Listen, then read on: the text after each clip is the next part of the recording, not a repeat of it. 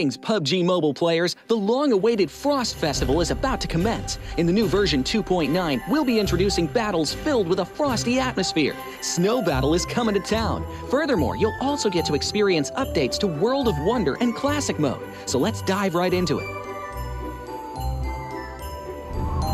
In the Frost Festival, we'll be bringing you a series of snow-themed content, including a new Snowy Village-themed area, fun interactions with snow pals, and snow-themed items for more gaming fun and excitement. When miraculous December comes, the frosty world will undergo some magical changes. Stay tuned for updates. Don't miss out. First, let's take a look at the new themed area, Snowy Village. The village covers a wide area of 280 by 150 and has loads of supplies. It's located near Stalber in Erringel, Iceborg in Livik, and Goroka in Vikendi. In addition to the buildings on the ground, the underground area of the Lucky Ice Tower is also worth exploring. Make use of the two-story layout to experience a completely new battle experience. Sound the bell in the Lucky Ice Tower, and you can even summon rewards. Additionally, the village also has a snow rail, which can help you quickly move around and gather supplies. It allows you to navigate flexibly between different areas of the village and also swiftly relocate to advantageous positions during battles for your team to counterattack more effectively. Of course, you should always remain vigilant to avoid becoming the target of an ambush. What's more, the village also features a special two-seat vehicle, the Reindeer. It's also a great choice for transportation as it allows you to swiftly move all over the map.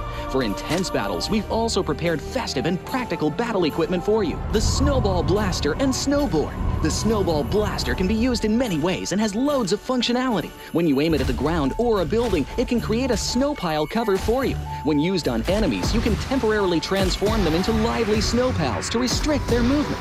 When facing bodies of water, you can use the Snowball Blaster to freeze the surface so that you can walk on it. It's definitely a practical yet entertaining weapon.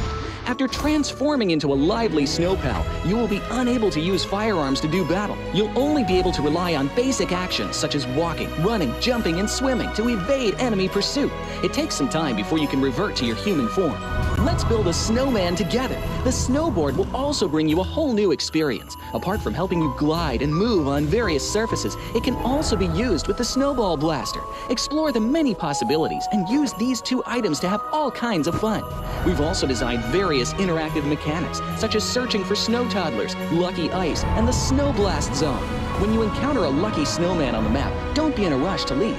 There are 4 lost little snowmen hidden near the lucky snowman. Search for the 4 hidden snow toddlers and bring them back to the large snowman. You'll then receive a token of gratitude. There are lots of lucky ice scattered across the map. Shatter the ice to get the supplies inside. Try using a melee weapon to break the ice more easily. Furthermore, you'll find that snow has engulfed some red zones on the map, and the falling snow will bring about many interesting effects. Players within a snow blast zone will be transformed into a lively snow pal if they're hit by the snow. If the snow lands on the ground, a snow pile cover will be created. In this World of Wonder update, we'll be introducing a brand new transformation skill gameplay and a catch me hide and seek gameplay for you to enjoy the transformation skills to the fullest. Of course, you can also use this skill to create more interesting creations. We've also added a Snowy Village map template to celebrate the Frost Festival with creators. Additionally, we've also made some updates and improvements to gameplay devices, game parameter settings, and the editor. For more details, please follow the official PUBG Mobile community. We'll continue introducing the latest WoW content to everyone. As for Classic Mode, we've also made some improvements to vehicles, firearms, creation mode, emotes, settings, and more. First, we've enhanced the designated marksman rifles. Some DMRs can be equipped with the full auto mod to fire in full auto. We've also improved the attributes and handling of some vehicles to enhance your driving experience. We've also added a new garage mechanic. From now on, you can choose your dream ride during matches. Meanwhile, we've also added a custom SFX adjustment feature. You can adjust the volume of some sound effects to whatever best suits you. As for creation mode, we'll be introducing some quick view features for watching the victory dance and fireworks displays and the new Frozen Kingdom themed performance in order to provide players with more possibilities for creative content. Furthermore, we've expanded the emote backpack. Now you can equip more emotes before entering the battleground. That's a wrap for the main content in this new version. In addition, new content will be added to the Popularity Battle event, Metro Royale, and Season Rewards. For more details, follow our official PUBG Mobile community. Snow Battle is coming to town. Winner, winner, chicken dinner.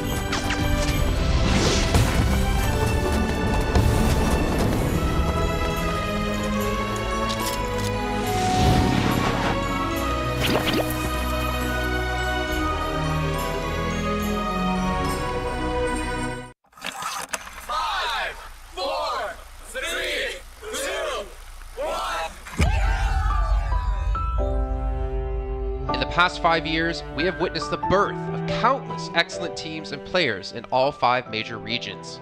They are still remembered by us to this day. At the same time, we also remember our fans who loved us from the very beginning. On the occasion of this 5th anniversary, let's turn back the clock to the starting point of PUBG Mobile esports, the Southeast Asia region, where all the stories began. As the first world-class event, PUBG Mobile Star Challenge gathered professional players from all over the world. With continuous development, the 2019 PUBG Mobile Club Open Global Finals is undoubtedly the most exciting event. 2019 Fall Split Global Finals, ladies and gentlemen, give yourself a round of applause!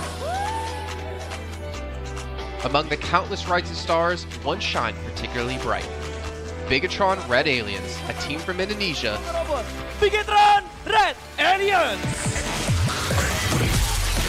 just got first place in the PMCO Southeast Asia Fall Championship, earning the chance to compete in the PMCO Global Finals in Malaysia.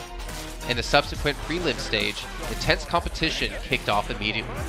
And finally, they advanced to the Grand Finals in 2nd place. BTR demonstrated impeccable strength in the competition. By the end, BTR was leading the lobby by a significant 106 points, bringing the first ever championship title to the SEA region.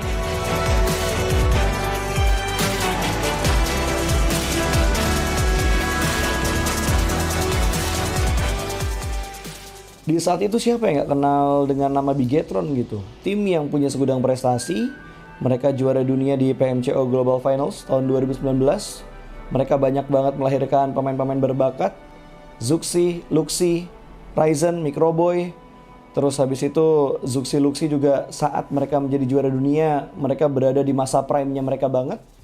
PUBG Mobile Esports always strives to develop and grow year after year. That's why we made sure to continue the support and build the SEA region.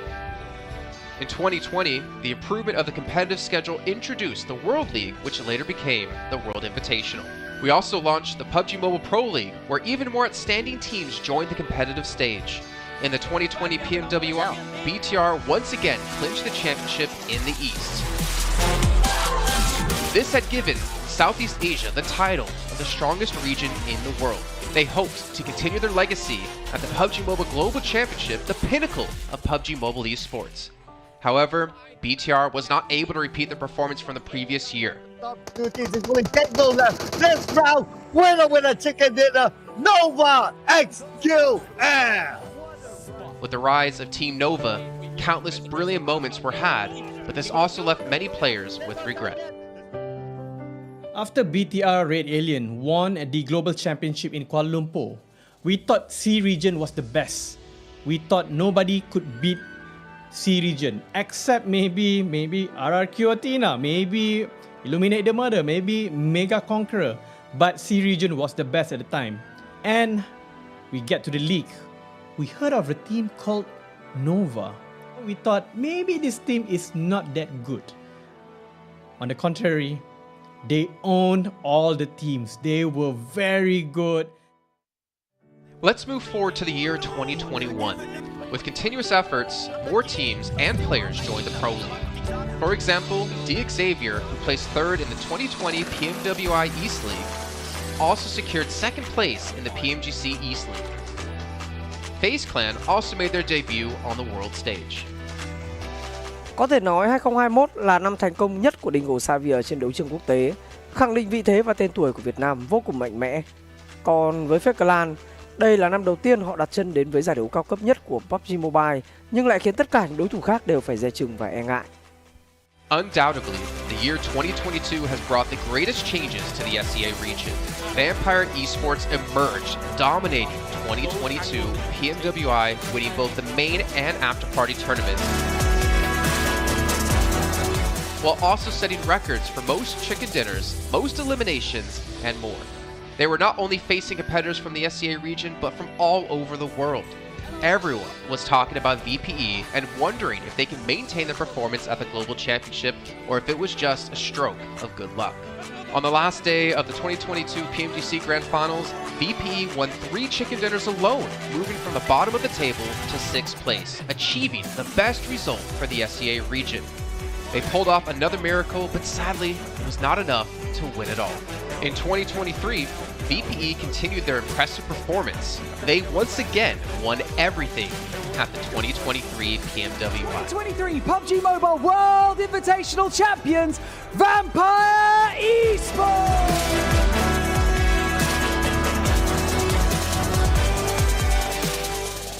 ก็ย้อนกลับไปในปีที่แล้วนะครับเอาจริงก็ผมมองว่าน่าจะโอ้โหไม่มีใครที่จะมองว่าทางฝั่งตัวแวมไพร์จะซักเซสได้ถึงขนาดนั้นนะครับเพราะยุคนั้นเหมือนทุกคนจะโฟกัสไปทางฝั่งตัวอินฟินแล้วก็เฟซแคนที่มีแบบว่าผู้เล่นดังๆนะครับแล้วก็ถ้าจำมันได้เหมือน PMGC ปีล่าสุดมากินไก่แบบเบิ้ลติดๆกันในวันสุดท้ายเหมือนเอาจริงน้องๆก็เคยบอกเลยว่าเฮ้ยเราเครียดกันไปหรือเปล่ามันเป็นตัวเองดีกว่าเล่นแบบปล่อยจอยได้แบบจอยเลยสุดท้าย3กระติดจบอันดับ6ของโลกซะอย่างนั้นนี่นะครับแวมไพร์สปอร์ตเดี๋ยวเชื่อจัด But don't forget, Alter Ego, an Indonesian team, showed a very strong performance by winning the Super League twice. The SEA Super League was an upgrade to the previous championship, which by many is considered to be the most competitive league in PUBG Mobile. They could potentially become the next legend of the SEA region. Untuk dibilang legend, gue rasa belum sih untuk Alter Ego. Walaupun mereka sempat ngedapetin back-to-back champion untuk di PMSL 2023, itu menurut gue hanya sekedar untuk ngasih pembuktian gitu bahwa Indonesia tidak kehabisan pemain berbakat. Ya mungkin contohnya Rosemary gitu. Datangnya dia ke Alter Ego tuh bener-bener jadi ujung tombak untuk Alter Ego. Dan gak berhenti di Rosemary. Masih ada Alpha juga yang didatangkan oleh Alter Ego untuk mengisi kekosongan atau kekurangan dari Alter Ego. Dan gue rasa PMGC 2023 ini akan menjadi ajang global championship pertama gitu untuk Rosemary dan juga si Alpha. Jadi wajib banget kita nantikan performnya mereka di PMGC 2023 dan please di notes pastikan tonton Alter Ego sampai akhir. Of course, there are many more teams we haven't mentioned, but these teams will all take part in the 2023 PUBG Mobile Global Championship. So what do you think? Who will be the ultimate winner in this year's PMGC? Will they be from SEA? Well, there's only one way to find out.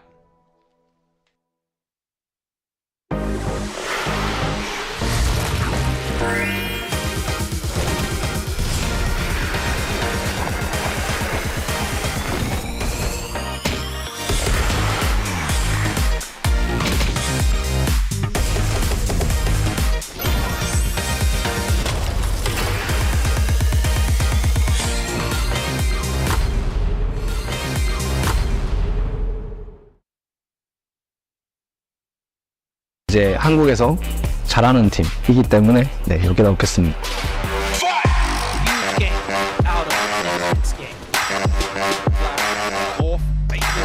Oh, XZY absolutely on the swivel. It's time for Dub to shine now. Eric Gale, are you kidding me? I mean, faced with a cold level kita orang kat sini ni. So lain lah. New Alliance might just be going down here and now. They lose Blacks as excellent. ไม่มีนะไม่มีรู้สึกเป็นส่วนตัวกับทีมไหนสักทีมผม But no time was just New team? Yeah, they're kind of newcomers. We haven't really met them before. New challengers? Yeah, new challengers. And in comes Red Force. Make the Galaxy looking to try and hold them off, but it's not. Who do you think is the strongest team in Pro? Next Ruya. To the northeast, but here comes next Ruya. Right on to Nongshim. Red Force, who have tried to send back over the water.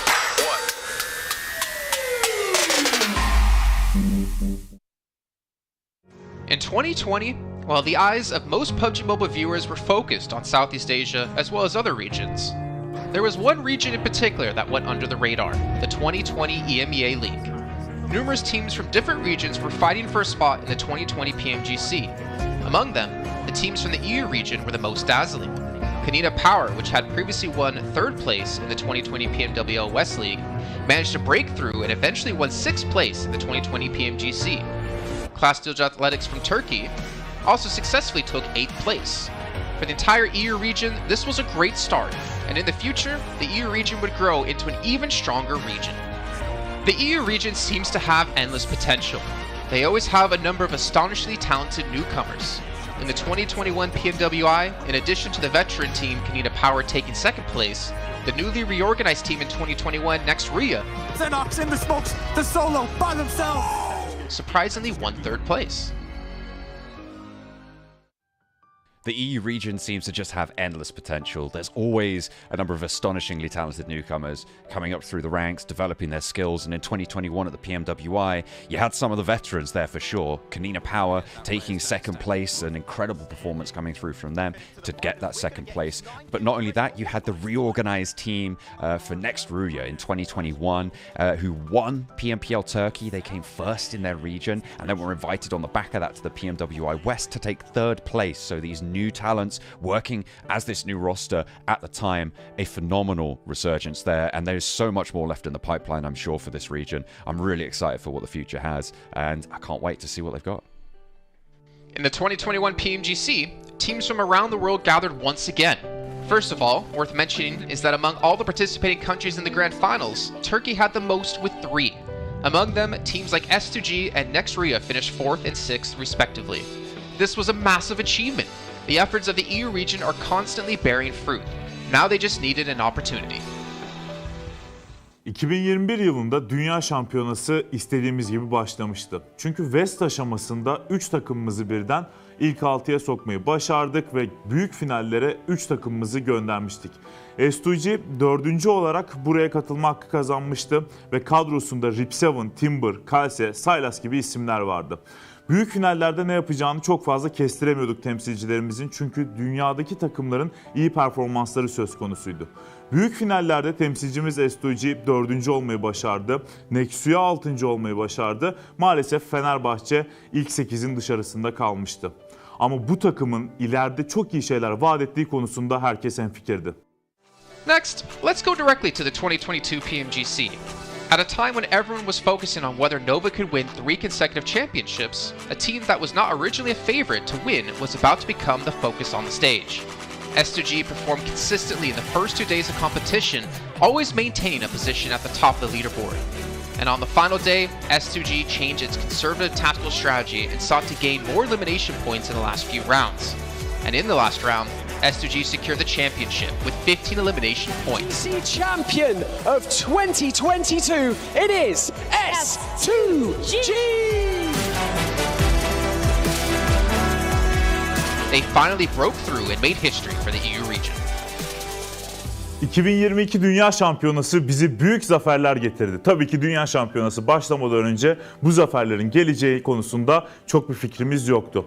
S2G kadrosunda bazı değişiklikler yapmıştı. Takıma yeni katılan oyuncular vardı. Özellikle Reis ile birlikte takımın form seviyesi gerçekten çok yüksekti. 2022 Dünya Şampiyonası finallerine 2 takım göndermeyi başarmıştık. Bir tanesi S2G, bir tanesi Fireflux. Maalesef 2 takımımızın kaderleri birazcık farklı oldu. İlk günden itibaren S2G sürekli olarak zirveyi kovalarken Fireflux için işler iyi gitmemişti. 3. gün geldiğinde S2G güzel maçlar geçirdi ve şampiyonluğu Türkiye'ye getirmeyi başardı. Bu Türkiye e-spor tarihindeki en unutulmaz başarıydı.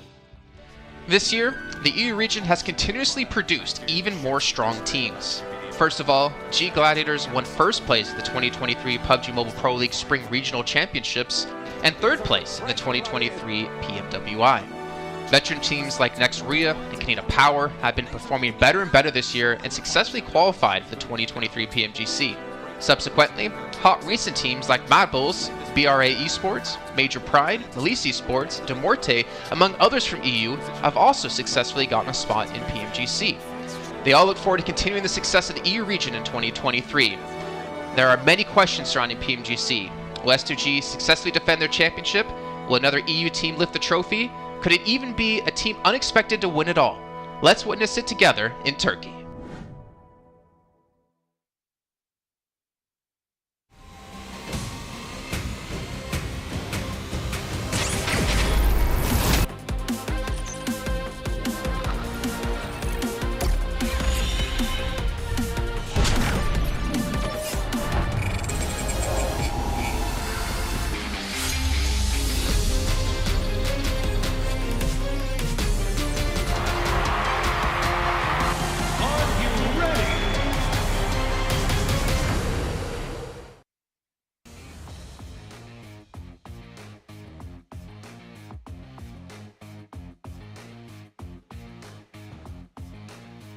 While most teams find glory in attaining chicken dinners, one team finds that consistency is key to propel them forward. And this team with me is Major Pride, who managed to rack up over 50 points yesterday. Over 54 points yesterday, putting them right behind BTR. Only 18 points divides these two teams. And with me, I have Nomi. And first of all, I want to ask you, Nomi, how is your team and you feeling today? Спрашиваю, как вы чувствуете себя сегодня? Как вы чувствуете? Да, как вы себя чувствуете сегодня? Отлично, так же, как и первые 2 дня. Уверены все. They feel really good, just like the first 2 days. So yeah. They feel really good, just like the first 2 days. I mean, honestly, I wouldn't be surprised because you guys jumped up 2 places, putting yourself right behind BTR. And let's talk a little bit about your team in terms of playstyle. So how does your team manage to consistently rack up points despite only having 1 chicken dinner yesterday? Как вашей команде удалось подняться по очкам, постепенно подниматься по очкам, несмотря на то, что вы имеете только 1 chicken dinner? Нам просто каждую катку первые 2 дня удавалось стабильно набирать свои поинты на киллах, вот и все.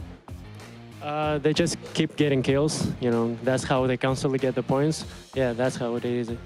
So that means that what you guys are looking for here is the elimination points rather than trying to go for the placement points. Is that what you're saying here? Она спрашивает, вы идете на elimination points или же вы хотите именно занять определенное место?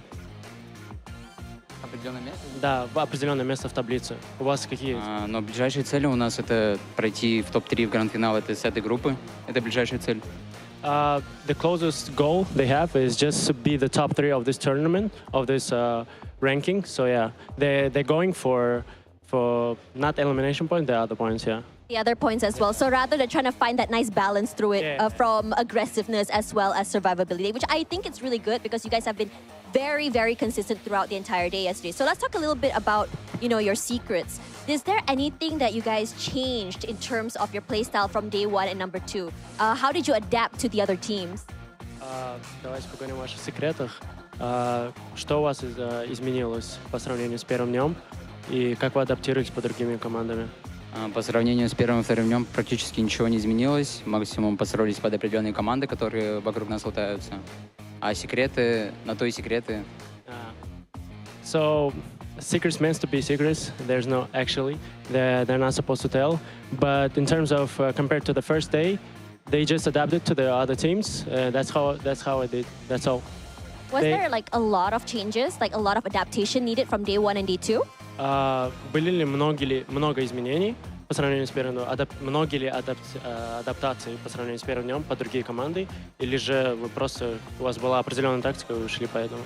Ну, можно сказать, что была определенная тактика, и придерживаемся ее. Просто немного, чуть-чуть что-то изменили, не кардинально, в отношении команд, которые вокруг нас лутаются. They don't have like specific tactics. They just adapt it. Depends on how other teams is loading. So yeah, they just go for it.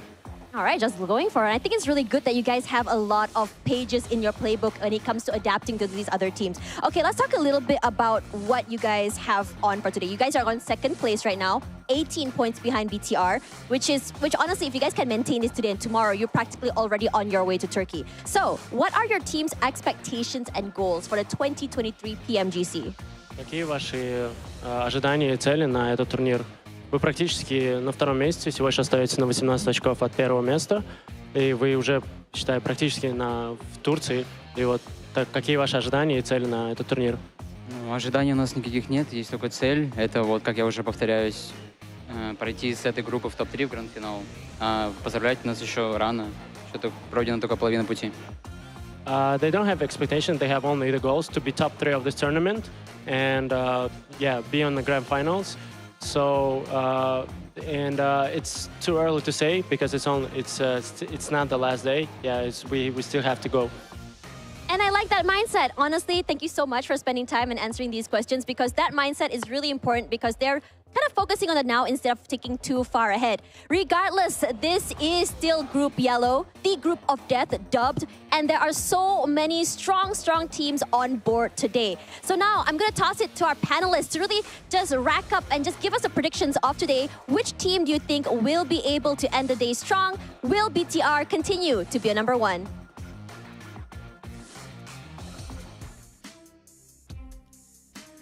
Well, that's a little bit of a loaded question because we have seen some teams rise up through the ranks in our second day of play and some teams fall. Teams like Vampire able to improve on previous performances, For Miracle able to improve as well. Honestly, I still think top 3 is up for grabs for quite a few of these different teams. I'm your host, Jason Kaplan, joined by my handsome gentlemen. My handsome, not yours. They're my gentlemen.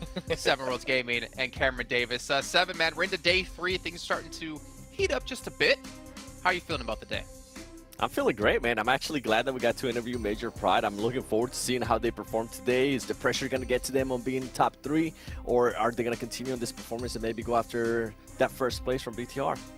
Yeah, and Cameron, I like how realistic Nomi was as well there in the interview, right? He's like, well, we still have more days to play. We're not confident we're going to hold on just top 3 just yet. He's taking the day by hand, and I like that. Yeah, especially considering how close it is on that top section, right? Currently sitting at 100 points, but less than 20 points is all the way down in 6th place. And when you see teams like Vampire Esports have 50 plus points in a single day, you really know how vulnerable you can be if you're not constantly putting up the points yourself. Now, we've talked about Major Pride's strategy and how it leans to a level of consistency, which is why they're in the mix where they are right now. But it is something that they need to keep their head in the game and focus, just like all the other teams here.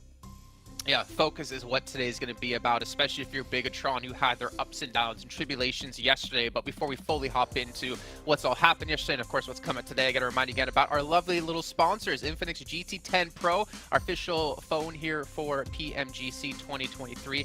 It was born, not created, it was born, so be a little bit scared of it. For professional esports players, you guys can dominate the lobby by picking one up for yourself. And while you're sitting there using your lovely new device, you can check out TikTok with the tag PMGC 2023 to see some behind-the-scenes stuff. Hopefully, Tashbun is going to be doing some interviews as well. Everything going to be up on there. And if you ever do post about PMGC, well, make sure you guys use that hashtag as well. Not to mention, the Frost Festival is going on in Game 7. Have you been able to pick it up yet? Have you been turned into a snowman to become Maxman? I don't want to talk about it. He doesn't want to talk about it. That kind of means he probably got destroyed at it. But to be fair, watching him play when we were in Poland together, he was dominating. But you guys can step into the enchanting snowy village where you can revel in the exhilaration of gliding down the slopes on a snowboard. Not to mention transforming enemies into snowmans. But we're thrilled to present the all-new Frost Festival version of PUBG Mobile. So make sure you guys go update and you go play ASAP. Because while you're playing, we also have the 2023 Popularity Annual Gala. Now, popularity, obviously something I was in high school, so this doesn't include me, but PUBG Mobile's introduced a brand new competition and exclusive honorable rewards. So from the 15th of November up to the 15th of December, players will have to go through 10 rounds of these 1v1 matches to compete to be the first ever PUBG Mobile Popularity Annual Gala champion. And of course, outstanding players will get some exclusive rewards, and you guys get to watch them have those exclusive rewards because you weren't as good as they were or not as popular as they were, like me in high school.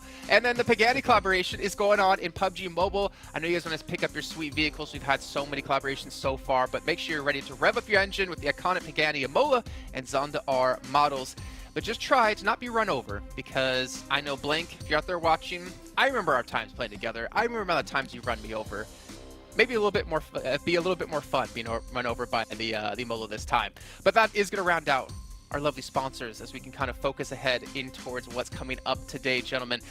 BTR still holding first place, looking strong. Major Pride holding second place, looking pretty damn decent here. But Seven, I'm gonna have to go straight to you on this again. Every single day, Vampire, they have started to climb up the leaderboards. Can they continue to do so today? Have the bruises healed? Has Newsy solidified himself as the 4th player in the team right now to continue this performance? There's a lot of questions coming into this day. Right, you know what? I don't know if Nusi has solidified himself because he was a little bit sketchy. He did end up getting more elims in one day than Stone did, so that's a positive. One player that I'm actually going to be looking at from Vampire Esports is Schweb. He was only able to get 1 elim out of 1,000 damage.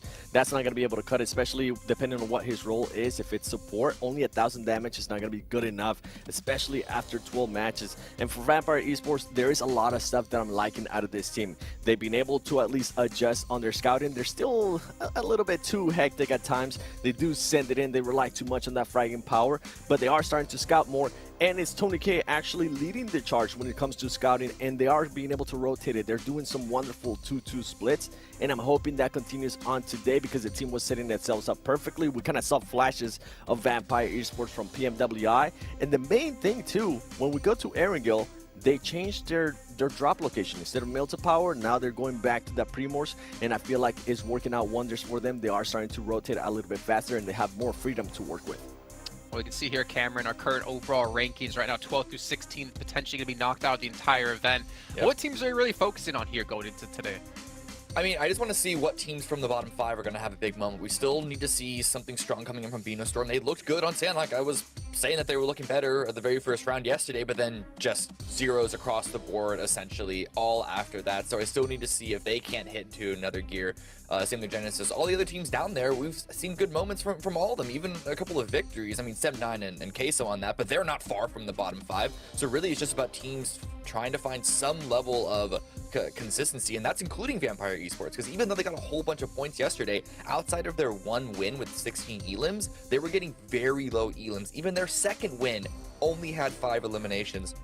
So it really just shows that like teams are having to scrape and just claw their way for any number of points here. Yeah, and honestly, like 7th through 12th right now is only a 14-point difference, so we could see a massive shakeup today, depending on how the teams are going to do. But taking a look at our team trajectory for Vampire Esports, you can see able to move up 8 ranking points. Their average eliminations have spiked up as well, but for me, what's kind of scary is if you look at Vampire, 26 placement points, 2 chicken dinners. So out of every other match they've had so far, out of the other 10, they've only had 6 placement points, which is very unlike Vampire. I mean, I feel like that's mostly based out of day 1 too, because of the performance of day 1. It was a lot of 15th place, 11th place, 15th place, all of that crazy stuff. But yesterday they were at least able to dial it in. I think they only ended up maybe 2 matches out of the 6 that we play outside of the placement points. So they are still improving now. Another team, Major Pride. I want to continue to see what they're going to be doing today. What I really enjoyed yesterday was their quick rotations, whichever it was, whether it was early in the game, especially in Erangel, they tend to land Gaikai and they tend to rotate very quickly. They do some wonderful 1-1-1-1 splits between the team. I'm hoping that continues on, and the awareness that this team is able to showcase, that being able to third party, has been wonderful too. I like this graphic. I like this one a lot, because Vampire, we were actually asking how many of those eliminations they had were from stolen elims, and then for Major Pride as well, they play center, they play strong central compounds, and that gives them the perfect opportunity to get all of those stolen eliminations, which is what's probably helping them keep their elimination numbers really high. I think what's kind of surprising to me as we can see them finally here on the board, Weibo, because a team coming from PEL, I think that already in its own right has a lot of pressure on you because you want to do what the likes of, Nova's done in the past, your predecessors.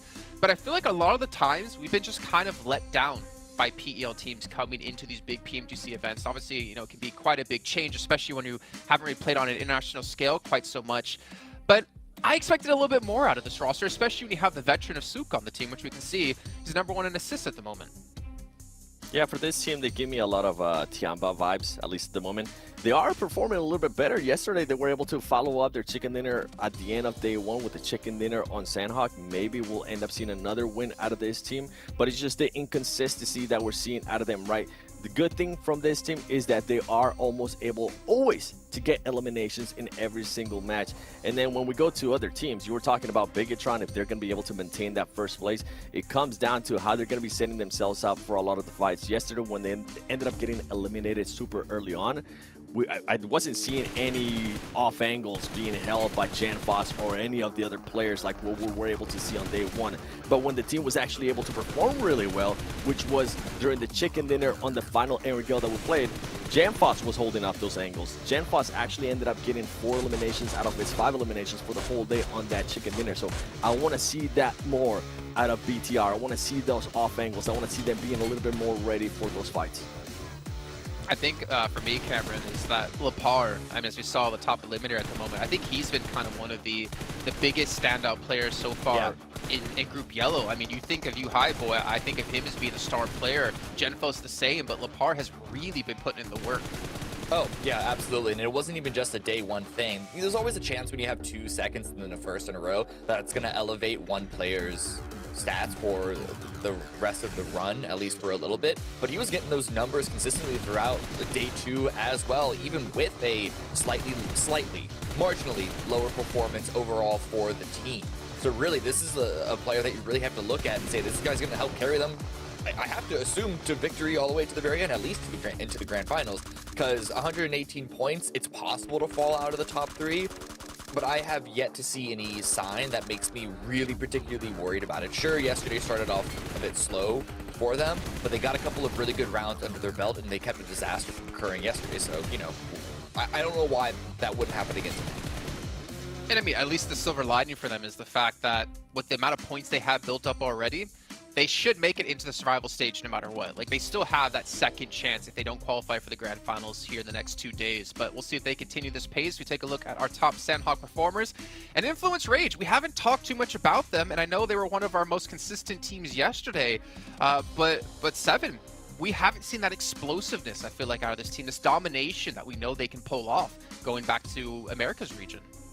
And is it bad that I'm actually happy with the way they're currently being able to perform? We're not seeing those pop-up performances like you're mentioning, but they are being very, very consistent. And I think here in the next couple of days, now that we're past the halfway point, right, for this group yellow, we might start seeing a little bit more aggressiveness out of them. Going back to day 1, this team tried to be a little bit too aggressive, and it's ended up backfiring. For them to be able to adjust that is really impressive, considering with what happened last week with some of the Brazilian teams, that they were never able to adjust to that. Yesterday, out of this team, they ended up averaging somewhere between a 4th and a 5th place finish throughout all the matches, and then about 4 eliminations per match. That it's pretty impressive for a team that it's used to be knowing either having very, very highs or very, very lows. They're starting to find a nice consistency here. And I mean, we know what they're capable of, so it's good to see that they still have that in their back pocket. They can still frag out and end up with a chicken dinner and 15 eliminations. Okay, but we have yet to see a chicken dinner and 15 eliminations from them. At this point, you expect to have a couple of rounds go that way. I agree with you. The consistency for them is looking great. But in order to be a world-beating team, you need to be able to grab opportunities that are given to you in order to have those huge rounds that round out the overall average points total. See, I think one thing Seven mentioned, Cameron, that I actually really appreciate is that if you look at Brazil, when it comes to like firefighting, I feel like they are going to be one of the strongest regions, and if you're going to be a team that want to compete in PMGC, that's the perfect region to get that experience with Alpha 7, with Loops there, for instance, Inko. The fact is, they know they can fight people. Yeah. But I think, as Seven's kind of alluding to, they're working on that, getting consistency down, getting to the late stage to make them like a more well-rounded team. Now, but I also agree with you, Cameron. We haven't seen that explosiveness out of what we know the team can be able to pull off. But maybe that's something they're kind of working on, and that kind of gets me a little bit excited now, actually thinking about them the next 2 days and in the Grand Finals if they get there. Yeah, I mean, if this is an active effort on their part to shore up their potential weaknesses going further into this event, because like BTR, even if they fall out of the top 3, it's incredibly unlikely for them to end up into the bottom 5, though the cutoff is slightly above 100 points from the previous 2 groups. So it's possible, but very unlikely. But even so, I don't know. Part of me is worried that, like, this is another level. This is an entirely different level of competition, and it's always possible that it's just they've been trying to go for those big plays and it just hasn't worked out, especially with the number of times that you see them lose a player early. We saw them get 12 elims in one match, so it's hard to know everything, every little micro factor that goes into every single play. I mean, in Brazil, maybe they would have had pop-off games already, but here, because of the caliber of the lobby is higher, maybe they're not able to do so. But I have a feeling that they're going to have one of those today. But let's head over to our commentators and we can finally dive into our first match. It's going to be our only Sandhawk of the day, and it's going to be brought to you by Zute and John Al. That's right, it is indeed. We are going to dive on in to the first Sandhawk, and the only Sandhawk of today. It's going to be interesting to see how things start to shape up. We saw last week how after day 2, starting to see dynamic shifts coming on through. A lot of teams will have reorganized. Obviously, Vampire having done that a little bit earlier, and they kind of needed to, and really came out swinging yesterday. You were adding up the numbers, Zute, of their performance from yesterday, right? Yeah, Cameron mentioned on this 50+ points in a single day yesterday, and I just can't help but to think, like, if day number 1 they just did like half of that where would they sit versus, you know, where they are now? They'd be a contending team from the top 3 easily. And that's not to say that they're not. They still are right now. If they could get a similar performance today, I think it would put them right on the bubble, if not, you know, better. It depends on how the teams above them do. And right now, for me, I feel like the top 5 teams minus BTR, they're just kind of like shuffling the points back around. Like, this team will get a big win, and then this team will get a big win. Let's see who gets the first big win today, though, on Sandhawk. And I mean, when teams just keep trading off big wins, that's where the Moneyball strats play out for Influence Rage as well. We know that they love to keep it consistent. And even on Sandhawk, they're doing more than that. They're on 10.5 average. 14.5 on Weibo, though. So Northwest Island seemingly playing well for them. We'll have to wait and see where this circle goes. We have had that Northwest Island circle already. So we've seen that one. We'll see if we can go back over to the mainland and have a little bit more normalcy. So teams out over boot camp. Potentially a split here for BTR around this Influence Rage position. They've changed their position. They're normally on the confluence. Yeah, am I seeing a BTR player drop in? Oh, yeah. Right outside boot camp, a 2 versus 2 right now. Influence Rage adjusting very quickly to counter the 2 of BTR with their own 2. Who's going to win this 2v2, though? It looks like BTR trying to win that. And no, it was a 2v1 at the end. And Influence Rage will get a quick 2 points. And oh, the hot drop, we can't forget about this one. This time it's finally fully blowing out. Genesis versus D+. D+, looks like they took care of everyone but the last player of Genesis. No, 2 eliminations. There's 1 more left.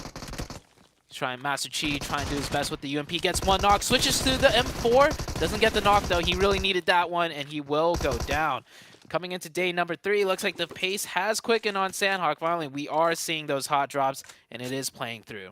We've seen 2 teams in Paradise Resort now, I think for the past 2 days at least. I can't quite remember exactly on the first day if this happened as well. But yeah, the fact that it's only just now started to be an actual fight is kind of crazy. And we are seeing a much faster Sandhawk, you're right. With BTR changing up their drop spot, which, to be honest, I'm not entirely sure about. I don't think it was necessary. They didn't see the circle, so it wasn't a circle-based decision.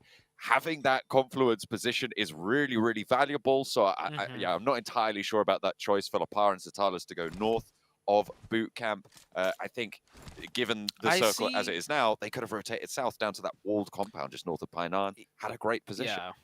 Yeah, I see why they might have tried to do that. With that 2-2 split, they basically get access to the entire map, no matter where the first circle pops, based on where the teams drop, right? You have the river, the trifecta, that northwest secured, southwest secured, and with 2 players on the north side, Paradise Resort secured. You don't have to move past Influence Rage anymore when you have that 2-2 split, if it worked.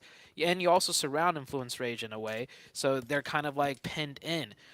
Kudos to Influence Rage, though, for adjusting and, you know, spotting that out very quickly. Usually when a team, you know, changes their drop and encroaches on you at the last second, you know, when you're not expecting it, you default to just grouping up. But Influence Rage made that call, made that adjustment, and luckily for them, they won that 2v2. It could have gone either way at that small little compound. I think it really came down to who picked up the guns. Just able to get a little bit ahead on that drop, but either way, that's good news for Influence Rage. They did take a little bit of damage for it, and now they're moving out of boot camp to play a little bit closer to it. This quarry area now, a main focal point of this first circle. The west side, a lot of strong cover, a lot of solid positions here, and taking control of one of those could be really, really important. Rook currently the only team on that western side. Skayovsky is going to continue the dastardly deeds of Influence Rage for the lobby leaders BTR, who are not safe in their first place spot. The fact that Influence Rage have been able to pick up those points, they're looking to get on that chase soon.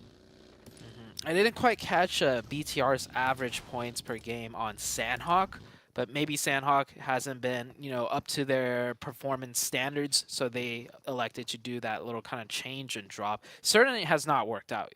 Down to just Lapar. Lapar, great player, did absolutely amazing yesterday. This is going to be his toughest challenge yet as a solo on Sandhawk right now. He's in that quarry position. He spots a player. He's risky to even take shots, but oh! Beams that player off the motorcycle. Federal might even get thirsted here. Ooh.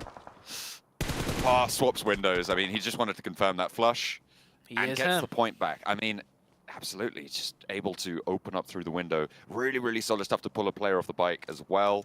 And maybe looking for a little bit of healing. I didn't quite catch if he had the meds to get back up to full health, but the rest of Influence Rage, having lost a player on this position, that is really bad news for them, to be honest. You really want to have as many as live as possible, keep all of those angles out of that compound. Also, Rook heard the shot, so if Influence Rage overstepped this, thinking, you know, it'd be that 1v1, nope. Doesn't matter. Rook will actually find BTR. It would have gotten hairy potentially if Influence Rage pushed into BTR and then, you know, Lepar being such a great player stalls out really long and then Rook third parties both of them. But that won't be the case. But man, Lepar with an amazing shot. We didn't really catch the beginnings of it, but I know for sure the player on the motorcycle scouting that compound was not going in a straight line. He was definitely, you know, zagging to the right or to the left, making those shots extremely hard to hit off the back of a motorcycle. So Lepar really outdid himself picking up that 1 point. Sam9 over towards that dock split on the south side. They're playing nice and chill. Back for Demuerte there as well. This is the site actually of Demuerte's 0 elimination chicken dinner back in the European Championship as well. They were able to heal out in cave on the low ground to actually put themselves in the running to get those qualification spots. So a really, really solid position for them. Good memories on that south coast for them. So SCM better watch out. Although Kenny's already on the inside of that cave, so they can't take it freely just yet. 0 chicken winner dinner. That is still crazy to me. But if there's a spot that could allow for that, it would be cave. It'd have to play out in the most perfect of ways. Maybe it might happen here, or to some degree at least get a cave ending. I know Hotjukes loves his cave endings. He always asks for it, never gets it. But this is a 7th circle. There is the potential for that. We just saw Brute Force on the northeast wrapping in right now. The central focal point of this map, not heavily populated just yet, because it is quite tough to make it all the way down south. And with the first circle shift to the east, to the north, that could change a lot. Corker looking for control over the top of the cave hill. On that south side, you see Influence Rage up to the compound, just drawn a little bit short of Rook right now. The north edge of Quarry also occupied. Stage 2 just about to reveal itself. And we're going to go to Quarry again. So those compounds that Rook currently have a lot of control over, very valuable. And the Major Pride 2-2 split has paid off quite nicely as well. They are going to regroup. You can see them going very, very quickly up into their forward position. So getting those edge of Quarry compounds on the menu for a lot of teams, certainly on the mind as well. Weibo making that northern rotation past Paradise now. Yeah, Major Pride in a lovely position right there. Not only is it center zone, it's on a hilltop that allows them visions to the north, to the south, basically 360 all around.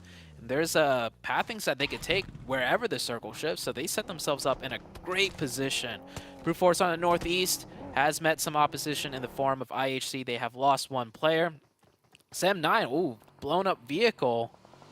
Not sure if there was a casualty there, as Demuertes do have 4 up, but on the other side of the same things, Queso catches one of the Vampire players off guard, and it is quickly traded back here, though. A little bit too far forwards there for Schweppes, unfortunately. Does get knocked and immediately flushed. Cody K trying to divert past the Vibes players who are on the other side of the river at the moment. Everyone trying to get across as Queso are eliminated. Vampire down to 3, losing one of their players, and Vibes playing as a 2 right now on a 2-2 split. Both relatively close to one another, within about 150 meters, and they have got vehicles, so they are very much within support distance. And the fact that they've been able to take down a player from Vampire really assuages that threat from the western side. The question is, how much further in can they go? They'll have to push in just a few moments. This crossing from the southwest to the east through that bridge, or there's 2 bridges, is so difficult. There's always teams right around the corners of those areas. And even if there isn't, the further you drive in, you're passing through high ground, right? There's the hilltop on the northern bridge just south of Pinon, and then there's that huge hilltop on top of Cave. So both bridge crossings are very dangerous, very hard to execute. We've seen this plenty times before where teams do struggle quite a bit if they do have to make that rotation. It looks like Vampire still on the other side, just has crossed bridge. They get that compound for themselves. It's they're still on the edge of the zone with many teams in front of them on the high grounds. Muerte playing between the two hilltops right now, have fully regrouped over Vibes on the west side. Disengaging there. Vampire moving a little bit further south to get across. They have now got that compound away. DRS behind them over in Camp Charlie, still yet to cross, so they'll have to get through the water there. Not an easy move to make with the number of teams on that southwest corner. Meanwhile, over on the northeast side, Brute Force and Weibo have been on these long rotations, waiting to get into the circle, jousting back and forth with one another, as Brute Force kind of taking the brunt of the punishment at the moment. Weibo having all four of their players alive, sure, a bit of damage tagged onto Gap, but we're still in stage 2. It's very healable out in the blue zone. Ado trying to crawl back in. I'm not sure if Weibo Gaming rotated this way to target Brute Force or not, because Weibo is coming in from the northwest. They are purposely wrapping over to the east. This might be a pathing strategy for them, or break into this type of circle, and just so happens Brute Force is here. But Brute Force lost one to IHC. Potentially Weibo Gaming put the 2 and 2 together to know on the northeast side there's some fighting to be had, and they're picking up the scraps down to just the one player now. Weibo Gaming really getting these elim points. Blue zone is ticking just a little bit here. The last Brute Force player should go down very soon. He does catch a knock though. Tries to go for that confirmation. Not in time. Weibo Gaming pick up 3 elim points. We'll get that revive. And a hard shift to the west. This might actually work out for Weibo because now they can wrap and swing around again. They still are in the blue zone, and looks like they've still got plenty of meds on board. So you're right, they do have a little bit more leg room to stretch out into. DRS, they're trying to play on that south side. They took the swim across the channel from Camp Charlie. Now they have this ridge line to start to move north on. You can see not too many teams in their way. SEM9 across the bay over towards the Cave Hill. They'll be worried about that position. They can start to encroach forwards. Demuerte moved into that position and disengaged from that cave hill, and now I feel like they're in one of the best spots. The difficulty they'll have, I think, is holding the teams from the north. The south hold a little bit easier. Yeah, they're so center zone, though, I feel like, on a circle this small that even no matter where it shifts, one side will have a buffer zone for them. There's going to be multiple teams on that side having to push past each other into them. So they just have to worry about one team at most, no matter where the circle goes, in my opinion. We'll see how this plays out, though. IHC wrapping hard down on the southeast side. They will have to take that fight with SEM9, potentially. There is some compounds open right on the roadside. Let's see if they can manage to find that info and scout it out. IHC pulling up to Tam here. He's lying in wait with a DPS. These shacks are so dangerous. You know the players are going to be moving on in. Does shuffle a little bit. I wonder if they can hear that. Maybe divert away. Okay, some shots from across the way. A third party might have just saved Tam, or maybe even saved IHC. I remember yesterday we were talking a lot about how IHC were just losing a lot of players off the rip fairly consistently. So today they want to try and keep as many alive as possible, as is generally the goal for a lot of teams, but maybe a little bit more important for this roster. Yeah, it looks like they're not even considering the open compounds just right on the road, but who would? Those compounds are usually taken in a zone like this, so they're just trying to wrap around and fight their way in on the open ridgeline sides, looking towards Bino Storm here, just over the ridge top. And I think, yeah, they'll figure it out. No shots being fired from here. Last second, they do call it out. They rotate in. Not going to be able to save all the vehicles. Readjusting one. They know how strong vehicles are, especially on the edge of zone. They're probably going to have to make another fast rotation. They make it in with a couple vehicles, all 4 alive, most importantly, as we do head into the next shift. And Weibo Gaming did wrap around back to the northwest. And it's a hard northern shift. I mean, this compound to the west of Quarry right now for Rook, this is a really, really good spot. Can they hold it out? Because they've got D+ and Weibo on the north, Influence Rage on that west. Demuerte are going to sail straight on in to a position on their south side. Major Pride going to have to figure out how to get through. It looks like they're actually going to go potentially over the middle of Quarry. I'm not entirely sure that that's... I mean, there isn't really a best choice here, but I think, okay, Naomi's just moving down to the other angles there, so they do have an off angle to cover the south side of Quarry. Yeah, huge circle shift here. I think Major Pride recognizes with their, like, elevation advantage. They're just looking to push all the teams away and then third party from distance before even trying to move more central. Because if you move more central, you give up that high ground, a full team's coming in right behind you. IHC goes up to the high ground onto Cave. We'll take that fight with DRS. Alex gets a quick one. DRS getting picked apart right now. IHC with only one player knocked. Rules on the low ground, catches one. It is a 2v2 situation here. No, 2v1. Alex, the last one up. Third party from distance, I think. IHC looking to try and keep it together, but Alex goes down to a nade, and that's it for them. DRS looking to res on the top of hill in the meantime. Demuerte have taken some knocks across the way. I think that's coming from Rook over to the west side of Quarry, and they are going to look to get that res.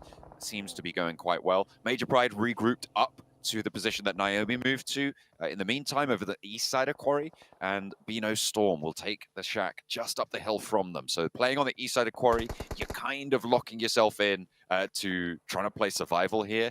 Crossing that Quarry, very, very difficult. What's so special about this match in particular, though, for Sandhawk is that so many of these teams with 3 to 4 players alive have vehicles. Of course, Vampire's not going to get too lucky, losing another player down to 2. But Bino Storm is a 4-man team with vehicles. I did catch Sim9 rotating in as a 4-man as well, I think, yeah, with vehicles. So that means on the next circle shift, we could see vehicles being utilized with a full 4-man force, which is something we don't see on Sandhawk too often. Vampire crashes in. Tony K, he's going to have to do a lot here. 2v3 situation, no openings just yet. Molly in hand. This is tough for Vampire.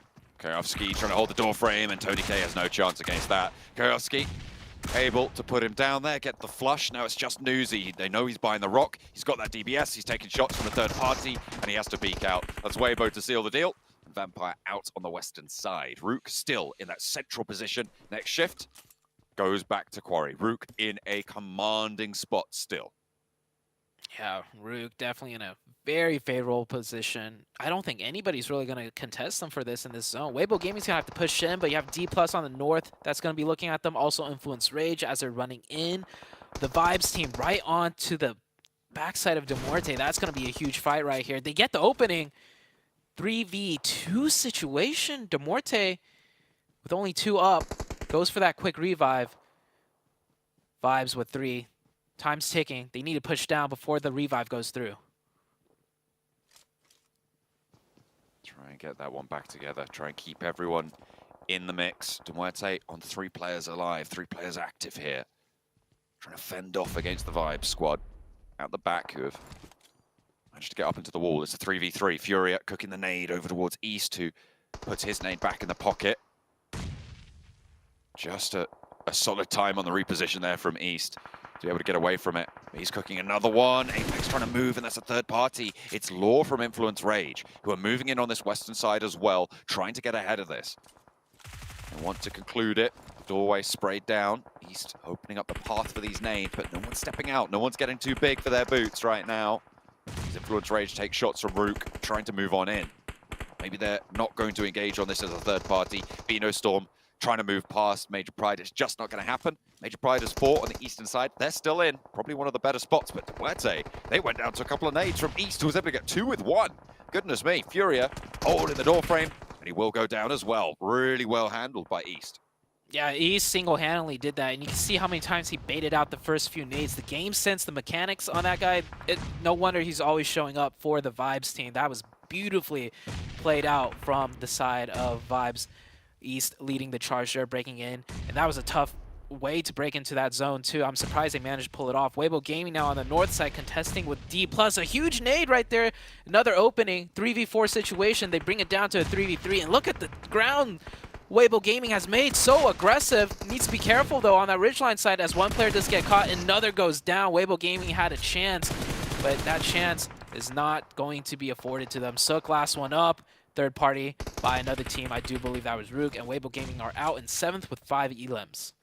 Really unfortunate there, you're right. It looks like they had the commanding presence in the fight. Looked like they had the pace to overwhelm on that northern side, but it just didn't happen. Circle goes with Rook in mind yet again, and that northern edge, they can get the res, still playing on as 4. Major Pride going to have to get into the quarry now and try and force all the teams around the other side to fight off against one another. I think it is a battle for second place, though, at this stage. Rook looking to still hold it down. Major Pride, I mean, we saw what they managed to do yesterday. They might be keeping that momentum going here. Major Pride with 4 up, 2nd place on the leaderboards. They saw BTR went down very early. Might spur them into action to actually taking this game down themselves. D+ down to the solo. They've gone for a 3. They've moved 3 players already across the north side of the quarry. Really, really fast. D+ were embroiled, and now D+ have gone down to 1. A couple of nades from Major Pride's north of that. The north side completely dominated still by Major Pride. Nomi can look to regroup through as well as vibes start to fall out in the open. Sem9, Rook, and Major Pride, the major factors in this circle. East is still up for vibes, though. It is a 1v4. I don't think he can pull off a miracle here. Yeah, he goes down. We are down to the last 4 teams, minus D+ on the north side. He is the 5th remaining team, but should go down quickly here. Yep. The last 4 teams, Sem9 going at it with DRS on that minimap on the southeast. It looks like DRS cut down to the last player. We're going to have a 3-way 4v4? It seems like it. Major Pride have managed to move across the quarry. No mean feat. The teams on the north kind of took care of each other, and they leapt on that opportunity. A nice decisive move, which is what we always like to see from Major Pride. They've been doing it fairly consistently. Sem9, though, they've held the south edge of quarry, and Rook now kind of actually have their work cut out for them. They're right on the edge of this zone. It's likely to push out after that. I don't think anyone's going to go for a full breach. We'll see if people can hold them out. Major Pride keeping that 3-1 split. Nomi, of course, the one being split off. That's the most difficult position to play, the lurker. You have to know when to time your crossings, know how long to sit to provide that off-angle support. And with blue zone closing in, Nomi will group up with the team a little bit more. Might be a knock in this zone, but that should be it. Yep, the knock does come out. Smokes are being laid down. Oh, that's more than just 1 knock. That's 2 knocks. Will Sem9 take this opening and pressure them in? Towards Nomi as well. Look at that, down in the open. You can't get that back up for Major Pride unless he makes that long crawl up towards the ramp, gets back into the middle. But look at the 4 position from Naomi. They're looking to try and control the center of this next stage so that they can hold the middle. The res came through, and Major Pride will play on as 3, but Rook will start to have sightlines now. Sem9 kind of making this really, really difficult here, and I think Nomi is just going to be a sacrifice at this stage. Nade in hand for Kenny. But are Sem9 overcommitting to just getting this 1 knock and stopping themselves from really getting around anything else? Kenny could just really save those nades, unless they think there might be someone there getting a revive. Sem9 focusing on 2 teams right now. I like the patience out of Sem9. You know, if they overcommitted on that double knock, that's Rue coming in with a 3rd party and probably just taking the win. Sem9 keeps 4 up. The last zone is up. Center is onto Naomi, most likely. But the 2 players for Sem9 down the hill, they went out to get the flush. They didn't even land those nades, and now they're going to have to move through the blue zone in order to get up the ramp. Dino has to get this heal off, but there's a player trying to rotate through the blue behind him. He goes down. There's just no way. Sem9 have thrown 2 of their players down there to go for a confirm, and they've wasted that opportunity. They could have all been on that top ground, all been on that high ground. If Major Pride could just survive for a little bit longer, they might even be able to throw a couple of nades over towards Rook. Actually, their supplies have run dry, so they're a little bit down on their luck. It's all up to the gunfights, and Punisher goes low. Effect with that DBS goes prone, takes a massive amount of damage. He gets knocked. That was crucial. Naomi, last one up, will be taken out. And this is a Rook win because the last player out of Sem9 is downhill, no, in the blue zone. Yeah, and it is done. Rook with the circle blesses at that compound will take the dub. That was you could say that was an easy one for them, but for all the teams getting into 2nd, 3rd, and 4th, that was a fight to be had from all corners of the maps. Everyone condensed in, and it was just an absolute bloodshed. Absolutely. I mean, Rook just had to wait, right? I still do not know what those 2 players from Sem9 were kind of going for there. They went down, and the blue zone was closing. They lost their route back up. They took a little bit of damage, and you just couldn't step out into the blue. It's zone 8. You can't withstand that take damage for that long. I think that would have gone very differently. And in fact, I think either Major Pride or Sem9 could have won that against Rook if that play had not have happened, if they didn't go down the hill. Yeah, it would have been it would have been a toss-up because Sem9 would be running into 2 teams. It would have been a 3-way fight. Definitely, though, Rook got the better end of that with Sem9 going downhill and nading the last player, or one of the players of Major Pride too. So Rook with a huge win. Pusher with 1,000 133 damage right there. And Eugene with... Didn't they have 4 up towards the end? Or maybe they only had 3 up, but Eugene with 0 might have got taken out early. I mean, he didn't take any damage, though. So that makes me think something's wrong Oh, with wait. that. Yeah. Yeah, Huh. I'm not entirely sure what's going on with Eugene's stats there, but either way, Pusher, you're right, 6 knockouts, 6 limbs, keeping it nice and level. So really great stuff from Rook. They, as you said, did get that circle blessing. So it's kind of, as we were talking about for a while, not unexpected that Rook were able to take that one home. Yeah, the big thing for me, for the storyline at least, is BTR going out early and Major Pride finishing out in 3rd place with a decent amount of elims. So I think that gap has closed once again. Yeah, they were sat in 2nd place at the start of today. There was an 18-point gap, and so every single point that they were able to earn here against BTR's total was absolute gravy. They got late, but they only got 3rd place, unfortunately. It was Rook to be able to take down the first chicken dinner on Sandhawk today. Well, we didn't get the K finish as Ute was talking about, but, you know, the Corey finish can be something we can be happy about, or the semi-Corey finish. We see Rook taking a very needed win. 12th place going into this match, and 7. This win should catapult them potentially into 7th place. Remember, I said it was only like a 14-point difference or 12-point difference between 7th and 13 or 12th. I think they might have been able to get onto the front page now. Oh, 100% they should be able to get to the front page, and it's good to see that they're able to carry the good performances from the end of the day yesterday to here on the final match. Yeah, given that they were circle blessed, but the proactiveness that we saw of that team for the longest time, I was like, okay, are they getting any eliminations? And then we end up looking at their elims, end up with more 10 or more. Impressive out of this team, but to be honest, the major takeaway out of all this is Major Pride. They played that so well. Yeah. I had them ending nowhere near a top 3. The way they were able to, their awareness, especially against Beano Storm, was great. Got them pretty much, eliminated them very, very easily. And then they waited for the right timing between it was Weibo and D+. As soon as Weibo got eliminated, they decided to send it on D+ and caught D+ pretty much with their pants down. It was just beautiful timing out of Major Pride. Yeah, second most impactful thing to me is Sem9's throw. Like, the commitment for 2 players. You didn't even need to commit 1 player down there, but to send 2. And yeah, that position at the end, actually, those grenades, throwables being thrown over onto Major Pride's position was a big threat. None of them really landed as much as I think they could have. But either way, I think Sem9, like, confirming that 1 elimination wasn't worth what happened with throwing those 4 points from 2nd to 1st place overall. You can see, by the way, Cameron, Vampire falling from 7th to 11th.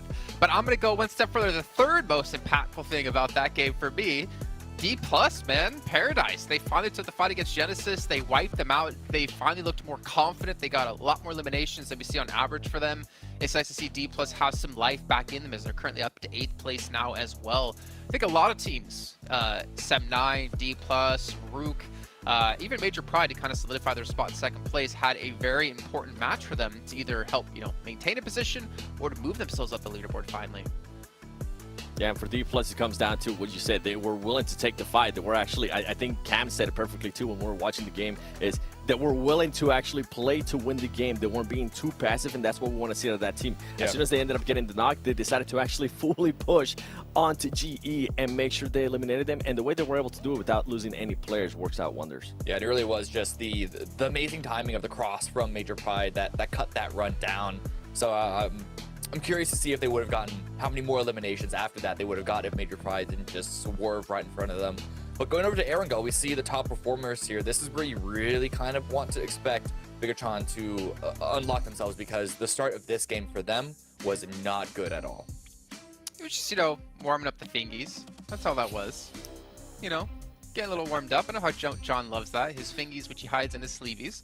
PUBG Mobile, though, the Game Awards has been nominated as the best esports game. You guys can go vote for that, and it's going to end by December 7th, so make sure you guys get the votes in. You can even do it on your new Infinix GT10 Pro, which was born for voting for PUBG Mobile to be the best esports game. See what I did there? That was nice. I want to see you with that. I don't know, Cameron's just deadpan, just like... I'm just here for the ride. Well, luckily for you, you were tall enough for this ride. 7, on the other hand, we had to let him in. But we are moving into Erangel here in just a few moments. Bigatron, yeah, questions about that. Major Pride, I feel like Nomi's position, I even said this while we were watching, is that Matic can learn a thing or two from him. Because the off angle he had, by the way, at Quarry, completely separated from his team. I feel like he eliminated Osal from being somewhat in the fight to stop Major Pride from taking out his teammates because of that position he had. I think we've seen Major Pride just have a really good understanding of positions they can take, a really good understanding of like where all the teams are around them. Like when they took out Beano Storm, they knew their backside was completely clear and they could play around this. Major Pride for me are honestly becoming a pretty major contender for PMGC Grand Finals, and I never would have said that looking at them necessarily in EU Regionals. Yeah, I mean, the momentum is behind them, so it's totally understandable why we're all kind of falling in love with them, jumping on the bandwagon right now. But going over to Erangel, like, this is a map that is a lot more, I mean, one, teams have significantly more reps, they're a lot more familiar with it, but it gives more opportunities for teams to find more strategic clutch plays. So we'll see if they can't continue this momentum as we go through the rest of the day. Okay, well, let's head over to our commentators. We're going to dive into our first Erangel of 3 here on day 3 of the PMGC Group Yellow. Take it away, John and Zute. Of course, once more going into that middle block of Erangel matches. It's great to be back on those grassy pastures as always. So we'll see which teams are going to be able to take that first step forward. We didn't see Vampire perform too well on Sanhok yesterday. That's repeated today. But then on that Erangel, they started to step up into the really strong point scoring day that they had. So I'm hoping the Vampire are going to be able to bring this one back into the fold and replicate yesterday's performance. Yeah, I think Vampire need to not just replicate yesterday's performance, but find some consistency. Because if they keep getting these like really terrible games and then these huge blowout games, it's gonna come down to luck almost. Like on the final day, are they gonna find that big chicken dinner, or are they not? I think they need a little bit of that influence rage consistency. That would definitely help them out in terms of, you know, the points. But we will see what happens today. So far, every day has changed up quite a bit, going from day 1 to day 2 and coming into day number 3. The only consistent thing I see so far is Major Pride keeping that momentum from their last chicken dinner yesterday.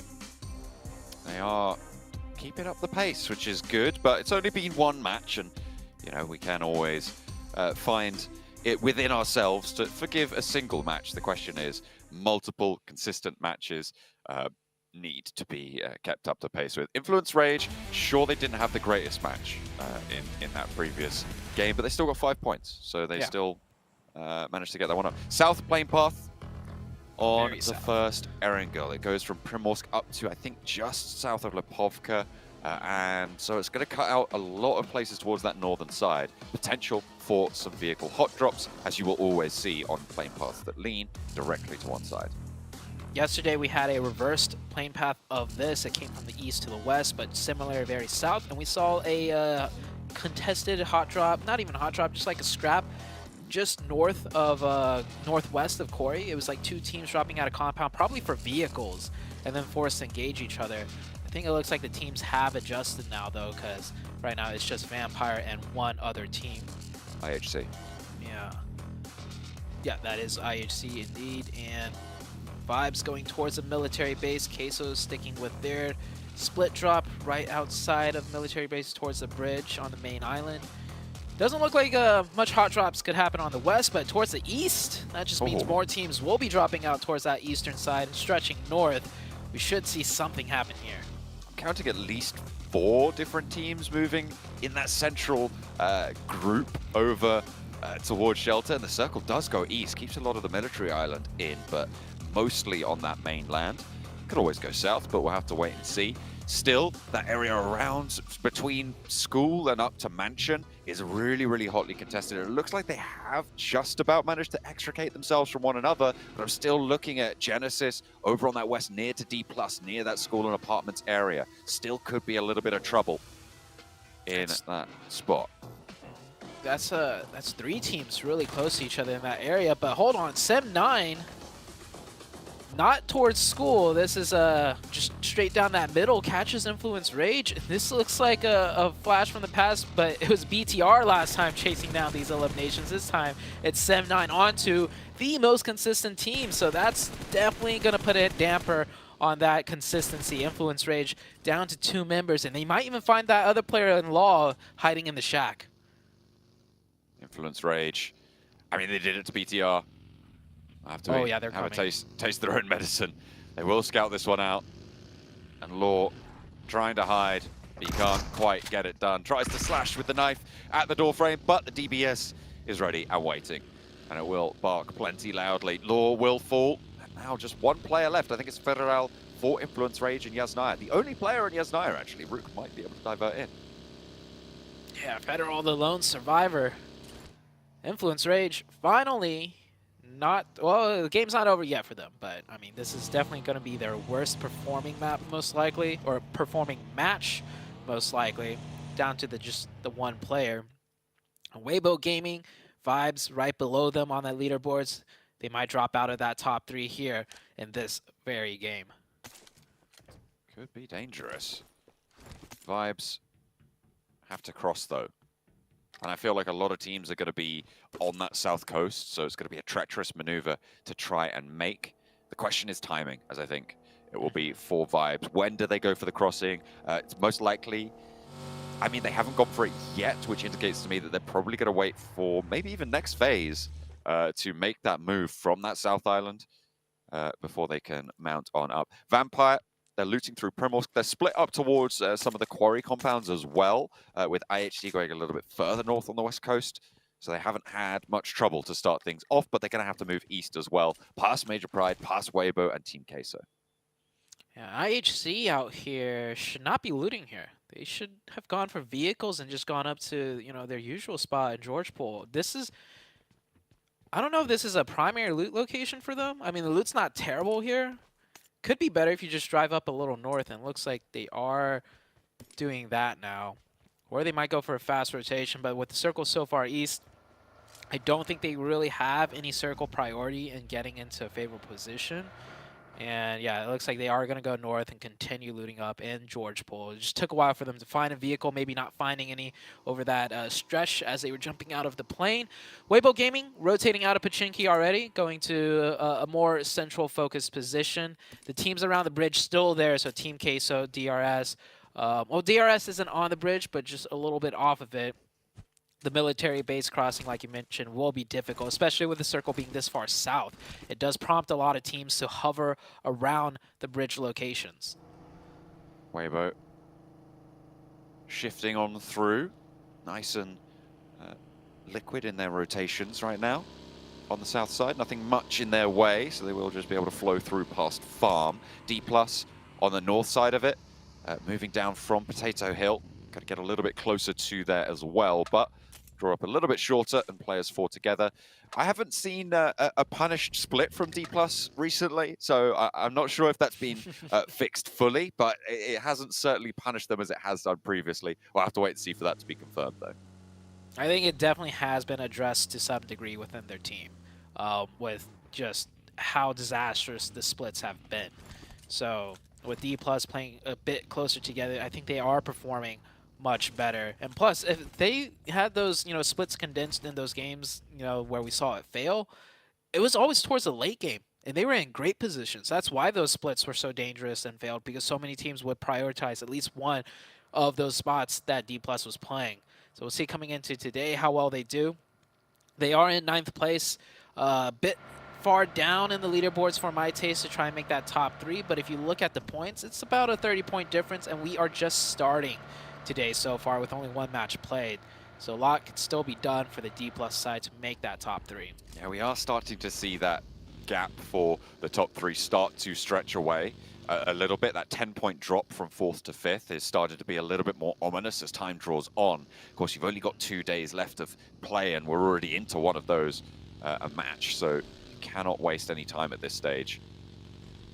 And you're right, it is a little bit far down the tables, but then again, we were talking about Vampire being able to make it, and I think that's still the case. I think if you go down to like 13th, maybe to Team Queso and below, it's going to be really, really tricky, but even there, it's still, obviously it's still technically possible, but below 13th place, I think it's kind of out of the question at this stage. It's just that chase for that 11th spot. Yeah, and also we're highlighting Vampire mainly because of the caliber of the team. If they weren't Vampire, we wouldn't even consider like, oh, 11th, yeah, they can make top 3. Like, technically, yes, but the team caliber of this lobby, like we've heard it time and time again, this is the group of death. So if you're just one of the weaker teams, like that is not experienced as the others in the group of death, the chances of you getting, you know, a fantastic day with multiple chicken dinners is infinitesimally small. So making that top 3, not likely to happen. It's going to be a lot less likely, you're right. But Vampire, they've already got 2 chicken dinners, right? So the fact that they're in 11th right now just shows you how lackluster their day 1 was. And they still have a lot to prove. And they're currently on the west side over towards Pachinki. Major Pride have gone down towards the blue houses on the coast. And they'll be moving along that side for the time being. I'll be interested to see if it goes down south again, how much of the military island could be in, if we're going to have to see a mad dash, because that will burn a lot of teams' resources. That west bridge is still unguarded, so if you have to make that move, it's still available, and I'm sure we'll see plenty of teams divert for it fast. This is a really weird split for a lot of these teams. I think BTR on the bikes are going to look to move towards the bridge, but do Vibes and Beano Storm go across at this stage? I feel like you just hold south. Yeah, it's either hold south or wrap west now, but it's like it could go back south. Like this really zone it's really evenly split. It looks like Vibes will go for that crossing, and I think they scouted out no vehicles on the other side, so they're going to go ahead and take it. They can cross back south if needed. Of course, Beano Storm will be capping it, and the mad rush for a position has come through. So many teams driving in, trying to find whatever they can, and honestly, I'd say the first compound you roll past that you're not being shot at, just stop there, because any further and you're risking a lot. It is really, really tricky now. A lot of teams being crushed into these compounds on the south side, in Milta as well, where we could see a few teams actually have to try and just post up. Over on the east side, that's De Muerte taking on Sem9 as Sem9 move down from that shelter area towards Milta, but there is a trade back and forth. You can see there are 2 teams already moving on in. Bigatron just a little bit further across the way. Malloy down and far forwards for De Muerte. A little bit inaccessible for Corker, but in comes Milky Way for the off-angle cover. Malloy takes another tick of damage from a nade. Now Sem9 need to be careful, but the suppression from Milky Way trying to keep Malloy in the mix. Nade coming out from Tam, firing towards, falls just short of Milky Way. Milky Way with the smokes. Yeah, he definitely wants to get into some better hard cover out there. Malloy goes down. Good trade right back by Korka. They're going to re-aggress here. I think they realize Sem19 is split with the pressure fire coming in from their west side, so they're going to isolate this, go for the finish, try and stop that revive. The revive will come through, but I don't think the player will get the first aid off. Those mollies doing a little bit more harm, potentially slowing them down. Revive is up. Falls back down. Mikhail with that DBS. Maybe could get a first aid. No, another nade. Mikhail getting no luck and trying to stay in this fight. And Tam trying to eject out of here. Gets a quick couple of shots and a knock. Down to 1 HP though. And the nades are good out of De Muerte. Kenny isolated on the other side of the road, just gets out of there with a buggy, but he's taking damage. I think that's from BTR on the hill, and he will fall. Sem9 out of action. De Muerte down to 3 players. Corker can get rezzed here. Shouldn't be too much of a problem. Now, are the rest of the teams going to be able to find a location? Because Genesis have started to split over the hills to the northwest of Milta. BTR are playing split on that south side. You can see the compounds that they control right now. Really, really important in this next circle. Team Queso, Big Milo playing that split again. Yesterday, he redeemed himself for sure, showing he can get the work done. So they're going to continue with that 3-1 split. And it's very obvious he is the designated off-angle player trying to do more for the team. A very tough role to take on as a circle. I mean, it just shifts right back into the center. Military base kind of out of question. The bigger question is, can we see a bridge ending if it goes south? I mean, it's certainly possible. Vampire holding off IHC on the west side. IHC did, in fact, go up to South George in the end, so they took your advice, grabbed some vehicles, went up there, and then rotated in late. Similar kind of story for Brute Force. I feel like we're seeing Brute Force do a lot of this, just stay in the blue for a long, long time. I wonder if we can get some stats on just how much time they've spent in the blue, because I feel like it's almost every game we're seeing them coming in late to these circles, and they are making an entrance on the north side now towards Genesis. In the meantime, D+ and DRS sharing a compound on the peninsula. DRS with only 3 though, and D+ with 4 grouped together this time around. This is a numbers advantage for D+, but the angles do favor DRS a little bit, as they are spread out a little more than the side of D+. It's going to be hard for D+ to mount an offensive push here, and they are not aware that the fact this is a 3-man team that has breached their complex area. So it might just end in that stalemate. Zone still ticking very slowly in, so it might be a bit before we see where the circle goes, which will prompt the teams to fight or just continue to stay as neighbors. Brute Force coming in very late from the northern side, looking around, trying to control all the open terrain to open up their options. I'm looking at what Vampire are doing right now. Sure, Brute Force are coming in late from the north side, but Vampire, they had a position on the west behind Major Pride. They've diverted to the west bridge. They're now on the military island and moving across the north side of it. I'm not entirely sure what the goal is here. I mean, it must be to go across the east bridge, right? I mean, it has to be. But how are they going to make this work? I mean, it's a really interesting call. I don't know. I'm going to have to wait and see what the idea of it is, because it feels like a little bit of a misstep. Or maybe they know something I don't. I see a potential line. I would love to have the mini-map up to explain this, but for the viewers that might be able to get it, there's that ridge line right outside the gas station at the bridge complex. And from the southern military island, you can see if there are teams there. So maybe they're hoping to swim into the center of zone, potentially. That could be the only thing that comes to my mind, because fighting in from the southern side of the bridge, it's not free. That's the problem. It's not a free rotation. I'm very confused by it, to be honest. I'm really interested. I mean, you could see it on the minimap now. Vampire on the south side. They were just behind Major Pride out on the west, but now they held out IHC. We saw that earlier. Yeah, so this is crazy. This is crazy from Vampire, and they're going to have to move. So we'll see what their plan is from here on out. But it keeps a lot of water in this next circle, Zute. So for everybody else in this lobby as well, this is desolate land.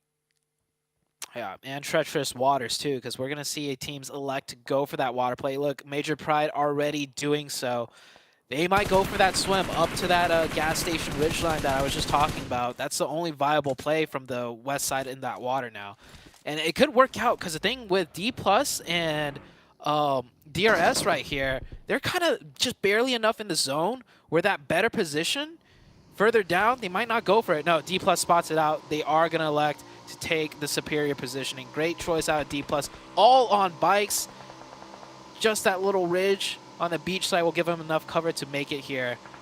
And, oh, what a great rotation out of D+. Launching over the ridge straight into the gas station, too. You can't do that with any other vehicle. Oh, never. Oh, he didn't make it. Okay, I thought he did. No, the first player did. There were 2 bikes, right? And I think that was the second player. He hopped out. You can see that bike down there on the left. And actually, a lot of shots coming through from Vibes over on the bridge. A really nice high ground there as BTR trying to hold off against Brute Force's crash. They sail straight on through from the north side. They were on the hills northwest of Milta. They managed to find a route through. Genesis couldn't quite take them down. And Genforce a little bit too far forwards to hold out on his own. They're going to have to wait. Ravenclaw and the rest of Vampire as well starting to move across the bridge now. Maybe this was their plan all along. They know where this circle's going to go, and they like to play the back of the bridge. So they'll crunch these teams on the bridge, Beano Storm and Vibes. But the high ground is dangerous. Beano Storm still lying in wait. Ooh, being patient with his shots right there. Newsy doesn't want to give away his position. Oh, leans and scopes to the left. Misses his chance. He's going to have to go fishing there. I don't think Vampire's expecting 2 teams here. They're probably expecting at most 1. They've already dealt with Beano Storm out of the picture, so if they spot another player, they might get a decent idea that, hold on, this doesn't seem right. It might be a second team on the bridge. On the other side of things are heating up in the land. It looks like Brute Force is going to control that compound. IHC stuck at the shack on the outside, and still so many teams here with strong positions. Major Pride have been swimming over to the bridge for the whole time. Look at this angle from Doc, and nade over to Schweppes. That should be on the money perfectly. I wonder if they know where it's come from as well, because he hasn't given that gunfire away. Tony K seems to be unaware, but a banked nade drops into the middle. That might be a little bit more obvious. The next one sails over to the stairs, and Tony K just about evades the full damage of it, but he's got another in the pocket, and so does East. 2 players from Vampire going down, and Doc's position, he can now start to step up. He can now look for these trades. Doesn't want to go down, and actually Newsy is going to be most likely to find this nade over to east. Smokes are still bloomed, and the high ground's still completely unnoticed, but they're aware there's another team on the bridge. Oh yeah, Doc is gonna cross over here and get the finishes. One more nade. It's good. Only 2 players up. They got the reset onto Tony K, and I still think they have no idea. However, Doc is crawling close enough where they can see footstep indications on the minimap if they happen to glance at it, but the bullets will definitely give it away. Still 2 players up, I think, for Vampire, but they're pretty much done and out of this fight. Circle is about to shift as well, and the blue zone will be the death of them. I think Tony K, the last to fall to that play zone. And Major Pride, they swam across. This was the play I thought Vampire was going to elect to do, but Major Pride pull it off in a much more favorable spot, right? Coming in from the north, you don't have to swim as far. Major Pride keeping 4 up. Problem is no vehicles. I find that play from Vampire just to be so questionable. It's probably one of the wildest players I've ever seen. I'm going to have to get onto Satani about that. I agree. I'm going to have to message him because that was absolutely crazy. If it had worked, sure, maybe we would have given him credit, but I just think kind of nuts. We'll be remembering that one for a while. Genesis trying to crash onto IHC's shack. It's going okay, I would say, for IHC, but they have so many sightlines sent over do their way. Sorry, not for IHC, for Genesis. They are going to lose a lot of players. Brute Force was sending nades down to IHC before. Team Queso have their off angle as well. They'll be fighting for this position. BTR in a really strong spot now. Yeah, BTR in a great position. Brute Force really trying to thread the needle through that shack with those nades, or thread the nade through the... Wait, thread the needle through the... Hold on, I'm just going to say, they're trying to throw the nades into the shack, but it's not working. Weibo Gaming in the distance with 4. Weibo Gaming have yet to really make a huge play, and they're going to have to soon if they don't get the zone. They do have 4 players up, though. But a lot of teams have been cut down. Now we're into the last 10 or last 11 teams. Vibes have made their way across now after their defense. Major Pride struggling against Old Blue. He's only able to get 1 before the flush comes in. Naomi needs to crawl into some cover because D+ are going to launch some nades out this way. Vibes not quite in the greatest position to be able to find this. Smoke starting to bloom. They're not taking any chances here. And Dino's going to enact the res onto Naomi. Naomi still further back for Major Pride, and will be looking to hold it down. Playing the off angle seemingly quite well for this roster. Yeah, Naomi, a very strong player. His damage number proves it too. And like I mentioned earlier, the most difficult role is that off angle. You have to be able to think for yourself a lot because the team can't see your vision. Sometimes you have to make the important calls from your position because you see stuff that your team doesn't. Naomi definitely the player up to task for it. On the northeast side, Rook, the winners of the first game, staying strong as for. Demorte just down to Milky Way, and they are going to pressure this in. Just keep that push going. Corker down, and Default now has backup from Rami. With that DBS on the inside, Milky Way with that DBS himself in hand, spots a player cooking a nade and nearly clips the wings, but isn't going to be able to fly this time around. Milky Way back on upstairs. Corker still low. I think he crossed that door frame. There is damage pouring in through the doors. That's from Brute Force out to their eastern side. Corker just wanted to stay safe, but you can't find it. Nades up and in through the window. You're locked into that corner. You can't cross back, and Rook take down Demuerte. Major Pride are doing a lot of damage from this ridge line. They've got a Nox onto Vibes, found a nade through. Now they're going to look to take the gas station. Got to be careful, though, because Vibes is still there, and they get the zone. So maybe it's a risk not really worth taking. Just leave that solo in there for now, as the Vibes player are taking shots at them.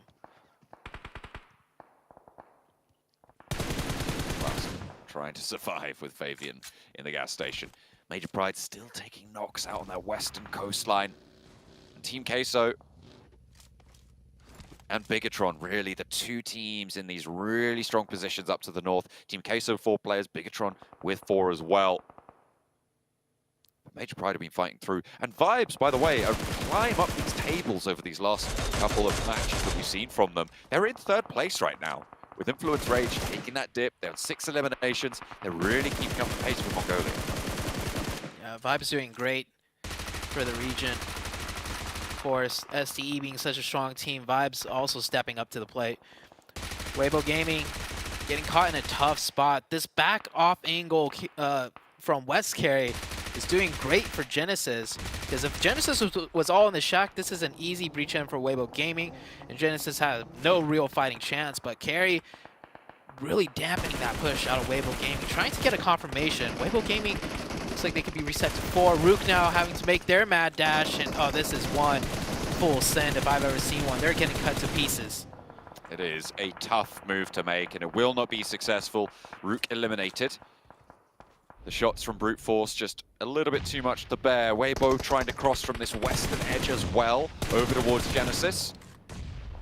Everybody trying to cinch in, but it's Team Queso really holding out this northwestern side right now, with Gianti from DRS, the last player alive for them as well on that western edge, just trying to stay alive over on the beachhead.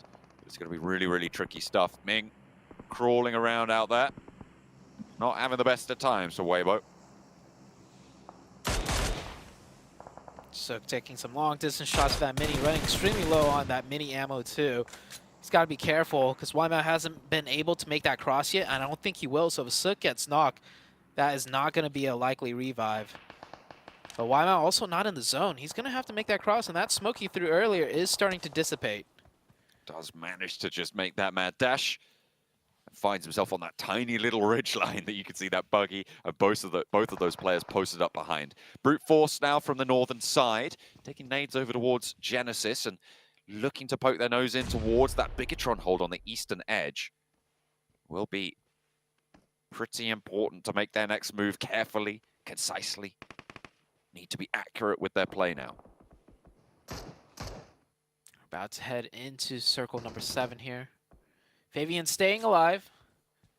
Major Pride did try to finish that out, but Vibes team stopping that short. There is still the solo of DRS. I don't know if Major Pride realizes that he's still there. They were taking shots towards that direction earlier, so they just have to keep in mind that that position isn't fully flushed out yet. But as a solo, Yanti isn't going to try and do much if he keeps getting the zone, which he's going to have to hope he gets the next one. Oh my goodness. He does! Team Queso as well in that brilliant compound position, but it's going to be Brute Force and Bigatron both staring them down. Daggers from the off angles there. Major Pride from the south side have a difficult push to make. They're going to have to strafe across that Weibo and DRS solo hold area, and I don't know how successful they can be. I wonder how much utility they're going to have to make it.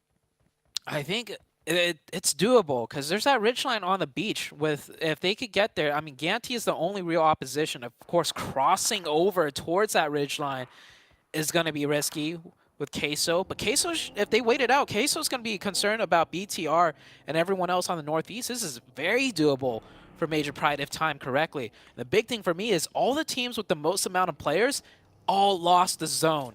Brute Force, BTR, Vibes, Major Pride. This is going to be a big push out of all 4 of these teams. There is that little hill as well, just to the north side of the road. I don't know if it will have exact cover for Brute Force just on the edge here. But here we go, Vibes rolling on into the last player from D+. They're able to take him down with no casualties. They can get the healing done, and then get a move on. In the meantime, nades in from Major Pride. A third-party attempt onto this push forwards, and maybe timely made as well. A nade over the top finds Apex, and now Doc and Baron low on the inside. More nades looking to come on through as well as they drop those smokes to keep their position up on the wall nice and secure from that northern side. Major Pride continue to bombard and slow down the players, crucially, from Vibes. Remember, these players do not have a lot of time to play with. Burn onto the inside, and Major Pride making their bid for freedom towards that beach. Yeah, I'm so happy to see they didn't get too distracted from potential eliminations there and went and pushed over the wall, because even if they take out Vibes, there's nothing much for them to play for there, so they recognize the task at hand still.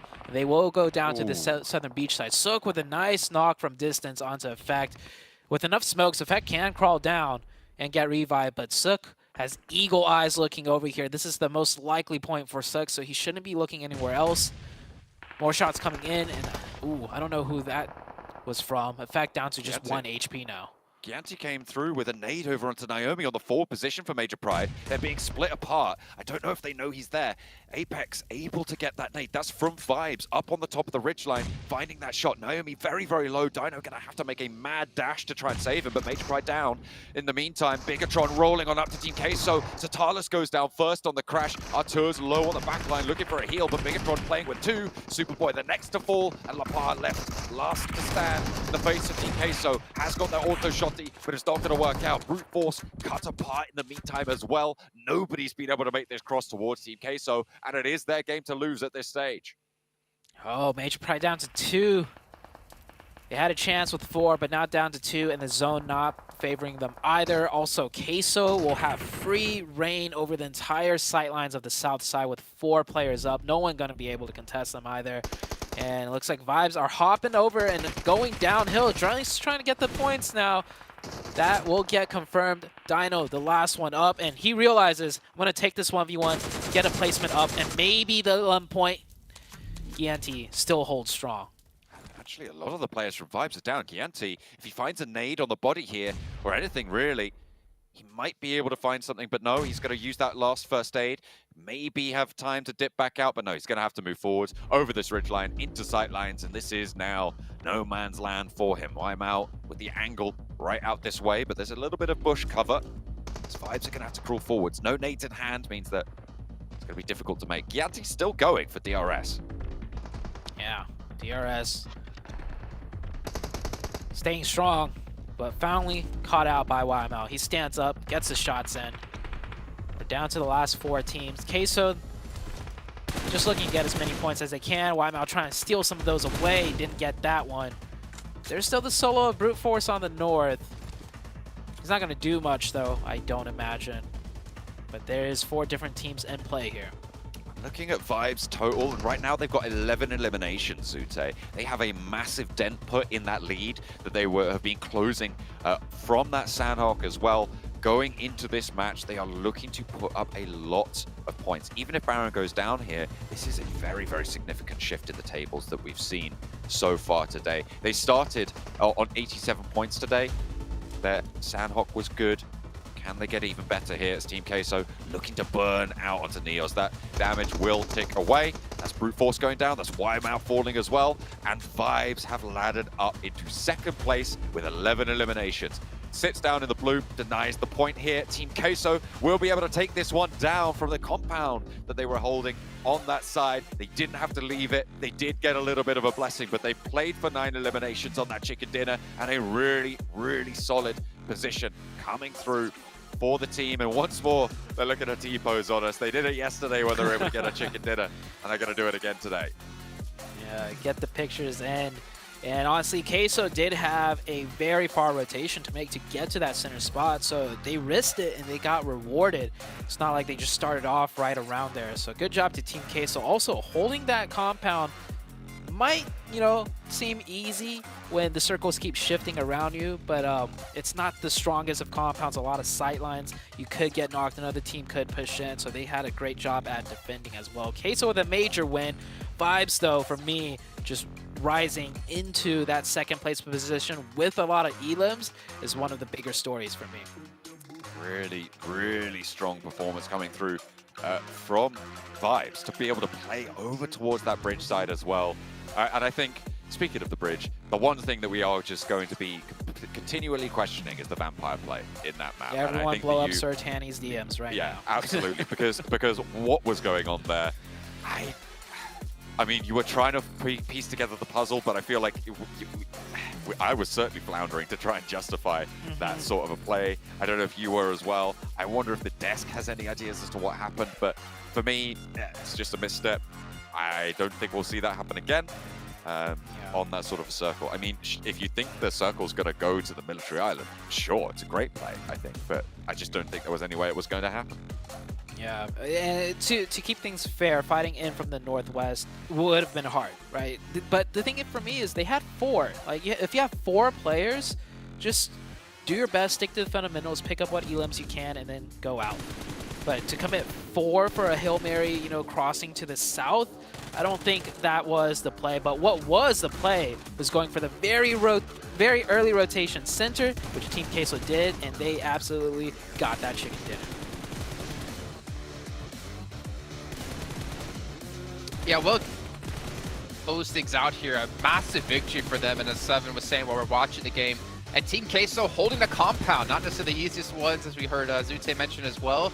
But I think the punishment they put onto Bigatron before the cross, they knocked and eliminated one player before BTR made the push, was really the key to victory there. But I do kind of wonder, gentlemen, if the zone went towards Bigatron instead, would Queso have been able to penetrate that compound and have still taken the game? No. That's absolutely not. I was impressed.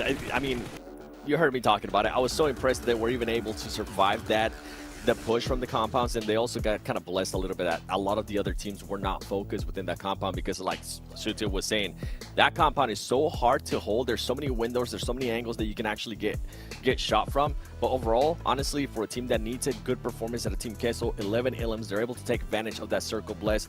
But I'm more impressed by For Miracle, the way that they were. Who was it? I think it was Doc, if I'm not mistaken. Yep. The grenades that he was able to throw on Vampire Esports, realizing that, hey, they're going to think that it's my teammates throwing that and waiting for the right time to actually go and shoot them. And then continuing on from that, pushing the gas station. Overall, For Miracle, great performance out of them. Considering this is a team that was in top 3 or in top 5 at least, without any chicken dinners. Yeah, honestly, I'm actually even more impressed by what they did after the bridge. Sure, that cheeky position on top was neat, it was clever, it was fun, got a couple of eliminations there, but then pushing up in the gas station, going towards the east, the circle shifts west, they then sweep back around, back through D+, try to go through Major Pride. 11 eliminations, really good performance by them, and having to go through so many different trials and tribulations for that, and it's going to put them in 3rd place. They're going to jump right back up, and again, it's just because of how tight this entire leaderboard is still looking after all of these games. But they have 114 points. They broke the 3-digit break. I want to give a shout out to Major Pride as well, because we had the zone shift out down towards that bridge on the east side of Military, right? But then you see Major Pride swim across towards that bridge to actually get up onto land yet again. They defend, or actually they push into D+, who was already handicapped by For Miracle, who took down a player getting into the gas station, but they're able to defend that position, use smokes to shoot over as well to keep DRS at bay, to try to put as much pressure down. Nomi as well, trying to play an off angle, but then obviously, like you mentioned, Cameron, getting kind of shot in the back by For Miracle as they had to rotate towards the zone. Honestly, a lot of teams put out a pretty good performance. I think Bigatron was the one I kind of felt bad for because they had such a great position. It's just the zone went away from them and they had to kind of play things out with the game they were given. I mean, you know, that is what it is. I did actually want to note Queso's current position on the overall leaderboard. They put themselves up in, I believe, 7th place or so. But what stood out to me is actually where their points came from. If you remove the 2 rounds, the 2 wins that they got, they have 14 placements in 12 rounds, which isn't great. It's not terrible. It's still above 1 per game, just marginally. It's actually the eliminations that they're still slightly lagging behind. And so this again puts us into the question of how are they defending a compound, maybe perhaps pushing a compound themselves, and actually really getting into these gunfights, because again, these like straight up 4v4s, those are the things that can make or break a team trying to go for good successes.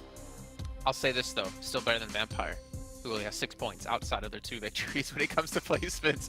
So at least doing better than Vampire, but it is a very good point. It's about the consistency that we're looking for.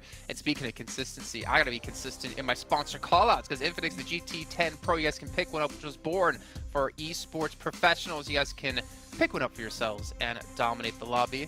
And of course, in between your matches, or if you get knocked and eliminated early on, you can get over to TikTok and find some sweet stuff from PMGC. Just look for PMGC 2023. And if you ever do post about, obviously, this event, make sure you use that tag as well.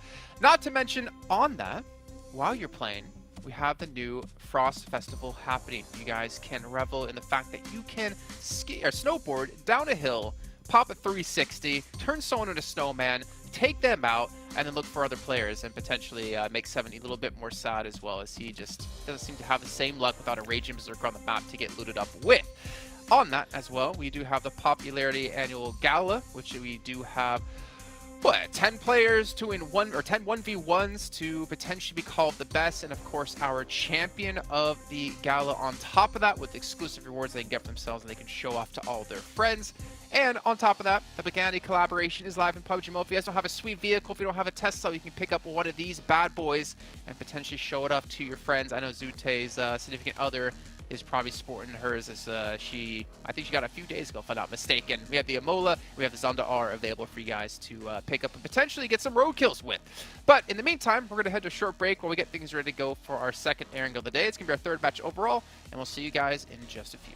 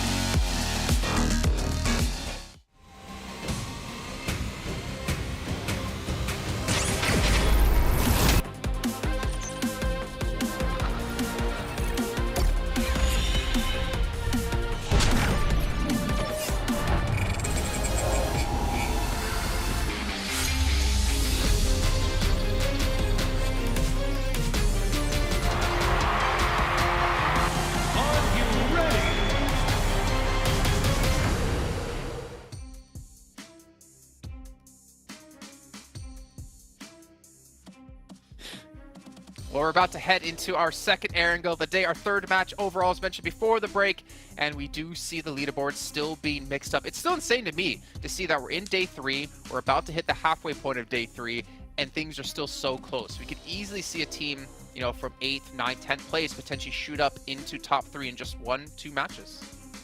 Yeah, for me, I'm actually going to be looking at a team that's no longer in top 3, and I was kind of praising earlier in regards to their consistency. Influence Rage, that's right.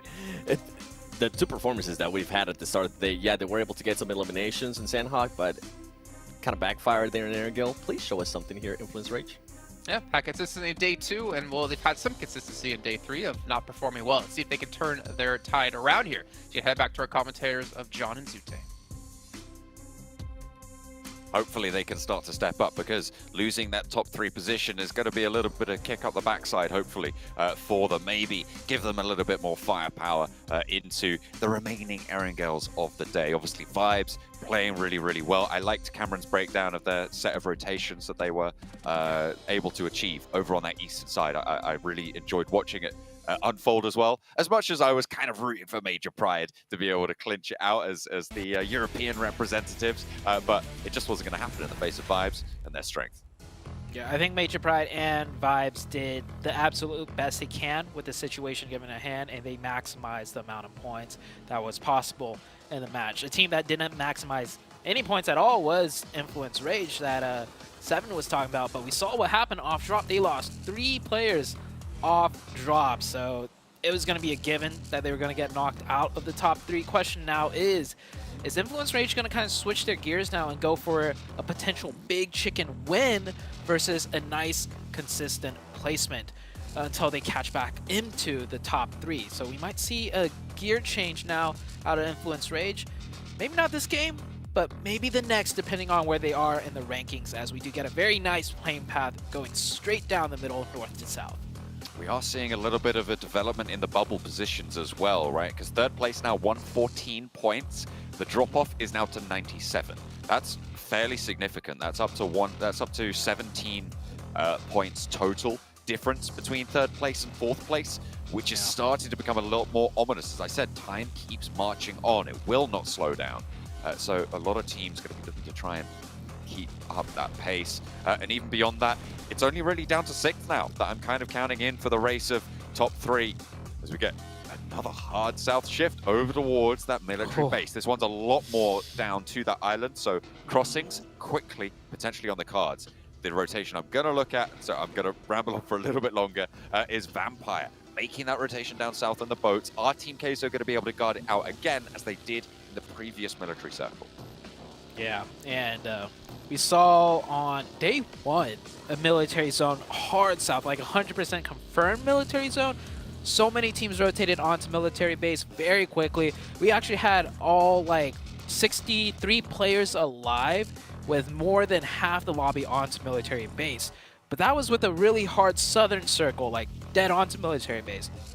Will we see similar fast rotations out of some of these teams? We will be able to tell in just a few moments. It looks like Queso is going to be one of the teams to commit to that crossing, as they are looking to cross that bridge in vehicles right now. And Brute Force, oh, ooh. Yeah, like, that's a fast rotation. We are very, very early into the match, but Vibes just already prepped for it. I mean, they did their research into yesterday's match, right? They know Team Queso just gets across fast on a circle that's likely military, so they just set up a camp. And that's a really, really good adjustment coming on through. Vibes absolutely playing the way they need to be against Team Queso. That frees up the south coast and potentially allows Vampire an easier boat rotation on that south edge. So we'll have to wait and see if that's going to come through as well.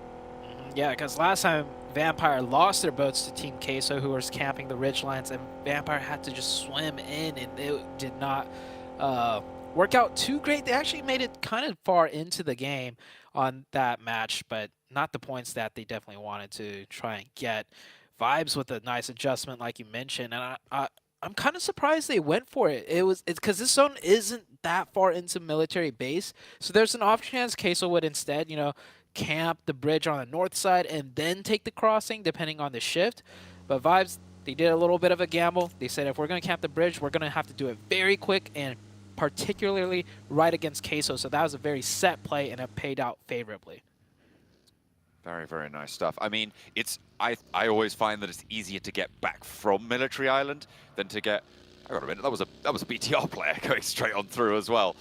Interesting. I thought they were all on the same team, but no, Genfos scouting it out. They'll know there's a team there, however, which is good news for BTR's remaining cross. But I was going to say, I've always find that it to be easier to leave Military Island than to get onto Military Island late. So out of the two choices, obviously it looks like that's what Team Queso are going to prioritize. And if you're already on that Military Island, you're not going to leave it at this stage. You just want to post up and give yourself options. So even though it's not fully committed, it's kind of a good idea to get your foot in the door when it comes to having that military position. Yeah, and another thing to reinforce that was a set play from Vibes is the fact that right after that, they went back to loot. So it's not like they looted and rotated fast to camp the bridge. They camped the bridge to wait for Queso.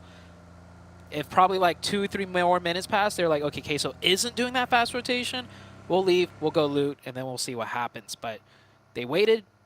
Queso did what was expected. They got the quick points, and now they're looting. So great job for Vibes. And I really want to emphasize that, because these little, quick set micro plays is going to be the difference maker into whether or not you're in the top 3. And Vibes are a team to be able to call shots like that. I mean, when the gap between you and second place right now is 4 points, getting 3 points is massive. Like, it cannot be understated, especially when you're in competition for that third place spot. Just keeping points on board, like we've praised teams like Influence Rage for doing, is always going to be impactful. It's always going to keep you in that conversation, and hopefully you can just stay away from those 0-point games like Influence Rage. We're able to finally have delivered to their doorstep in that previous match, although that was mostly off hot drops over on that northern side. This time around, they are 4 players alive, so maybe a return to form for them now. Yeah, I hope their confidence isn't shaken too much, because they dropped out of that top 3. Sometimes the standings do have a huge mental impact on the teams that influence such a veteran team. I do expect them to have way more consistent games from here on out, and maybe even switch gears a little bit and look for a big chicken dinner win. BTR has crossed, D+ has also crossed onto military base. Vampire not going for the botation because this zone isn't 100% confirmed military base like the other day. I mean, if they spotted Team Queso going down as well, they might be aware that this west bridge is a little bit more open, no team around that area, and no. Maybe there's that adjustment from yesterday not wanting to go against the Team Queso hold, but either way, they have to make their way forwards. Influence Rage trying crashing onto this compound, but it's going disastrously against DRS right now. Federal, Law, Lil Boy now left. trying to stand up tall, and maybe this is the sunset of the Influence Rage consistency, because they have just fallen down with another 0-point game in a row. That was not very Influence Rage-like. Yeah, they always take their games very slow.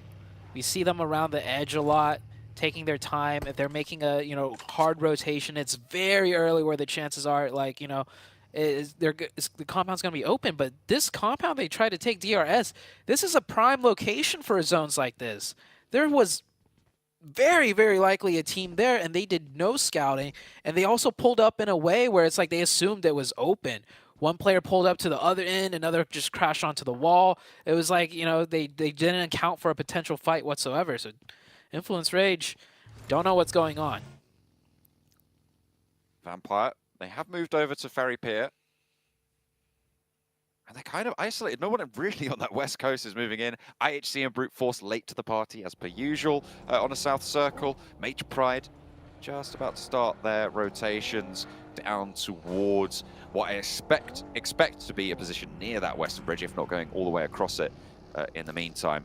I'll have to wait and see as they split out a full convoy. All their vehicles going to be there. Naomi just reorganizing, making sure he's got everything in a row before he gets on the road, and they will start to razz it on through. Vampire holding that western bridge, though.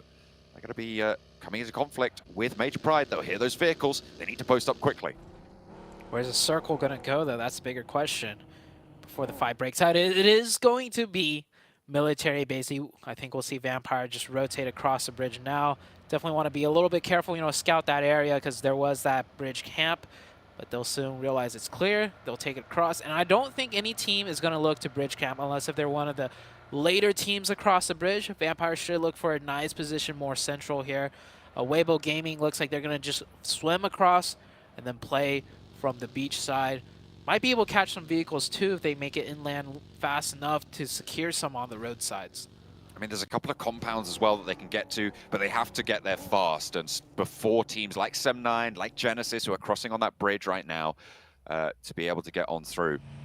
Vibes contesting C block right now with Bino Storm and the military base on the south side. And meanwhile, over on that west bridge, Vampire seem to have started to put a cinch on that west bridge rotation from Major Pride as well. IHC still down, and that's Rook all the way in the northwest side, still in North George. It worked out last time as far as bridge crossing is concerned. They made it across the bridge because they went in so late. Thing is, they did it once, and VOD review is a thing. Will any teams take advantage of that?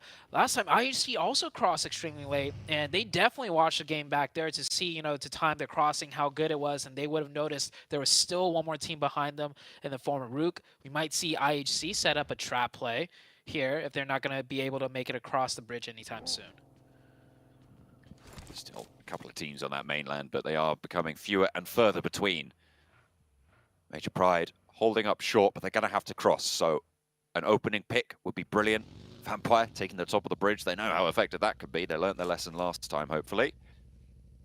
Now they just continue their hold. Schweppes up on those rafters. I think that's Ravenclaw out on the off angle down to the southwest, and Newsy in the compound out to the east. So you've got Schweppes and Tony K on this bridge, looking for those angles, waiting for Major Pride to make a mistake to try and capitalize on it. I was thinking Vampire will rotate more central with that zone shift and not camp the bridge. But they have decided to go for that bridge camp. We'll see if they get any points off of it. Maybe at most they're just looking to deter teams coming from their backside.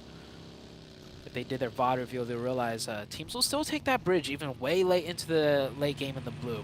Genesis now breaching onto the DRS compound. Shots are ringing out. Genesis, he's weaving, and he is committing to this. Genesis going in for the crash to 4v4. Can DRS get another successful defense? They already got one knock here. So 4v3 situation. About to make that 2. Knock isn't there. The players are swarming the building. He's forced to hop out. He's got that DBS. Will be able to get the flush first. They've given up the building on the inside, the top floor dispossessed from Gianti, but DRS still playing as 4. Genesis going to struggle. The circle goes to the north side of the military island, actually keeps IHC in on the north side, but in the meantime, the scrap continues to find itself in the conflict here, but they are close to this circle edge, which means they have a lot more time to play with on this engagement. They can look to close it down. DRS looking pretty healthy to be able to do so. Yeah, and they have the util from Influence Rage as well coming in from Yasnaya, so the util is definitely there for them to throw. If they run out, they could probably run to a crate and pick up another one. One player goes down for Genesis, only one up now. Genesis should be eliminated. They are taken out. DRS, that is 8 elimination points, I think. Yeah, 2 squad wipes and you do get 8 points. That's a lot given how tough the competition is in trying to secure those points, and they still have 4 players up. It is still pretty much early game. They will have been able to get full resupplies as well, because they were both crash plays. They were both right close by, so they'll be very, very stocked up on those supplies, on those meds, on that ammo, everything that you're going to need, the utility as well. But they are on the north side. They're going to have to cross. How do they get through? Because the bridges pretty much out of the question at this stage. The swimming also very, very dangerous. It's a question of how long can you last at this stage. I think for both IHC and DRS. Maybe IHC have a better time of it. The west side of that military island coastline, a little bit less populated, a little bit less dangerous. With that bridge position being held by Vampire and Major Pride, it hasn't been overwhelmed just yet. In the meantime, BTR trying to make their way across the coastline as well.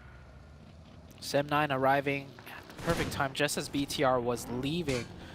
I think BTR might have been questioning where to go, so they hovered around for a little bit, not able to camp out that bridge rotation as effectively as they would have hoped for, but they get that ridge, which is a decent spot in a zone like this, and they keep all 4 players alive. Sem9 make it across, yet to find a spot in the zone, and, well, Rook, your very late crossing across the bridge is impeded because Vampire's camping out Major Pride. So Major Pride have just been trying to outweight Vampire, and they're gifted with another team pushing behind them.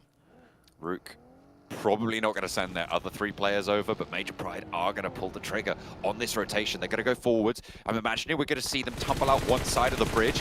With the reposition from Vampire, they know the blue zones push them off that. Vampire have been looking good this match.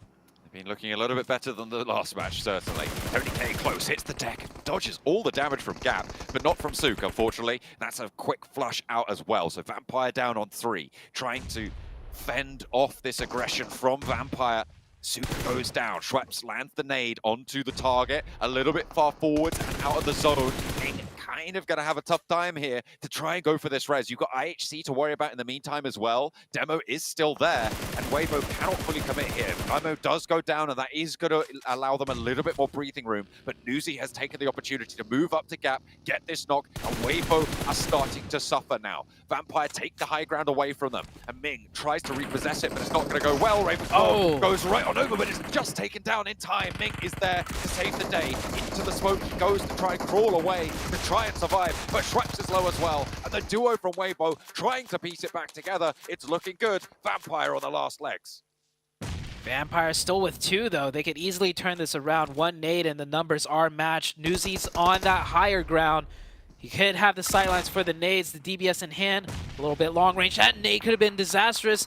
Does do a lot of damage. Isn't enough. Nuzi's already down on the top side, and Weibo Gaming will clutch it out, but they do lose 2 members. And with all that noise, BTR is here to look for more points. Yeah, they've rotated back all the way from the southeast side. Goodness me, they're looking at third party again. This is the aggression that we've been missing from BTR yesterday, and they look for more. Find 2. That's 7 eliminations now that they'll be able to add to their total. Playing on this northwest side, they do have a little bit of open ground to cover, though, Zute. All these spearheads have been done with just a 3-man push, by the way. Even onto Sem9, Satar sat back and was just watching for info, looking elsewhere. And this time around, once again, Satar sitting back, being the anchor player for the team to make sure everything is staying the same on the spot that they just left. And the spearhead being led by Superboy, Genfos, and the third player is just, man, they're doing so good. This is the BTR out of day number 1. Just keep taking those fights, and they get a nice zone shift, too. D+ on that western edge, just about still in on their 2-2 split across the road. A really nice spot there. I think Vibes might struggle here. They're going to have to descend from the hill, maybe have to regroup onto Baron's position. And BNS, Bino Storm on the east side, they're only playing as 2. I imagine that's Bigatron's next target. If they've been scouting this out for a while, if they've got the info, they know there's only 2 players in here. Bino Storm realizes that the team from the north will most likely push them. And I think from all the noise that has been happening out of the BTR camp, they know it is BTR on the north side. They have the work cut out for them. Just the two duo defending. D+, that's a split that I don't mind, okay? That 2-2, close enough to help each other out. D+ making into the late game once again here with 4 players alive. And they get that zone right onto their backside on the west side. Spray from Nanokuni over towards a BTR player, but he's just getting back behind cover there. Will be able to keep that under wraps as the med kit comes through as well. So right back up to 100%. Ready for the next scrap. Level 3s. Looking not fully healthy, but certainly still enough to keep them nice and safe. Vibes slowly moving on down to the north as they have to crest these ridge lines, start to go downhill. I'll play for this plateau here, and Doc is kind of right on the edge, but still very much in. Vibes is definitely going to wait for the next circle before having to descend. And there is, on the side of Bino Storm, some positions open right across the road. But I imagine as 4, they're going to look to take a position outright.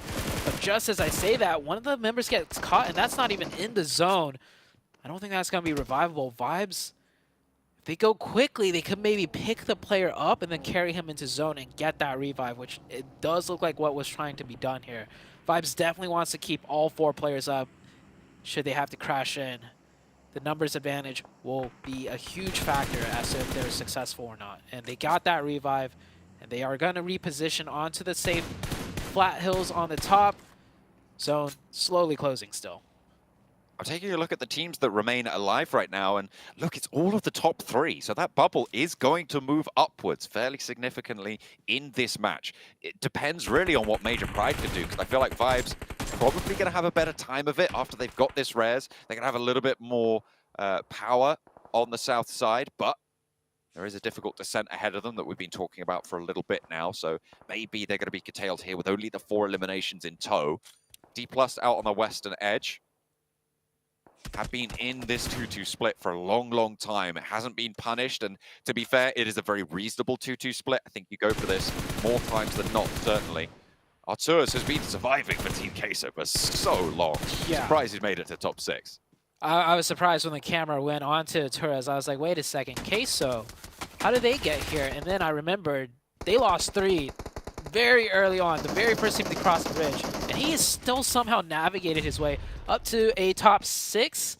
If this was the old PMGC point system, those placement points would be much nicer. But here, you're not going to get too much. BTR on that north side with 7 elims already. Still 4-man team looking to take a chicken dinner here. It looks like BTR every day will get at least 1 huge game. And then a couple of consistent games throughout, keeping that point lead ahead.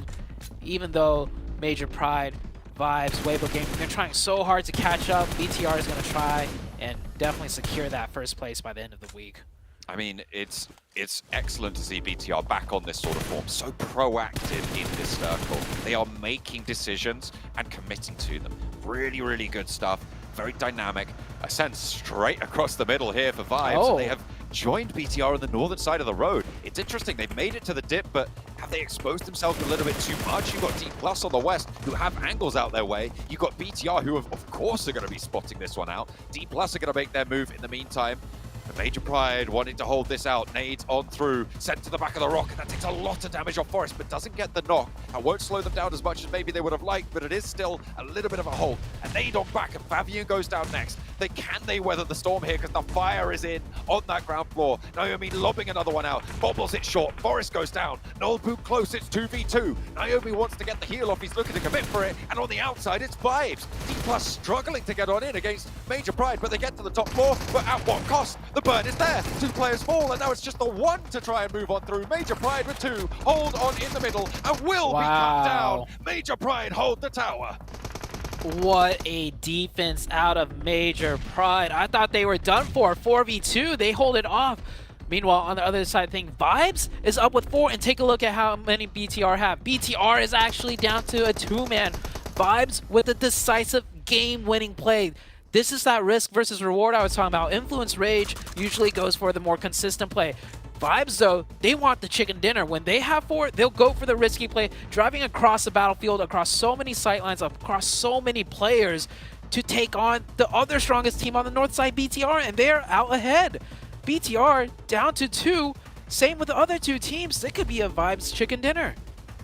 Certainly could. What a way to kick off this day. Vibes have been brutally efficient so far. They were able to get some decent results on both of their maps of the first day, but they haven't got that chicken dinner to crown it. Is this their opportunity? They want to find it here and now, solidify themselves, and these 3 teams are the top 3 teams on the tables as well. The bubble is moving. It will continue to stretch up and up and up. But what is that nade coming on through? 2 players from Vibes, maybe going down and evening the scorelines across the board. If they get flushed here, it's unlikely, but we could see a little bit more sent their way. Naomi down, and Dino's going to have to look for this res on the top floor. Oh, the angle just barely out of reach from Nagon in that Wizard Tower. The full reset is there. BTR also get their reset, but they get a favorable knock as another player goes down. And yeah, now's the time to push. You get one more. You're not going to get much more advantage out of the Yuto. They go for the full send. I mean, that was really the only play at that point. They tried. It didn't work out. 7 elims, 4th place. Vibes with another full reset. The other 2 teams can't really push because they'll just run into sightlines of one another. So Vibes will be vibing with 4 players in the very last zone. Major Pride only have 2 smokes to try and make this one work. I think you're right. This one will be looking solid to go the Vibes direction. But you never know. With those 2 off angles, Vibes are going to have to push forwards as well. Even with the positions they hold, this is stage 9. It's going to close right about now. We'll start to push on the tower very, very hard. And where do you go if you're Major Pride? They are dropping those smokes out. The sprays over towards Mino Storm in the meantime. It's going to be Major Pride taking shots out their way. Nagon goes down first. I'm assuming it's going to be very, very soon for Nanokuni, but he's got that crate to play with. Just being tickled on the back. Gets a heal off, actually. So Major Pride might be going down first out of the mix, and 2nd place laddered up for Nanokuni behind the crate. Looks for the shots around the edge, but it is bleed out time here as Vibes continue just to encircle this zone and close out a 3rd strong match in a row with a chicken dinner to put themselves up and a high elimination count. They could be very much right next door to taking that top spot on the tables. Yeah, if BTR didn't have a great game themselves, I mean, Vibes would have surely, I think, maybe passed them up. But either way, Vibes, that last push, I don't think anyone saw it coming, especially BTR. They probably thought they had everything under control on the north side. I mean, there was no teams on the north side. They took everyone out. But then Vibes from the south, driving past 3 teams pretty much, to just take that northern little ridge. It wasn't even a strong spot either. Immediately when they got there, BTR could have still won it, but Vibes got a quick 2 finishes. The nades, the Yuto was great.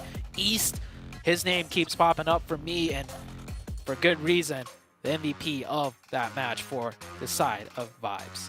For Miracle Vibes, a really strong chicken dinner that sends down the hill to get to that north side of the road is what won them that match.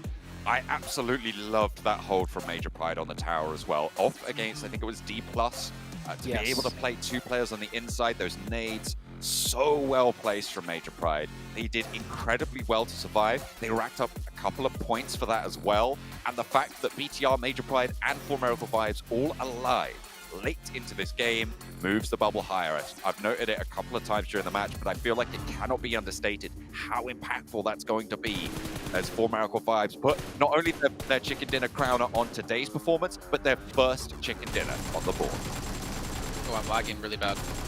I'm lagging out. What a performance there. Finally, for Miracle, Cam, they're able to get that chicken dinner. We were wondering if they were going to be able to do it. If I remember, I mean, the way they were able to perform right there, being able to close out that match, that's what we want to see. Yeah, man. I mean, that was literally them, and the very next day, they get their first. win on the board, but they weren't even really needing it. They were acknowledging it themselves. They were getting so many good rounds.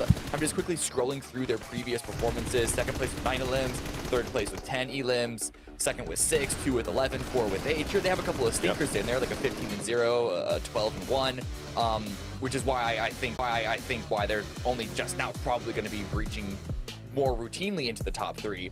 But it's these constant, like, dynamic, hard Hail Mary swings that we're seeing this team make time and time again, like with the bridge play previously. Sometimes it doesn't work, but when it works out, it is a beautiful thing to watch.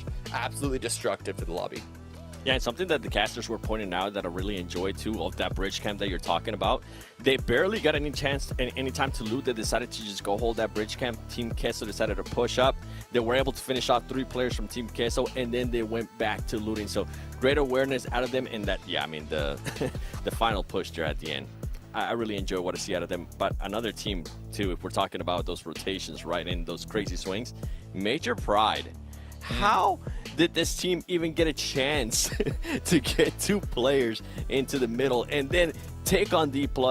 And even though they did get a little bit of help, let's be honest here, but from Vibes, but they were still able to win that fight against D+.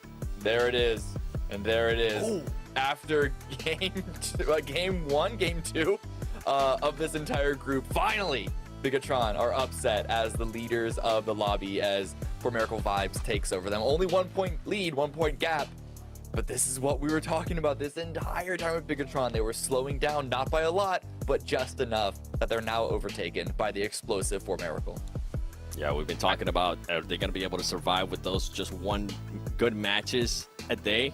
That's not the case, because those consistent teams in regards to Formerical and Major Pride are definitely catching up. I mean, already past them.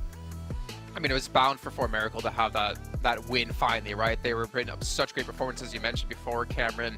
And this team, honestly, as I was saying before, one of the big surprise teams for me, actually, in this group. I mean, I know Mongolia puts out some insane teams like Stalwart Esports, IHC, well, maybe not in this tournament at the moment. And it's great to see there's another team from the region who can just really dominate. And they've been doing exactly that. I mean, even watching that 3-way fight again of Formerical, Major Pride, and D+, which we should mention, D+ getting slaughtered in a 4v2 that they should have won against Major Pride.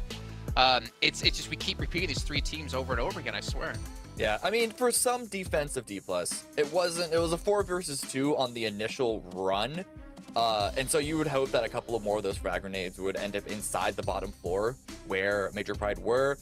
But then there was the third party from Formerical on the off angle with very little cover from that angle for D+. So it's not like it was in like an easy fight for them that they just threw away. It was really, really chaotic for them. But yeah, Major Pride got a really big handout, I think, by Formerical's third party. Yep. Yeah. And like you said before, Seven, the fact that Major Pride even got there, and then to see Vampire go down to, I think it was Weibo. Yep. I don't know, man. Vampire, like, smart decision to hold them out, but it didn't really accumulate into anything. I think maybe they got 1 elimination because they got a knock on to, I want to say, like, effect for Major Pride. But pretty insane that Major Pride can bounce back from just having 2 players alive. And again, a showing of their consistency for talking about that out of teams like Influence Rage from yesterday. And Influence Rage, again, they've been consistent, but not not really today. Good way, right? Yeah, they had a good Sanhok, a good start to it at least, but 2 zeros in a row. Like, this is actually a really big concern for the team that it felt like just barely hanging on to the top 3. I'm not a concern for them being in the bottom 5 just yet, but they were setting themselves up to be in the top 3 of going straight to the Grand Finals alongside some of their other Brazilian, Latin American brothers. But I'm starting to get worried because whatever was happening for them is just like slipping away. Yeah, and I am starting to get a little bit concerned because of the gap that's starting to be built there between 3rd place and 4th place. And then if you go down to 5th place where Influence Rage is at. By the way, Major Pride, their timing is so good. Dino was able to get away with that bridge camp that Vampire Esports was doing. Just their timing is on point. Okay, well, it is time to head to a break, I believe, while we get things ready to go for our final Aaron Gill of the day. Or it could be casters because the match is already ready to go. So we're not even going to throw it to a break. We're going to go straight to the casters because we want the action going back to back. John Azute, take it away. Some eventful Erangels. We've seen quite a few military circles on the south side of Erangel so far here in Group Yellow, the Group of Death. Seemingly the circles are going to be living up to that name. We've seen that South Island as well on Miramar, so we're having a little bit of a crazy time with these shifts. in this group as well, and I'm really enjoying seeing how teams are dealing with it. I agree wholeheartedly that Major Pride's timing, probably one of the best in this lobby, maybe some of the best in the world. Yeah, best in the world. Well, I mean, this is the world stage, so if they have good timings here, then the timings are good. But Major Pride, with 2 coming into the very end, I was surprised because I saw that bridge camp out of Vampire. I thought they were done for. They got across, and I thought that was it. But they still racked up so many points. Vibes, of course, started off the match camping Queso, and then ended the match getting the chicken dinner. BTR showed their, signs of strength once again, taking all of those fights when they didn't have to and winning every single one of them. Besides the fight with Vibes, I mean, all 3 teams in the top 3 just really playing to their strength and being experts in it. Absolutely. They showed proactivity once more, but they couldn't hold off Vibes for very long. Right now, Vibes are in first place, 135 points to BTR's 134. Very hotly contested, and as Seven said on the desk as well, Major Pride on 127 on that third place bubble, still very close to those 2 teams above, under 10 points there, 8 points from them to first place. They are 24 points ahead right now of Weibo in that third place, so the bubble actually increased in the last match. The last Erangel of the day to close down the central block run. We are going to be taking on match number 16, and again, it's a South Plane Path. South Plane Path, once again, a lot of skewed plane paths. Good thing it's happening on Erangel, the easiest map to navigate with a skewed plane path. If it was Miramar, oh boy, you'd hear some moans and groans from players. Teams are starting to drop out now. One thing that's standing out to me, though, is Weibo Gaming have slowly tried to make their way up the leaderboard, and if it wasn't for the fact that the top 3 have been so consistent so far today, Weibo Gaming might be looking better. So Weibo Gaming, they can't just have decent, consistent games. Weibo Gaming needs that big chicken dinner themselves here today if they want to break into the top 3. Influence Rage, of course, man, I don't know what's going on with them today. Of course, we're only a couple games in, but every game really needs to count if you're not getting the big wins. If you're looking for consistent games, if you have 3 bad games in a row, I mean, that consistency goes out the window. Yeah, it's definitely I think you can have 3 bad games on a day, but you need the rest of them to be so strong, because at this stage, if you want to make that top 3 spot, which is what Influence Rage are aiming for, certainly should have been given their standings throughout the first 2 days of play, they need to be having not just consistent games, and Weibo Gaming as well, as you were talking about as well. They can't just be having consistent games. They need strong, really powerful games from now on. But then you run the risk of just taking those L's, because in order to get high scoring games, you need to take more risk. And that is what teams like Influence Rage have been seemingly a little bit more averse to. Yeah, that gear needs to be switched soon. They got to switch it and be dialed in as well. It's going to be hard for them to make that gear switch and be successful, because the talent in this lobby is very difficult to overcome. And I want to give some credit to Queso too. They're not really in the running, I'd say, for top 3, but they're sitting in 7th place, 82 points. I want to give them a shout out, because I think after day 1-ish, 2, I just recall them being in like 14th or 15th place. So Queso has been laddering up a lot, trying to make a name for themselves. And if they ladder up any more, hey, they could aim for that top 3. I think that's still a little bit far away right now. It is. Queso, though, 82 points to Major Pride's 127. That's a 45-point gap right there. That's very difficult to make happen, even with the number of matches that they have left. They've got 3 today and 6 tomorrow. That's 9 matches total. A 43-point gap over the course of that. You're looking at some real tough stuff. It's pretty much, I think it's 5 points extra per game, something like that, somewhere in that sort of region, over that bubble position. And with the consistency of the top 3, I'm not sure about that one. Yeah, I don't think it's going to happen. I just wanted to give them the credit, the acknowledgement before it becomes a thing, right? So then if it does, I could be the one to say like, hey, oh, that's true. I called them out. Yeah. Yeah, okay. I called them out. They were a team to watch out for. It's like with Major Pride, when we started really noticing things, and then they just popped off on the Miramar match, yesterday, and they've been trailblazing it through today. So you got to give them, got to give these teams credit for the work they have put in, and you never know, they might show out at the very end.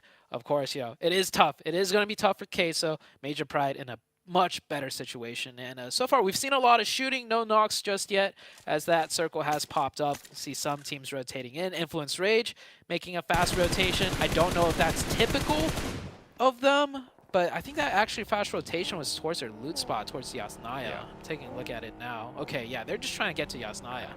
Yeah, they generally loot out there, obviously, with the plane path as it was on that southwest cut. One of the furthest drop spots for any team in this lobby right now.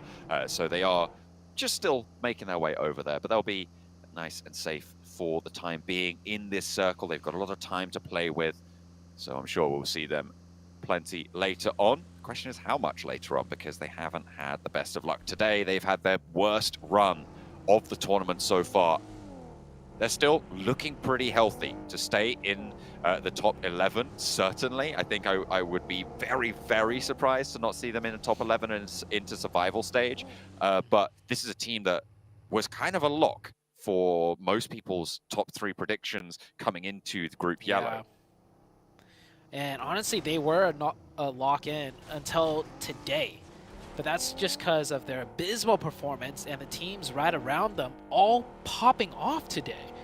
So it's a perfect disaster for the side of Influence Rage to really get knocked out of the top 3. It's not even the top 3 that kind of knocked them out. The teams like kind of below them have also all had decent games. Weibo Gaming rising up past them, and soon to be Brute Force might even rise up past Influence Rage.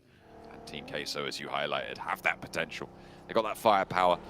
Still very volatile around that bubble on 11th place as well. I mean, you've got 82 points for Team Queso in 7th place, and you've got 71 in 13th place. This is a very, very small gap, all things considered, with the amount of pop-off performances we're seeing in this section of the field.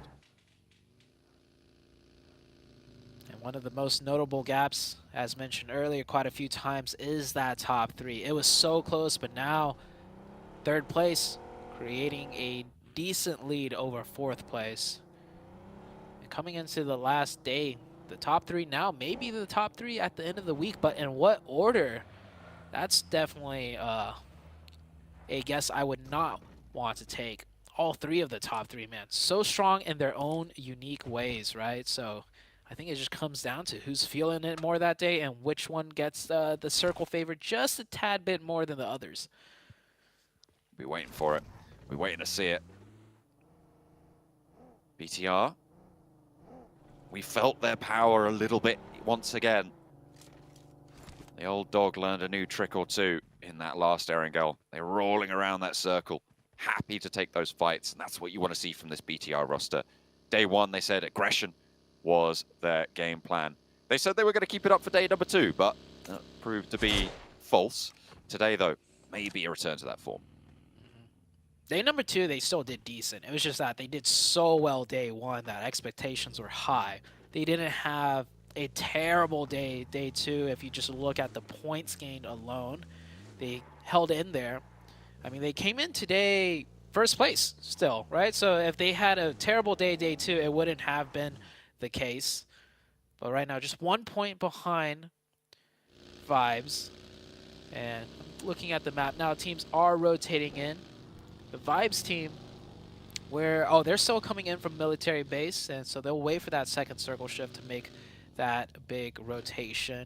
As the center of the map, not too compacted, but all throughout just evenly spread. I think all the teams playing towards a potential shift towards their side, and if they don't get it, they'll have a different plan in mind. Teams starting to group up now. No real early conflicts to be seen.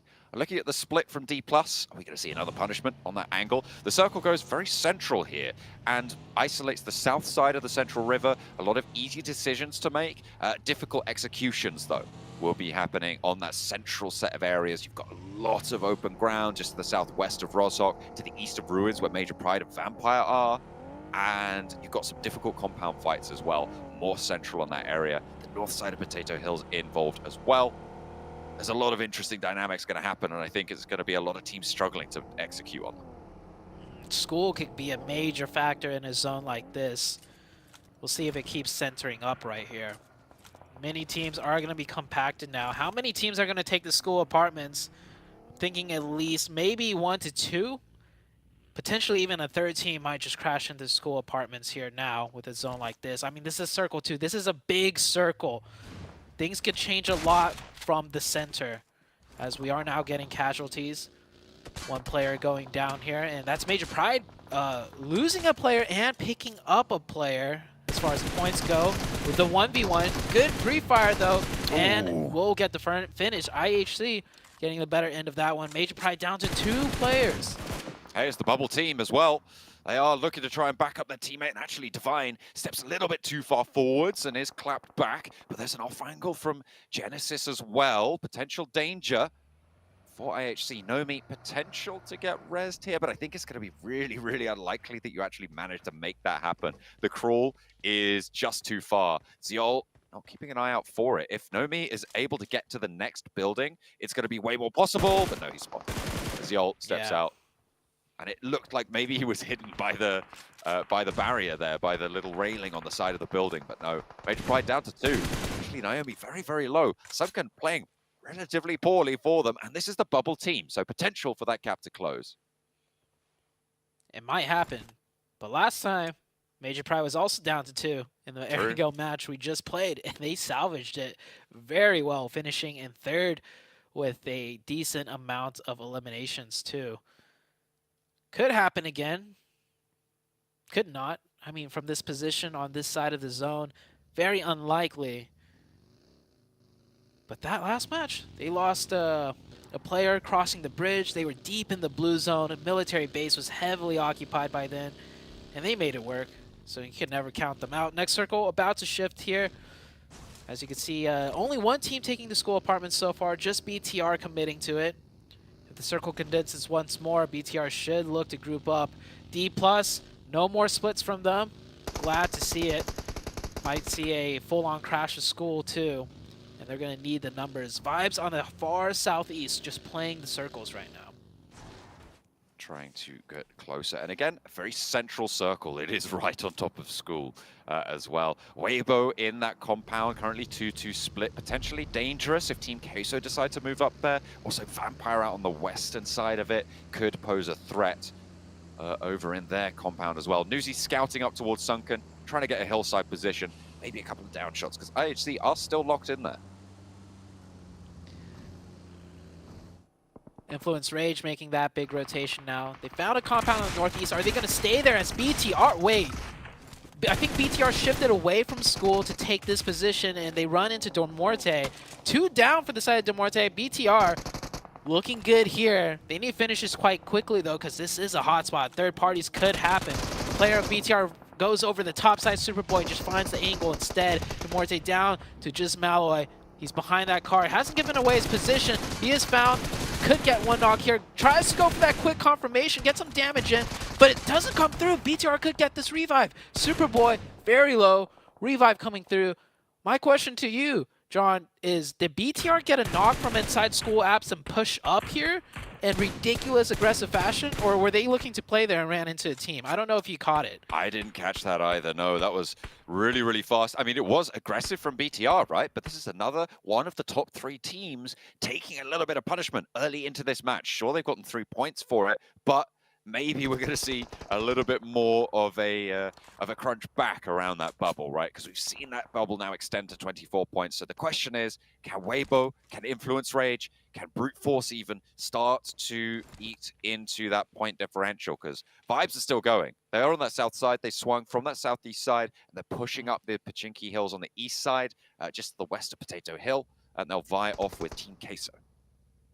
I'm watching the minimap, and Sitar branched back into the school apartments, so there is a likely chance that they got a knock and just made a ridiculous aggressive push. That push, I almost say, is not a good one because you are kind of really disadvantaged. Potential for third parties when that zone popped up. I mean, if that was the case, man, BTR is just on another level when it comes to pure aggression. One knock, and we push no matter the situation, and it's working. They lost a player, however, but they pick up 3 points. That's a good start. Well, I was talking about how it's a great start to pick up those 3 points for, I think it was for Miracle Vibes last match, just at the start, having those 3 points on board, really, really comforting, especially when For Miracle Vibes are only 1 point ahead of you. So they are now currently in first place as it stands, but with 3 players, their point scoring potential in this match is just that little bit curtailed. Still, the 2 players from Major Pride over in Sunken City are staying alive. Vampire have established a perimeter, though, on that south edge. Look at Newsy and Schweppes looking to bring the pain. Weibo get the central shift again, but now I think they're going to have to choose the side of the road to go to and stay there. Yeah, they could keep a split, but whoever is being split off definitely has to be ready to just eject from there and group up.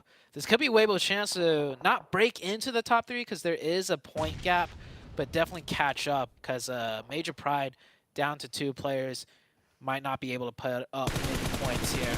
We'll see how things play out. Vibes will have to rotate a little bit into the zone from the south side. And Vampire, I think, will keep that huge western split, which does give them a lot of control towards the center of the map outside of Weibo's compound. Outside for the time being. See if they can breach that gap in the next circle or 2.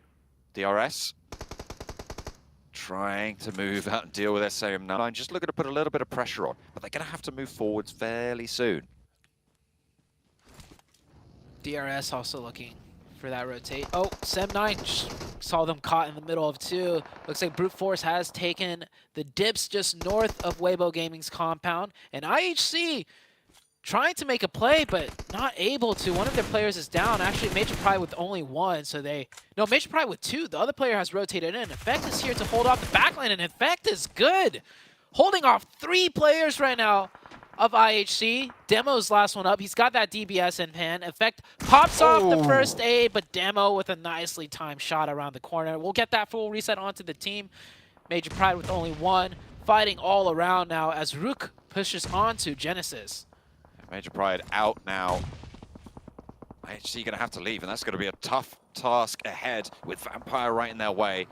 The nades going back and forth, but not much hard aggression right now. Rook actually sending someone forwards along the ridgeline. Eugene is there. The nade onto Smile is good for the flush. Ichi for Genesis giving ground now. I don't think you could really realistically hold this one as far forwards as they would have liked. So they're playing on this south hill of Rozhok. They're going to have to descend near to school. Queso taking the warehouse we just saw as Brute Force was in the dip on the north. The only isolated fight really going on now, though, is on the northern side, Genesis versus Rook. And Genesis is in a little bit of a better and stronger position, but Rook have the player advantage if that player stays alive, that is, as he almost went down. Delta getting a knock from Bino Storm. That's happening on the south side. And yeah, DRS and SM9 on the south side still have to fight their way in. That's a 3-way fight that might be happening right here. Tam, nade over towards the position. Gianti goes half HP there. Heal's not coming through, and that's a good nade over the top if it's cooked right. Tam not going to go down, but Big L behind is eating the punishment instead. Tam trying to roll forwards with the buggy, so is Depp. The split down the middle, and in comes a third party potentially from this northern side as Bino Storm roll up this hill edge as well. Mikiel still down, but they're looking for the res. They want to keep everyone nice and together, but Tam with a nade sent his way will fall as well. Bino Storm starting to launch through with their assault. Players are suffering now on SM9's team, with only the 1 player down at this stage. Depp trying to stay alive here further down the hill. A low HP bar, wanting to get this heal off. Bino Storm with a beautiful nade right onto the opening of SM9. SM9 driving around the buggies, just trying to get info, trying to bait out shots, and a great shot from Divine rips the player out of the buggy, and at that point, I think SM9 is just going to have to give up this one and just find a spot in zone to survive in. And oh man, the nades are so good out of Bino Storm. SM9 down to the solo. BTR have already moved into the new circle. The circle pulled west, so a lot of teams in the school area are forced to eject. BTR will lose Superboy here. They are going to take that all the way down. There's 2 players now left for BTR. Team Queso, Weibo sharing that central area. The shift goes out. Vampire happy with this one as well. They get a lot of that hillside under their control. Rook trying to take care of Genesis, but Influence Rage taking care of the remnants of BTR as well.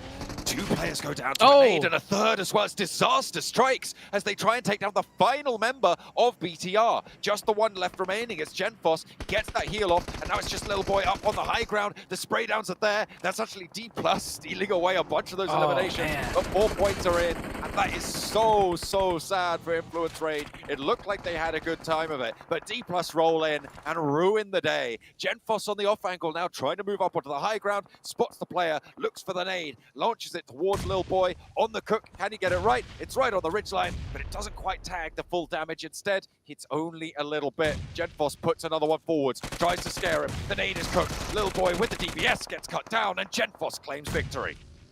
Genfos absolutely demolishing the Influence Rage team. Unfortunate he couldn't confirm all 4 points, but he was the one to take down all 4 players. A 1v4, a true 1v4, as he was the only player up alive for BTR. They may have wanted a couple more points than the 5 elims they got here, but that's a highlight clip in the books for BTR, and he's not done yet. It's not just yet. He could still get something happening here as D+. A little bit worried to take on this force in the form of Genfos, and he's still putting out damage. He is still alive. Goodness me, he has that 1 first aid left remaining. D+ trying to just get ahead of this one. Instead of taking the fight at an unfavorable angle, they're going to lose Forest, gosh. On the forward position. This is Weibo with the third party. Osal as well, being suppressed on the angle. He has to move further up the hill, but it's finally spotted. D+ shredded down to 2 players. Sorry, Fabian is still active on the off angle, but he's got a fight to deal with Kenny, and it will not go his way. Kenny steps up and sprays him down. Just the 2 players from D+ are there, but another off angle shot comes through over to Kenny to take care of him. Everybody in the southeast side suffering. Beano Storm staying alive as long as possible. It looks like they've got all 4 of themselves still going. BTR almost had the run right there. Weibo Gaming almost took down the player that took out BTR. He was 1 HP. If Weibo Gaming landed just one more shot earlier on, BTR could still be in this, but that is not the case. D+ will salvage up with 2 players on the east side. Vampire have been very quiet, but of course with the zones constantly to their back, they have been putting out very well established circle control, just pushing everyone away. So they'll stay alive with 4. With how many elim points though? 0 elimination points. They're going to need to pick up a lot more because they are in the 11th place. 4 Miracle vibes as well across those fields to the northeast side of Pachinki. And they're going to have to get across soon as well to figure out where they want to crash. As Rook moving in, so are the remnants of D+, who have managed to get 2 players back onto their feet, but maybe not quite as favorable as it could have been.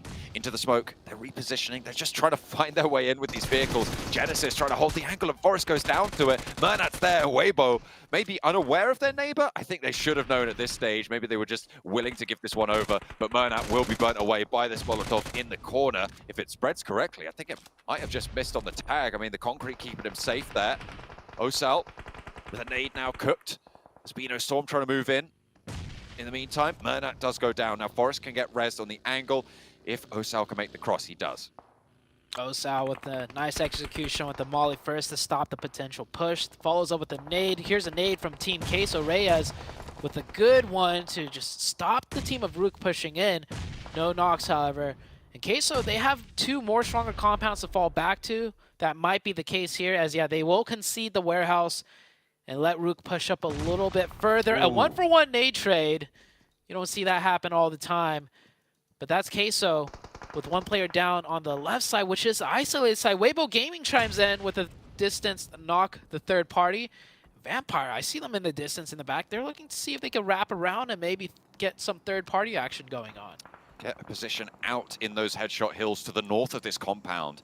It's really, really tough to make these moves, but if you can get through whilst the teams in that compound are fighting, you're going to have a lot better of a time. You have to be worried about the teams further south, though.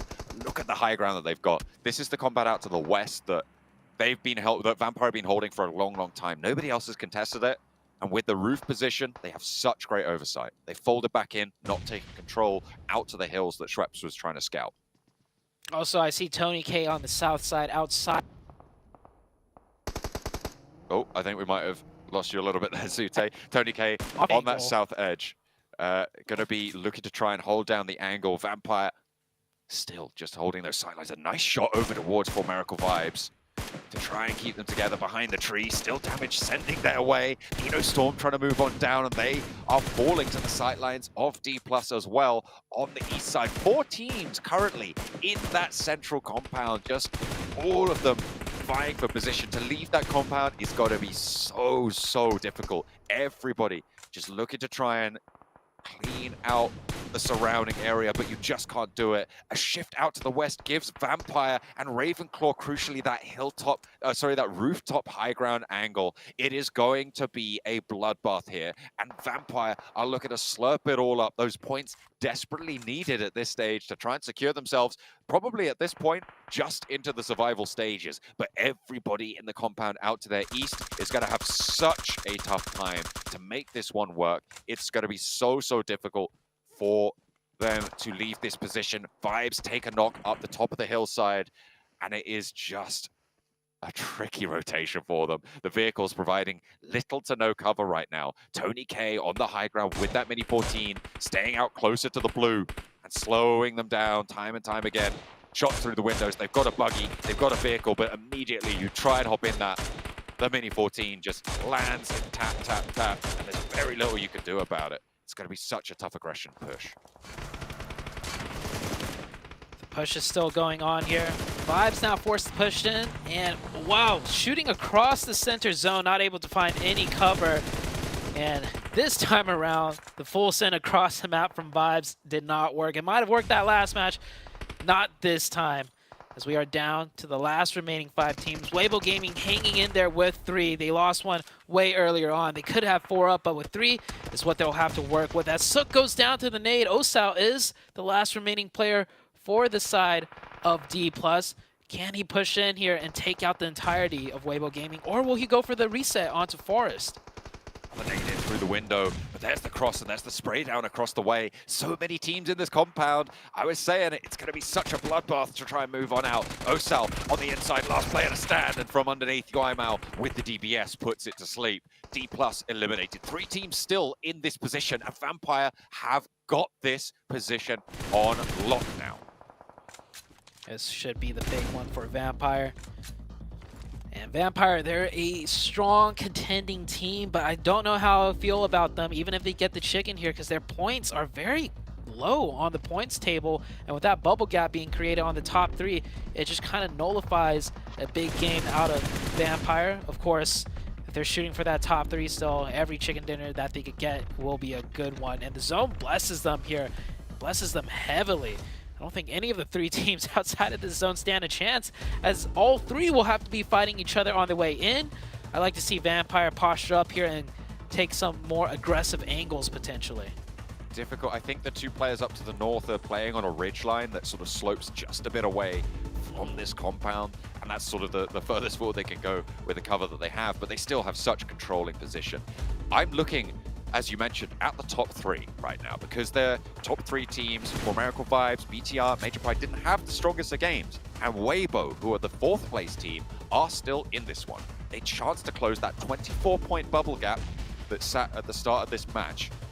See how much further they can go, because they're going to want a little bit more than this. Smokes just everywhere, looking to be able to make these crosses, but Vampire and chokehold across this one.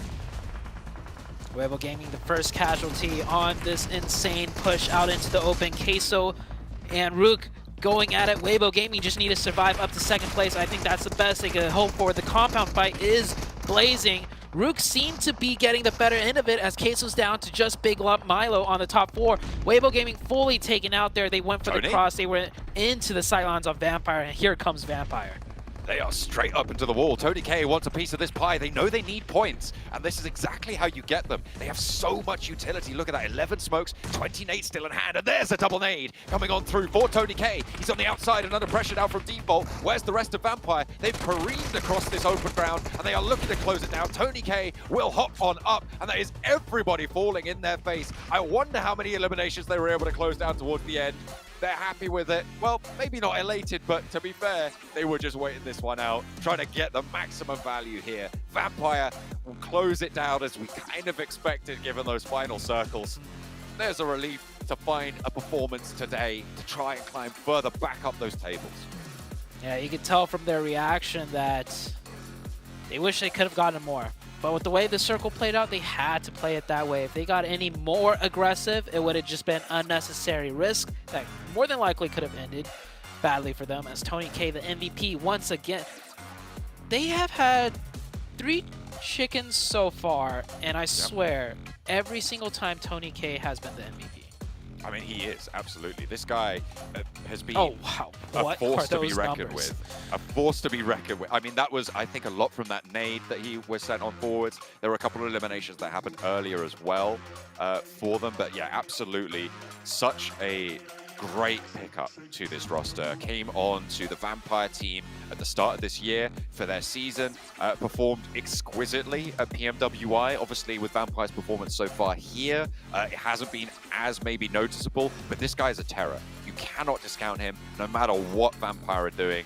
Make sure that you keep an eye on this guy because he is a force to be reckoned with.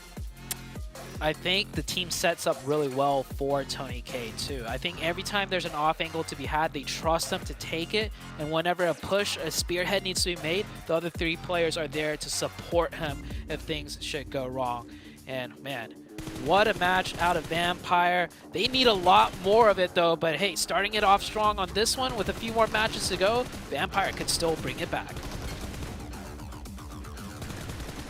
It's going to be tough, but Zute's right. They can still definitely do it. They went into that match in 11th place, technically safe to make it into the survival stage, but I never would have guessed that coming into this event, that we would have our reigning champions of PMWI back-to-back years just struggling to stay ahead of the bubble and to stay into contention for the Grand Finals.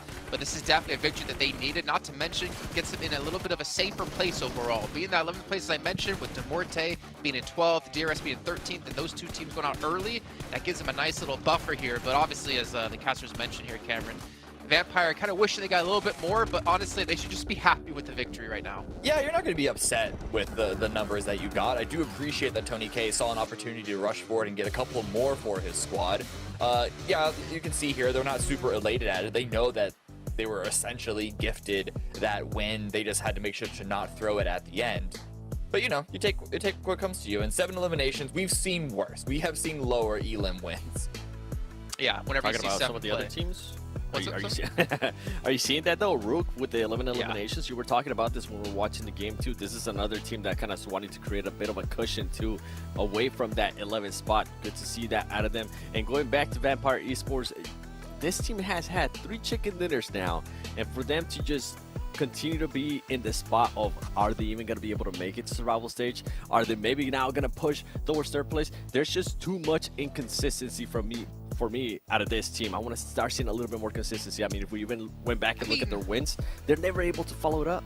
It's 7. They have 37 placement points with 3 chicken dinners. Yeah, they have the most chicken dinners in the lobby, but 7 placement points outside of their victories is not a good sign here for the team from Thailand, who honestly should be doing better. Yeah, that's what I'm saying. Way too inconsistent. I didn't realize it was that bad. That's really, it's the really worst bad. ratio I think we have, actually. Yeah, it is the worst ratio we have. Yep.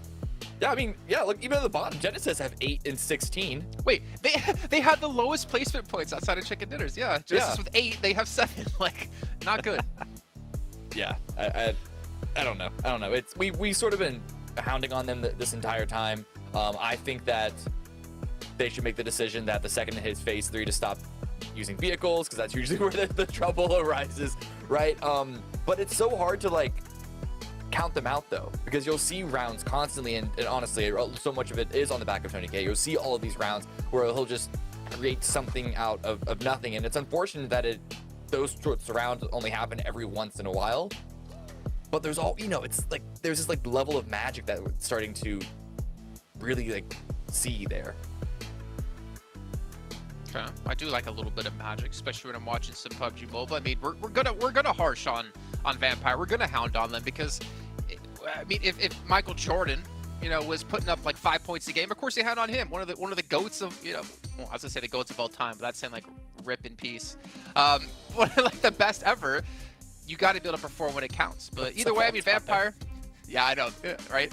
But either way, I mean, there's 7th place, Rook in 6th place. I'm actually quite surprised to see Rook be up at this kind of level right now, but really happy to see it. I mean, we saw them towards the north side, as you mentioned, Seven, saying I noticed them, and I was like, how many limbs do they have there? Because I feel like they were quiet, and then you look, and they have like 7, 8 limbs, and I'm like, okay, this team is going a little bit under the radar, but getting themselves ever so closer to potentially breaching top 3.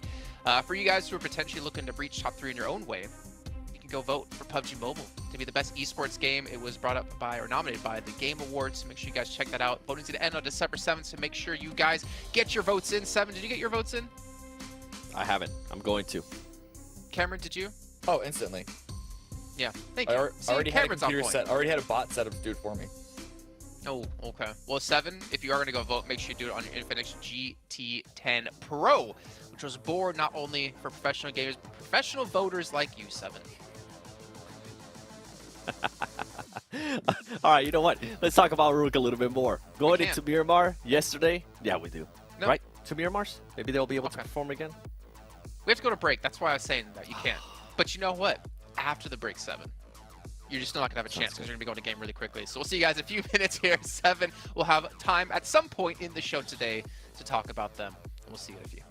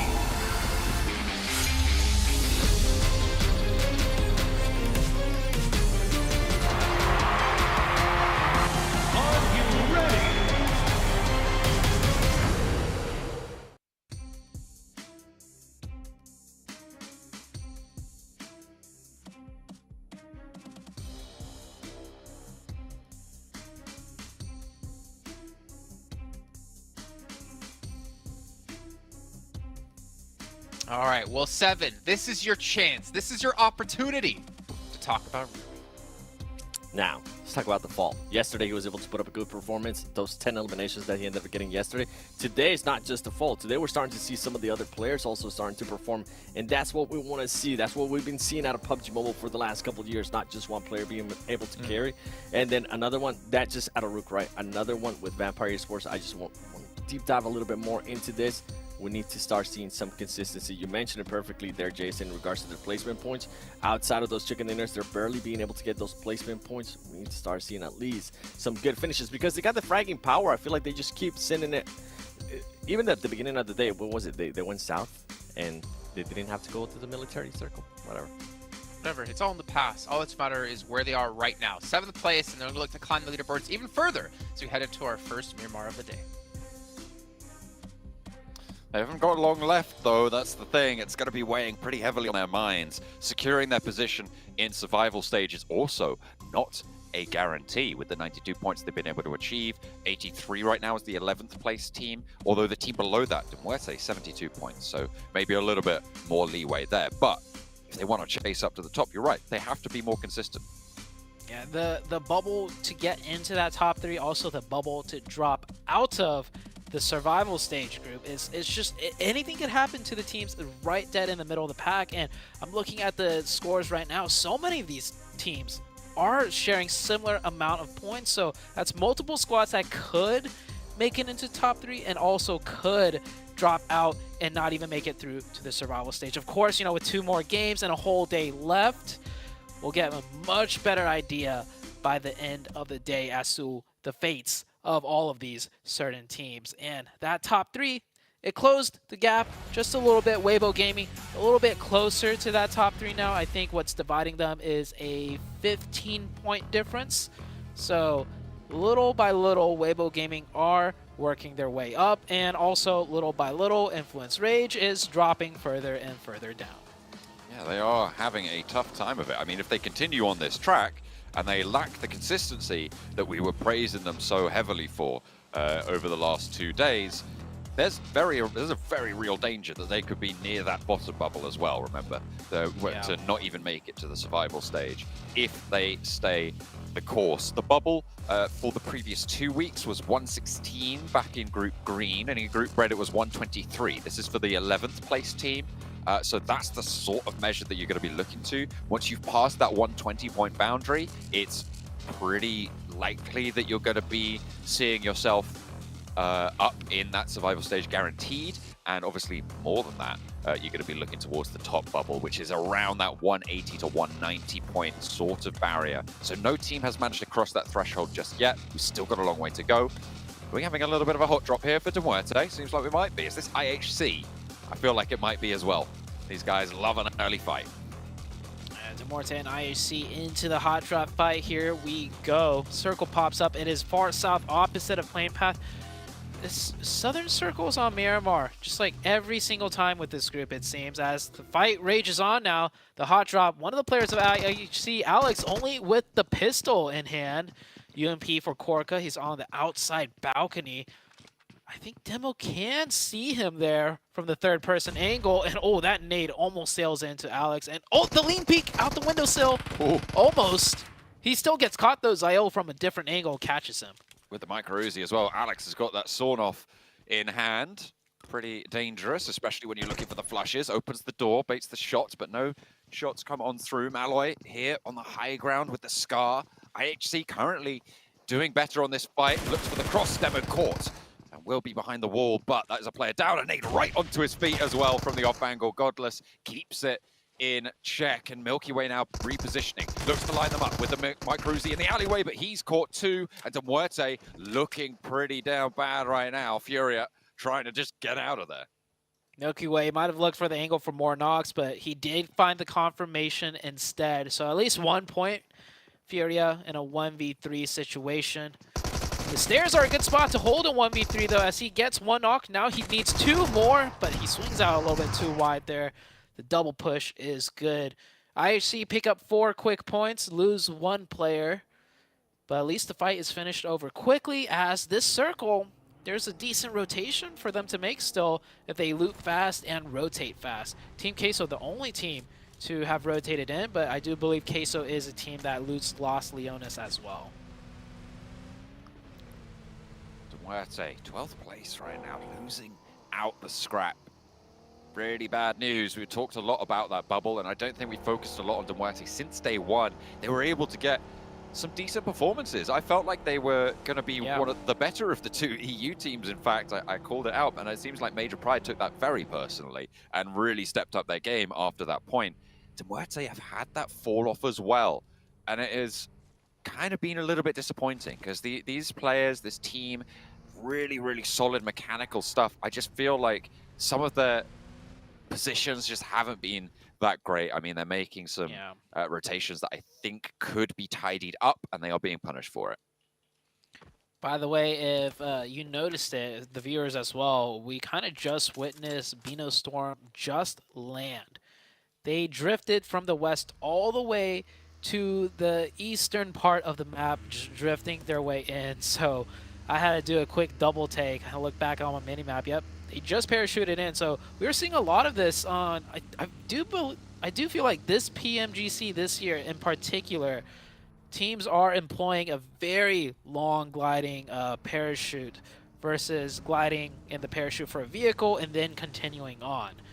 So this is a change for me, that's for sure. Sem9 on the northeastern side, rotating in. They'll have a straight shot into the eastern side of the circle and could even make their way quite central, as the whole entire eastern side of the zone is clear. Major Pride playing on the west, so the opposite end of things. On the south shift, they'll be moving past Minas de Valle, close to D+ on their southwest side, with Chumacera currently occupied by For Miracle Vibes. They have got a little bit of a crunch on, but they know this ground well. they'll be able to find the spot that they're looking for, I'm sure, with D+ seemingly looking to sequester themselves a little bit closer to that coastline, rather than pushing up into the hills to the south of Chumacera. Weibo Gaming have rotated in here from Picado. Did some quick looting. It was a nice drop off plane path too, so they were able to loot up pretty quickly. And now they'll find more loot in the form of Los Leones. This is their first rotation position.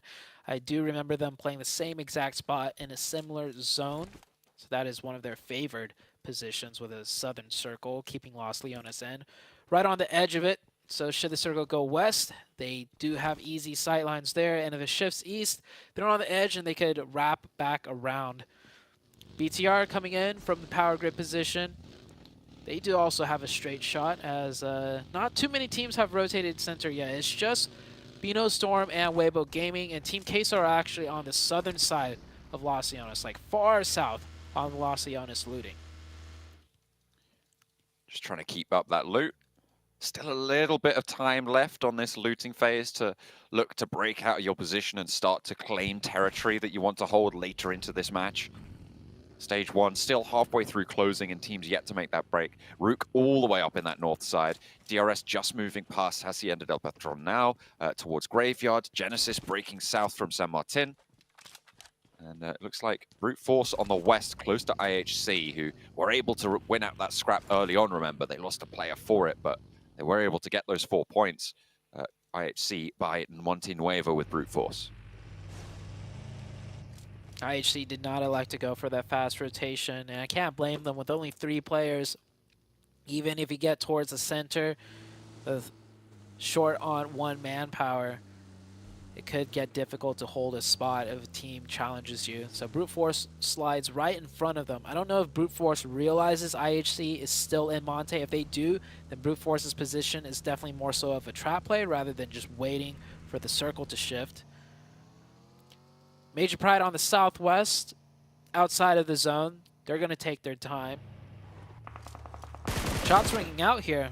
Genesis taking a little bit damage from Influence Rage. Influence Rage, this team has really not done much at all today. And it looks like they're trying to rotate heavy towards the center, and this is late. This is a late rotation towards the center, which is very risky. Could be pretty difficult to earn the value from it. Influence Rage, I mean, you said they haven't done much today. Let me quantify that for you. They've got 7 points today on the 4 matches that we've seen from them, which is very, very bad, to be honest. It's not what you want to be seeing from a team from the region that was able to win in Brazil. When you look at what Alpha 7 and Loops were able to do to their group, it's just a little bit lackluster right now. The 3rd day of play seems that teams around them have adjusted well to their play style. So maybe some credit deserves to go to the lobby rather than taking it away from Influence Rage. But with the rotation that they make here, it is central. They have got that spot involved as the northwest side between IHC and Brute Force continues to develop, and IHC seemingly suffering the most for it in the time being. But yeah, 7 points today for Influence Rage. They need more. If they get 7 points today, overall, I mean, sure, they get 10 points today, they get 10 points tomorrow. I don't think they even make the bubble. It really comes down to this game right now to see what Influence Rage can do. IHC, looks like, yeah, I guess Brute Force wasn't setting up a trap point play, and if it was a terrible one, as IHC already found an opening onto Brute Force, and Brute Force now caught in a 3v3 scenario. IHC looking to take down another here. IHC much more grouped up. Brute Force a bit more spread out. They have an angle advantage if that off-angle player in the far backside can find something, but they need to find it quick because IHC already found a nade. Mind needs to have impact on this off angle, but it's just not there. He might just even try and disengage from this. 5 points already found for IHC, likely a 6th with the flush going on to Neos if they can find it. Ado struggling, and Mind just ticking away on the health bar as well. Stage 2, so it's not dramatic, but it will always be there. It's ever present. A flex out from Alex and another spray onto Ado. They're looking to rack up 7 points on this match, and already it's a good result for IHC. Even if they went down here and now, they still have put in a decent number on the board, but they want to find more here because they're in 14th place right now. They're quite far behind DRS. and De Muerte. They're looking to climb up towards Sem9 bubble on that 83-point mark. A current 28-point difference, but 7 points on the board. That's going to shrink that down to a paltry 21 points. And what's that really, Zute? It's still quite a bit. But gapping 21 points on the bottom half of the leaderboard, much easier than gapping it on the top half. Because the bottom half teams, well, they're not averaging too many points per match, so you could pass them up, so points are basically more valuable. Northside Rook coming in very late on the zone rotation, given their starting spot in the looting. Kind of have to play this way. Meet some opposition, and they'll wrap around the other side, which is probably the correct play. You don't want to take a fight on the edge of zone, especially when the next circle is about to pop out here. You see Mind just through Chubasada now. IHC much further out. I mean, seems like the Mongolian team, IHC, has spotted what Formerical Vibes are doing and thought, oh wait, we could do that as well. Just get 7 points on the board right at the start. See if we can kick things off well. They keep all 3 players alive. Playing on that western edge. D+ over in Los Leones. I mean, we've already had that Los Leones finish, and it looks like we're getting another one. Oh my god, Zute, again? 2 Los Leones finishes. Vampire were able to win out the last one. On the northeast side, it's not unlikely that they're going to have a strong position here as well, but they need to make sure they maintain it, because look at the teams descending on in now. What are the chances? 2 Los Leones and a Los Higos for this group on Miramar. And that very hard eastern shift that we saw that could have even ended on the islands east away from the mainland. Miramar has not been nice to this group, but they're making the best of it right now. And D+ have crashed in. 1 player here for now for us. The rest of the team rotating in. It's Queso on the defense. Fabian takes a lot of damage there on the crash, but manages to survive. As we take a look at East, or Vibes, they were rotating right there, but the fight is here. The third party from distance, Weibo Gaming, Waimao, can he find anything here? He could throw some nades too and even connect, but D+ getting cut down. It is all down to Nobu. They really need to try and find some sort of response, but look at the off angles. You're right. This fight is just being crunched between the plates right now of Formerical Vibes on the west side. Weibo over on the east, and Nobu trying to move on through, but it's just not there. Artur stays alive, and Team Queso keep all 4 of their players alive. D+ right towards that bubble as well. A bit of a risk now on the cards, but luckily no team super close by them are looking to leapfrog just yet. Weibo Gaming on the south side right now, pretty spread out. They have a lot of opportunity to catch brief sightlines. The issue with that is, even if they get a knock, it's not going to be a confirmed point. And the circle more central towards the north, so there's a chance that Weibo Gaming have to push into Los Leones, which is always difficult unless they get a nice southern shift. But if that nice southern shift comes out for Weibo Gaming, look just to the east of them. Major Pride is there too, the team that they're trying to pass up. DRS, shots from IHC, who continue to look to frag out in this lobby. A rotation around, maybe looking to crash on this position as well towards DRS, sweep out this northern side. Alex moving forwards, Godless sweeping down low, Ziol going on that roadside. Godless and Ziol, the forward party. Rules did get res. Delta on the high ground ahead of them as IHC roll up and into the fight. Gianti behind the rock has cover. Keller displaced from this location as well. And they're a little bit split. Can IHC capitalize? Ziol tries to find that opening, really puts himself in the open right there with that vehicle. Gianti will take down that player. Looks like IHC is just trying to keep it simple. We'll just take isolated fights, less to worry about. But with 1 player down before this fight even erupted, it really does dampen their chances of winning it. And now cut down to 2. They'll have to give it up. They'll have to play in the zone, maybe hope for some nice circles to bump up their points a little bit more. Problem is they gave that point away to DRS, one of the teams they're trying to pass up. Real tricky rotations right now, but over in Los Leones as well, you've got some difficult choices to make. Are we going to see Major Pride take that 2 up, 2 down position that they took before? That's really weighing on my mind right now, because it came back to bite them in quite significant fashion. They didn't really get the value in Los Leones for it last time. It's not often that you can so directly compare 2 teams play in 2 different matches in an urban environment like this, right? So it would be very interesting to see how these teams have adapted, how they've researched into the match, and how they change things in this day's game.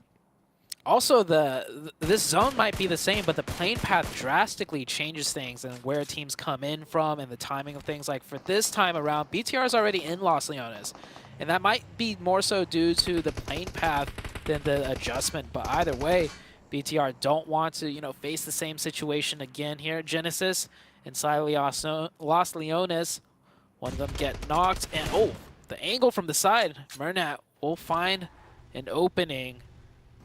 I don't think the push is going to come through, though, as one of their players is getting revived. Oh, two more from the backside, so Murnat and his teammate are pushing closer, but yeah, it's not a full engage.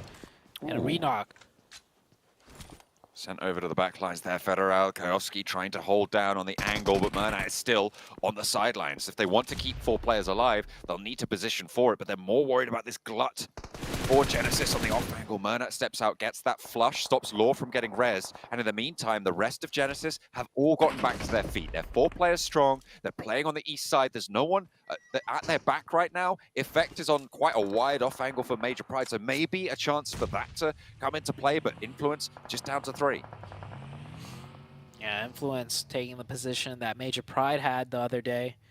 And we saw it's very hard to convert from up there. If you get knocks, it's into compounds, and whoever gets knocked in the compound knows exactly where they got shot from, as Vampire taking the fight with Sem9. And oh, actually, it's Vampire with the position with the high rise that we saw Major Power have. There's 2 different ones, but I think Vampire's in the one that goes all the way to the tippy top, yeah. Major Pride still wants some high ground there. You can see Dino over on the angle. Effect still all the way back out to the southeast side, not in this zone. Vampire, are they going to go much higher than this? I mean, that's the last floor that Vampire can get to without having cover on the stairs, right? So maybe breaking that one out, trying to give a little bit of time. But Tony K goes too far out, gets spotted, and it's Rook to take the shots. I don't think he's been flushed just yet, but might be only a matter of time if he's crawling back down. Yeah, it's risky to move too, because each time you crawl down those steps, like you mentioned, there's no cover on the sides, and each little tap will cause you to bleed further and further. And you can't drop down either, because if you're already knocked, you'll confirm yourself in a way if you drop down. Sem9 looking up there too. Tony K, such a big player for the team. They really do want to try and get this revive if possible. Looks like Ravenclaw is going to go for the run up, and instantly just peppered from Rook once again. I mean, you got to know how dangerous this run is. They actually sent Tony K all the way up to the top, so instead of going down, they went up. Ravenclaw just throws it away. I feel like it's a little bit too risky to go for that push. You don't really have any smoke cover on those stairs either. But it's Tony K. That's true.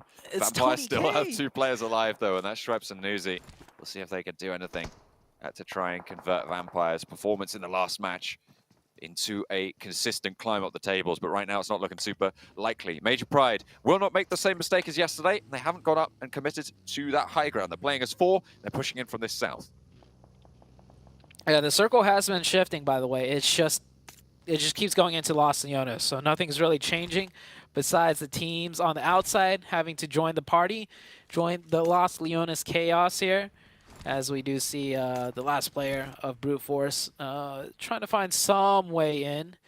The Vibes team still right on the edge of the zone. We saw them rotating right there. I don't know if they're going to make a hard committal rotation into the deep end of Los Leones, but with this wrap, it might be it. Usually teams wrap around like this to scout out a pathing to shoot straight shot in the center, and I mean, you don't want to stop at the edge because you're fighting one team and then another as the circle keeps closing. Shots across, and Influence Rage put up a point on the board as Major Pride lose 1. 3 players alive for Influence Rage still. Vibes trying to move on in. They are playing as 4 as well. A little bit split on the convoy. You can see 2 players a little bit further back. They get up to the apartment block. Have a little bit better time of the forwards too, though, because Genesis have spotted Apex up on that ridgeline, and they don't want to let him get down there. Doesn't have a vehicle, seemingly. Did hop out there. Major Pride diverting some attention to try and hold on this south edge. Moving on through the ground. Actually, just sending straight on through to regroup again. So 3 players still active for them on the buggy. Yeah, Major Pride pushing in to Los Leones initially as a 2-2. which I do like because they take two sides of a strong road pass. So if it goes east or west, they already have a position. But after losing that one player to Influence Rage, they don't want a solo player off on their own. There's no revive potential, so grouping up as 3 is the play here. Brute Force made it in, but just on the very edge. Mind also with no more meds. Not even a boost ticking. He's probably running around to look for whatever he can. Some bandages, potentially. As we are going to head into the next circle shift. Taking a look at the teams. BTR only have 3 players. Major Pride lost 1. Vibes still with 4. They're on the south side on the edge. And the other big team to watch out for right now, Weibo Gaming, does keep their 4 players up. They've been here since the very first zone. They are in a crucial position, not only in the circle, but also in the standings, right? This is a chasing team right now. They're 4th place. They're a couple of points behind Major Pride right now, with Major Pride down to 3. They're going to be a little bit limited, but in urban environments, I feel like it's just almost impossible to call these things always. I don't think anyone would have called Vampire yesterday. I don't think anyone would have called Bigatron doing as well as they did yesterday. It's so difficult to predict what's going to happen. There's so many different cases for what could. It shrinks onto that area that Major Pride have the south side of, but there's a lot of open ground in the middle of that. Yeah, it is. And if I recall correctly, don't let that compound in the middle fool you. Those long hallways, so to say, it's very difficult to get into. And I think the sides don't even have hard cover. It's like just open from the sides. So we'll see in a little bit if my memory serves correct here. Back in my days, we didn't have too many Los Leones endings. This team, or not this team, this group have had a lot more Los Leones practice than they probably would have liked. I mean, 1 is more than they probably would have liked. 2, though, that's pushing it. DRS getting across the road here with a little bit of smoke to soften the crash into the long houses there. Goonie spots rules, so the straggler is picked up, and Bino Storm take the point. They'll be happy for it. Team Queso trying to move in, but Weibo have their straggler under control as well. Big Milo down behind the ridgeline. Gap trying to secure some of these points, and ammo is becoming an issue. Gap only with 100 shots left or so in the M4, or not the M4, the Scar. And I don't think he's confirming nor knocking anyone with the DBS at that range. So discipline, control, and more importantly, precision will come into effect for Weibo Gaming as they are running low on the long-range utility. Major Pride still in their central location. Influence Rage also trying to hold off against 7-9. Influence Rage need a good match here for today's record because, as I highlighted before, 7 points from today, 8 when you include the elimination they've got now. Lackluster from the Brazilian roster. Rook spotting IHC will go down as well, but they already got the 7 limbs on the outside. Remember Zute, they've already had a fairly decent game. Yeah, fairly decent. Like I mentioned earlier, points on the bottom half of the leaderboard are in a way more valuable because the teams you're trying to catch up to statistically won't get that many points in each remaining game. We'll see if that will be the case though. DRS still ahead of them by a sizable amount because that point gap is there. Weibo Gaming now in a closer range engagement. The nades are coming into play, but Queso made it across with all 4 players. I like to see a 3-1 here from Weibo Gaming because this is the immediate threat. Even if the circle shifts more inwards, you want to take care of this team so they're not on your backside, and they already got the opening with 1 with that nade. And it looks like 1 player is shifting over here for Weibo Gaming. They have got control of the north side of it. The smoke just to Reyes' left right now, keeping them safer from that angle. But you can see as soon as that starts to fade, it's going to be so much harder. In the meantime, over on the northeast side, Rook and Vampire, the remaining duo for Vampire, looking to try and res to keep 2 players alive, but an aid in through the window doesn't quite connect. It looks like there's only 2 players for Rook as well, but Schweppes is back up immediately. A knock sent back their way. There are actually 3 players for Rook as they managed to find that res as well. Spray down close by. Going to be very, very tricky to hold this. Back up the stairs they go, and Vampire continue to just try and survive in this Los Leones mayhem, but I don't think it's going to go that well. Was that an off angle? I think it might have been. Either way, Vampire going to go down now. The circle shifts down to the southwest. Southwest circle makes things easy for Weibo Gaming. Now all they have to do is focus on Queso. Elsewhere on the Northwest, teams have to push in, and it is BTR. We are looking at BTR versus the side of Bino Storm, and very close by is still the duo of DRS. So this is going to be a tough one for these duos to push in through. BTR starting it off against Bino Storm in a very difficult complex apartment building to find any openings with. Really, really tricky. You're going to have to fight for those stairs. I think there's a brute force player involved in there as well, potentially. Not entirely sure. No, it was just mine, and he's on the south side, so he's gotten away. Team Queso, in the meantime, on the south, trying to make this crossing against Weibo.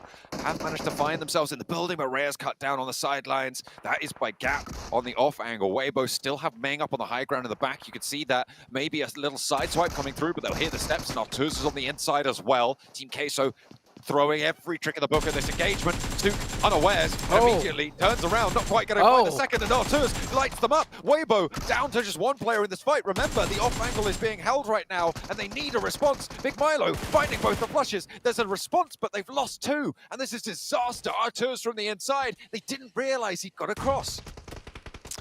That was a huge fail out of Weibo Gaming. 4v2 in that situation. And they lose two players, and they haven't even confirmed the 2 points yet. Team Queso could still take out Weibo Gaming. This would have been a huge one for Weibo, but hold that thought as BTR now starting to really take that fight with Bino Storm. And BTR had 3 players only, and BTR will win that fight against the 4 of Bino Storm. But of course, DRS was always close by and waiting and timed those shots, that third party, at the most opportune time, not taking any casualties besides the 3 that they already have. I don't know if you noticed that in the middle of it as well. Influence Rage just went down with only one elimination. I think it was either 10th. I think it was 10th place as well, so just the 1 point so far. 8 points today. Going into the last Miramar, they're going to need something special to try and keep up that pace. We'll see who can take that mantle up. Weibo, with their chance to close the gap, being taken away from them. Major Pride and Formerical Vibe, both still alive. But on the southeast side, one of the 2 of them is likely to be going down here. Just Ming remains for Weibo on their chase. They've only got 2 eliminations so far this match. And Team Queso, I feel like we're seeing much more from them today. I think it's fair to say they have been performant in a way that they haven't so far this stage. So it's good to see teams starting to step up. Chile will be happy about that one. I just want to say I called it first. That's true. You did. I heard you. Oh, it's not done yet, though. I didn't mean it. I didn't mean it. They're really bad. Oh, it's just down to Milo here. And, I mean, look at this zone. Weibo could have 4 up. This is the crucial game they're going to look back today and just really beat themselves up over, I imagine, as Rook still trying to fight in at DRS, not stopping anytime soon. 1 HP, though. The DBS almost gets it done. And the last player, oh yeah, that blue zone really close by.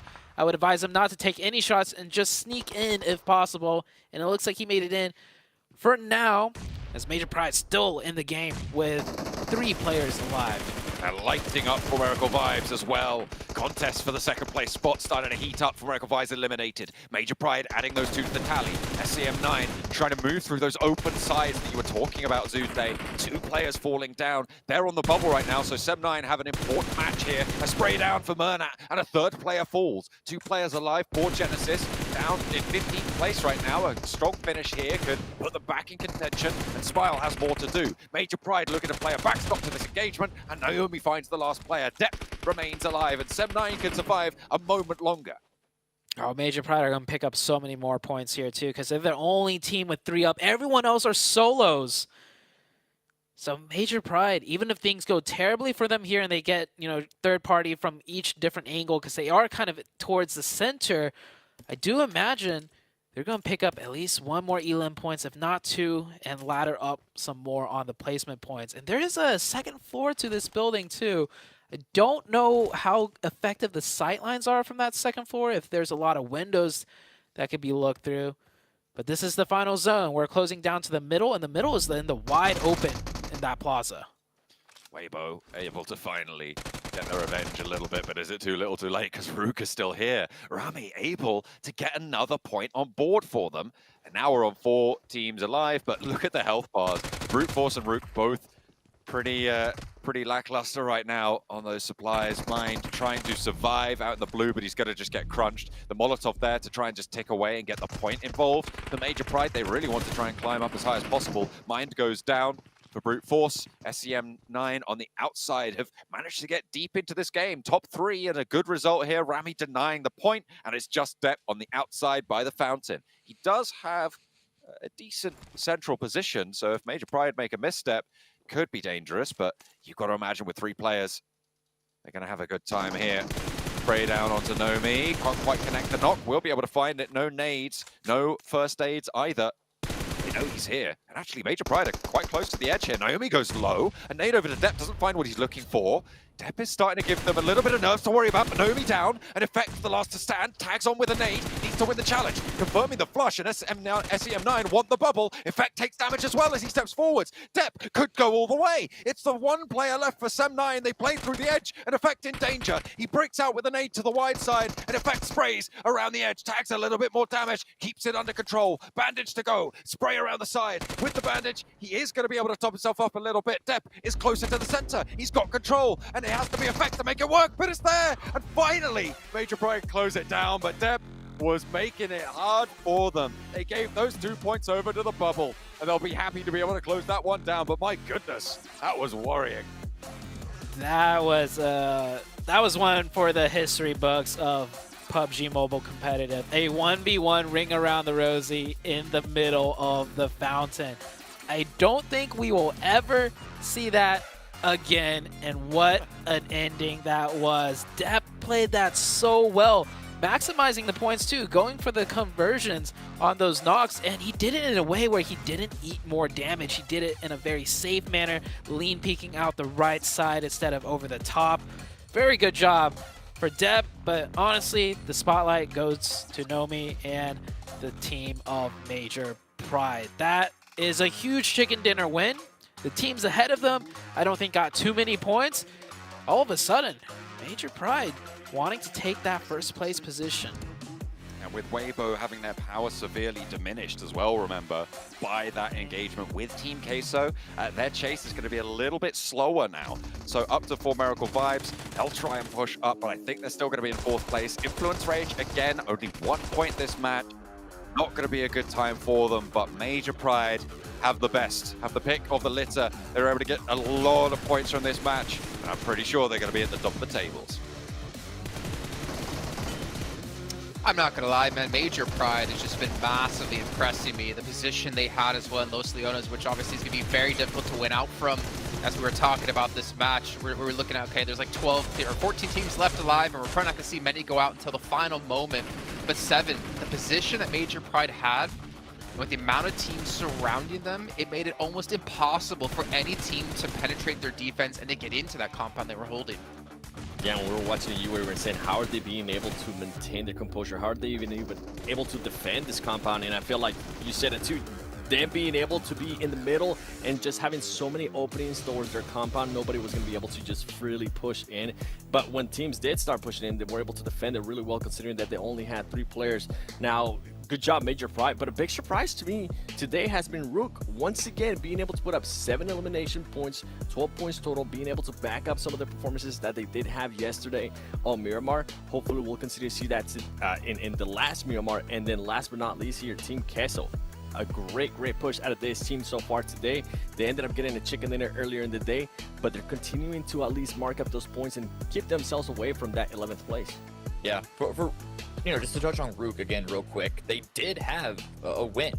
11 eliminations very recently, and then 2 third places before that. The only concern is that they have a whole bunch of double-digit placements as well, and even after that win it was 2 double digits with very low eliminations. So there's a level of inconsistency there, but with this recent performance and how tight everything is in the middle, they're now up to 5th place. It's still a long climb if they were to want to try and challenge the current top 3, who are off in their own little playground somewhere like way far and away from everyone else. But as far as keeping themselves as far enough away from bottom 5, Rook have done a really good job recently. Yeah, fantastic job, and even to be fair, Team Queso. And I know 7up trying to bash it too harshly, but we see Influence Rage dropping down to 7th place. Brute Force as well has just been on a downward trend, but to see Major Pride push themselves up like this, again, for Queso in particular, this team looked like hot garbage in Americas. I know they were already qualified through the PMGC. I'm not afraid to say they look like hot garbage. I think everyone would agree with me to say that. But the fact is they've come into this group and they have started to really perform and really be able to frag out, which I think for me was one of the biggest things I was worried about with this team.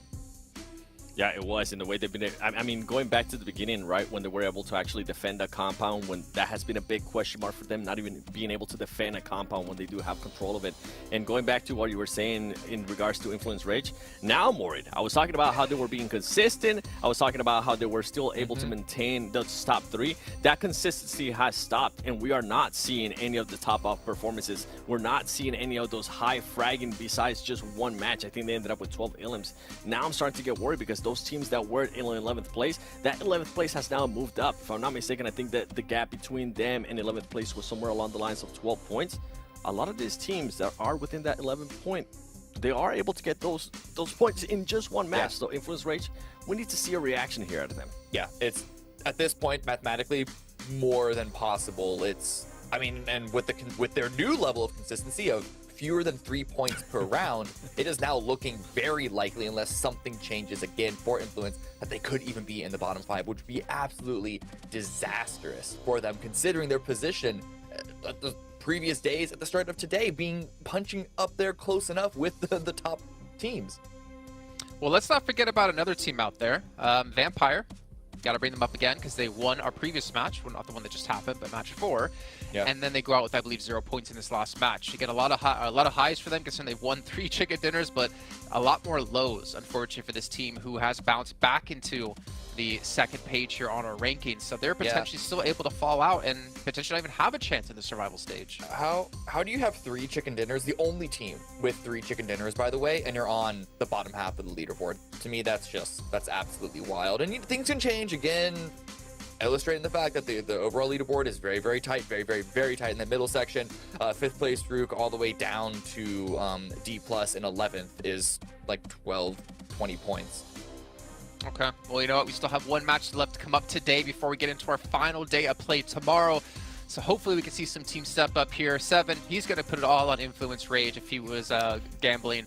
Me, I don't know who's going to win at this rate, but I know it's going to be a good match. So let's throw it to our commentators of John and Zute. Major Pride able to win out the second Los Leones circle we've seen on Miramar. They've had good positions, I think, on 2 of the 3 crazy Miramar finishes that we've had. The Los Leones, the Los Hicos Islands as well. They have done pretty decently well, but they are now at the top of the tables, top of the pyramid. 148 points right now, and the bubble sits at 141, so it is very close amongst those top 3, but they are continuing to just keep that moving up and up and up. Yeah, Major Pride, I feel like out of the top 3 teams, all 3 of them still need huge chickens if they want to try and, keep that spot, because the bubble, it may have widened a little bit, but man, I feel like the teams are hungry. We've seen Queso climb all the way up from the depths of the leaderboards. Weibo Gaming just hanging on in there. Weibo Gaming could have done way better that last match, but they still converted a decent amount of points. And between the top 3, if you want the top 1, I mean, if you don't get the chicken, one of the other teams will, between BTR and Vibes. Heavy, strong teams that we have here in this group. And I mean, this is why we call it the group of death. Absolutely. So difficult to make headway in this group. And I mean, it's demonstrated by the fact that Influence Rage have fallen off so hard, right? These teams are so strong. We wouldn't have even considered Influence Rage not being certainly in the contest for top 3 at this point, at the end of day 3, going into that final day. But right now, they're in the conversation for the 11th place bubble as well. I mean, this is a dangerous position to be in, and it shows you as soon as you show weakness, as soon as you start to fall off a little bit, that could be it for you. It can close down on you so fast. Yeah, so I know you gave me the stat earlier, but now after 6 games, how many points has Influence Rage gained today? They're up to 9 points, or 8 points today, I believe. 8 points in Oh, 8 points in 5 games. Yeah, so if they can't get a good game here, they had 92 points at the start of today. They're on 100 right now. If they can't get a good game here, and if they repeat this performance tomorrow, like I said, they are at risk right now because the bubble sits normally at about a 120 mark. Around that sort of area, you want 130 to be a little bit more safe, but to be honest, with this lobby, it could be even higher than that. Yeah, I don't know the stats, but statistically, this could be the worst day performance across all 3 groups, maybe? Like, potentially? It's up there in terms of being down there in how badly a team does in a day, and this is Influence Rage we were talking. Maybe I caster curse them, John. I spouted about how consistent they were so much that they are now meeting the exact polar opposite of consistent. So well, actually, no, they are being consistent today. I mean, don't tell me it. Don't say that. Consistently bad. Don't say that. Oh, man. So, you know, technically, you're still not wrong. So sure, you know okay. All right. So no caster curse. It's just they're still consistent. Yeah. It's true. Consistently making maybe I'm not well. It's really difficult to put a finger on exactly what is going wrong. As I mean, if it was easy to do, obviously they would just make that adjustment and they would be able to move forwards. But it's made doubly hard by the fact, as you highlighted before, Zute, that we didn't really see a lot of spectacular standout plays that stick out in your mind when you think back about what Influence Rage have been able to do. So you don't really have anything to compare it to. Yeah, what's different? I honestly think they're just today. It looks like they're going more way more central, way more often. Whereas in the previous 2 days, I just recall them being being patient on the edge and waiting it out. Then again, I could be completely wrong, right? They could have gone more central on the first 2 days also, and we never noticed because they just slide right under the radar, wait till that, later stages of the game, and then out of nowhere they have 4 players up with only 1 to 2 eliminations, and they get their consistency points. But this circle does help them out a little bit. Very far to the east, it also helps out Vampire. They're going to be starting out on the east side as well. They have got Ravenclaw down as a south post outpost towards, beyond Labendita, in fact. For them, so they'll grab a vehicle from there, move on in. We're going back over to this east coast. We've seen this, I think, twice so far on this Miramar setup, and again, a late float down for DRS for another team in this lobby. They do like to stay in the air for a long time. You get great sight lines up there. Unfortunately, you just can't take shots. Yeah. Oh, seen this before. It's a 2-seater. The 3rd seat on the hood of the car as he goes and picks up that monster truck. I'm sure he doesn't want to be riding the rest of the game on the hood of the car. That is a more dangerous position to be in than on the back of a buggy. So Team Queso starting their rotation now. And yeah, huge point gap for top 3. So like 40 points for a Queso to make it in there. But I mean, they were down in the dumps. They were like around 14th, 13th in that area, if not lower at some point. So Queso doing a great job bringing things back. Many teams starting to make headway into the zone on the east side now as you see them rotating here.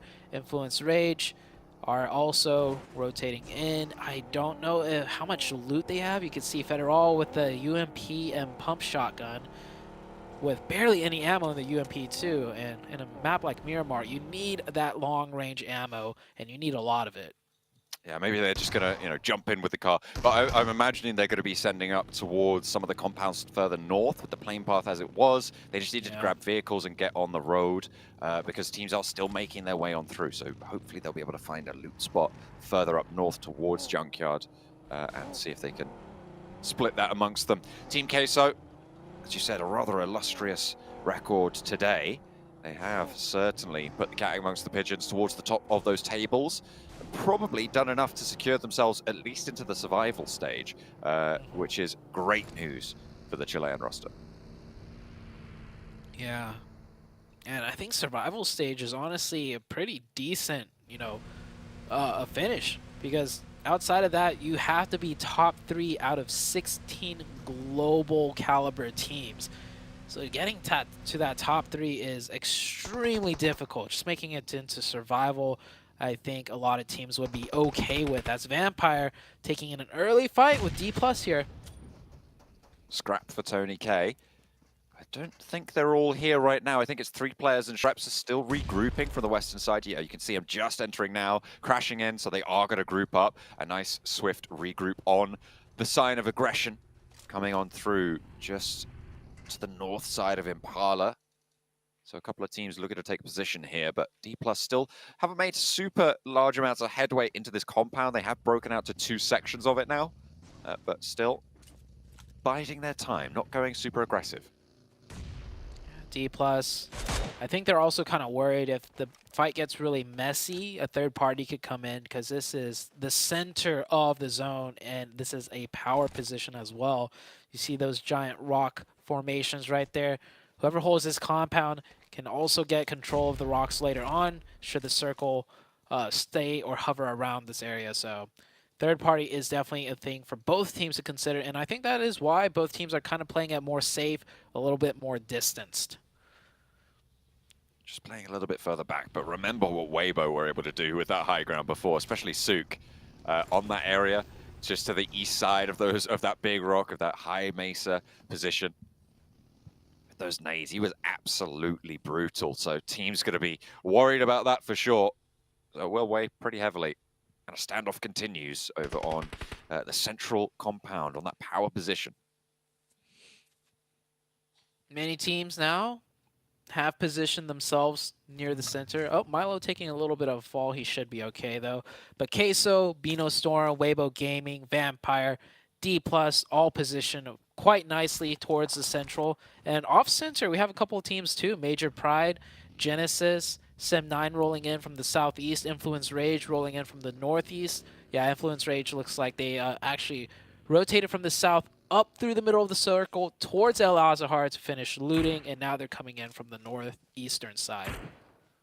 So they should be nice and looted. No more UMP and pump action on the loadout.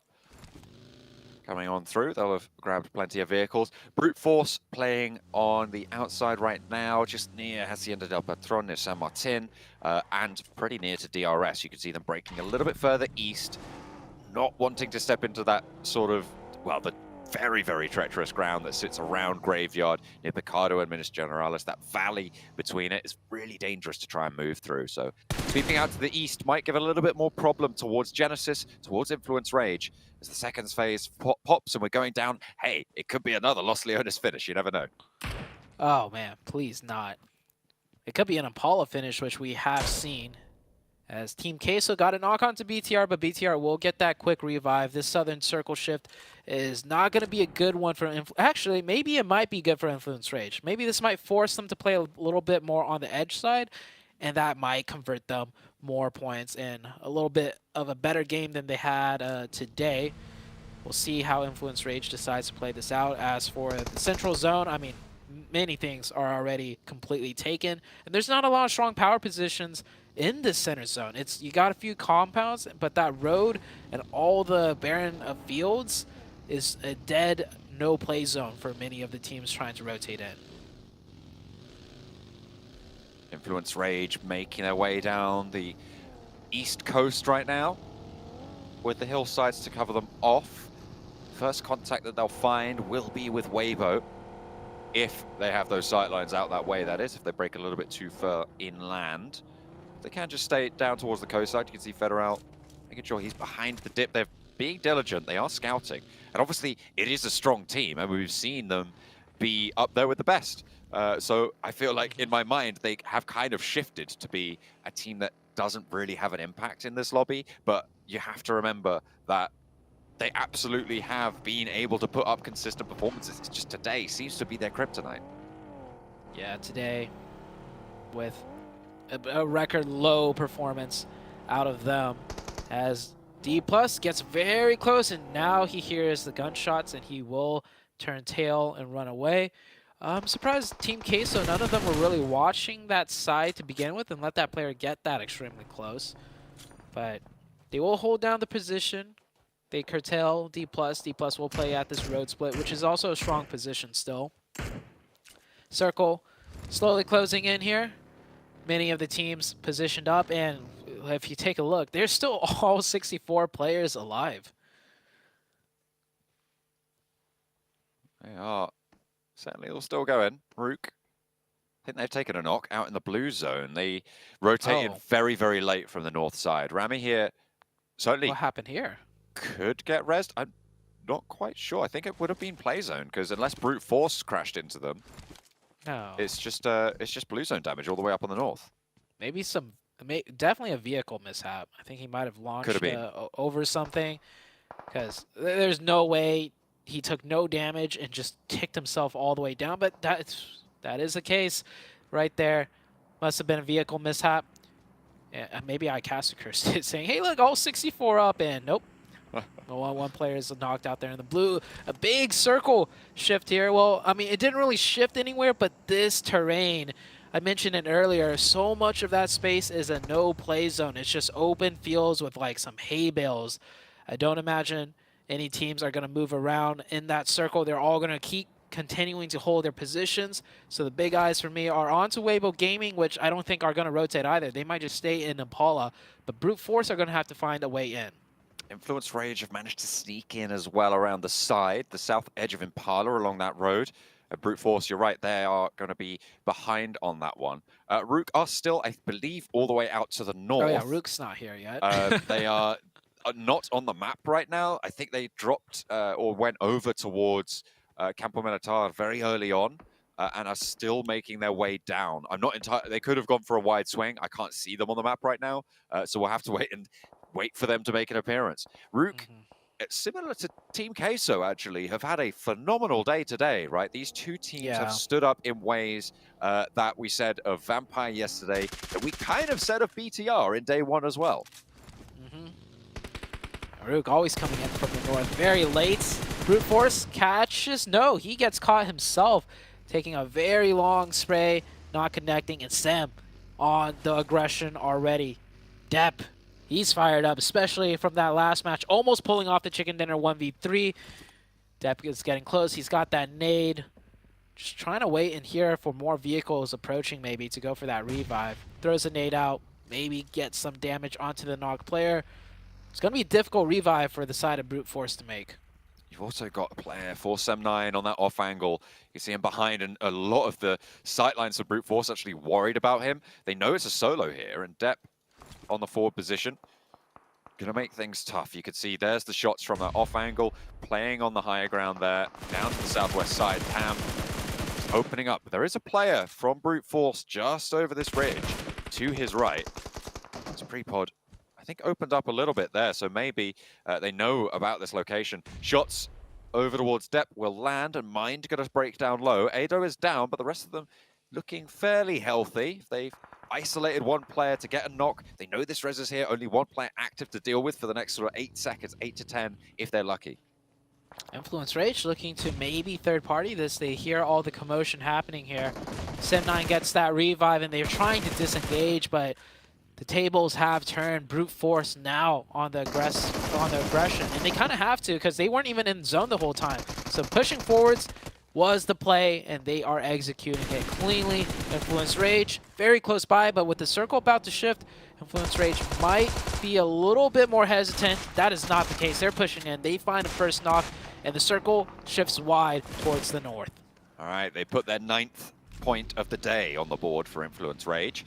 Want to find a little bit more, and the circle shifts away. Team Queso happy. Genesis happy on that northwest side. Rook have made an appearance. Look, there they are on the north. You can see them finally. Oh yeah, they are playing as 3 after their unfortunate mishap. We'll have to rewind the tapes to see exactly what happened there, but I don't think it was player influenced issue. I think it was an unforced mistake, which is unfortunate for Rook to play as 3 because that is a really strong position as well.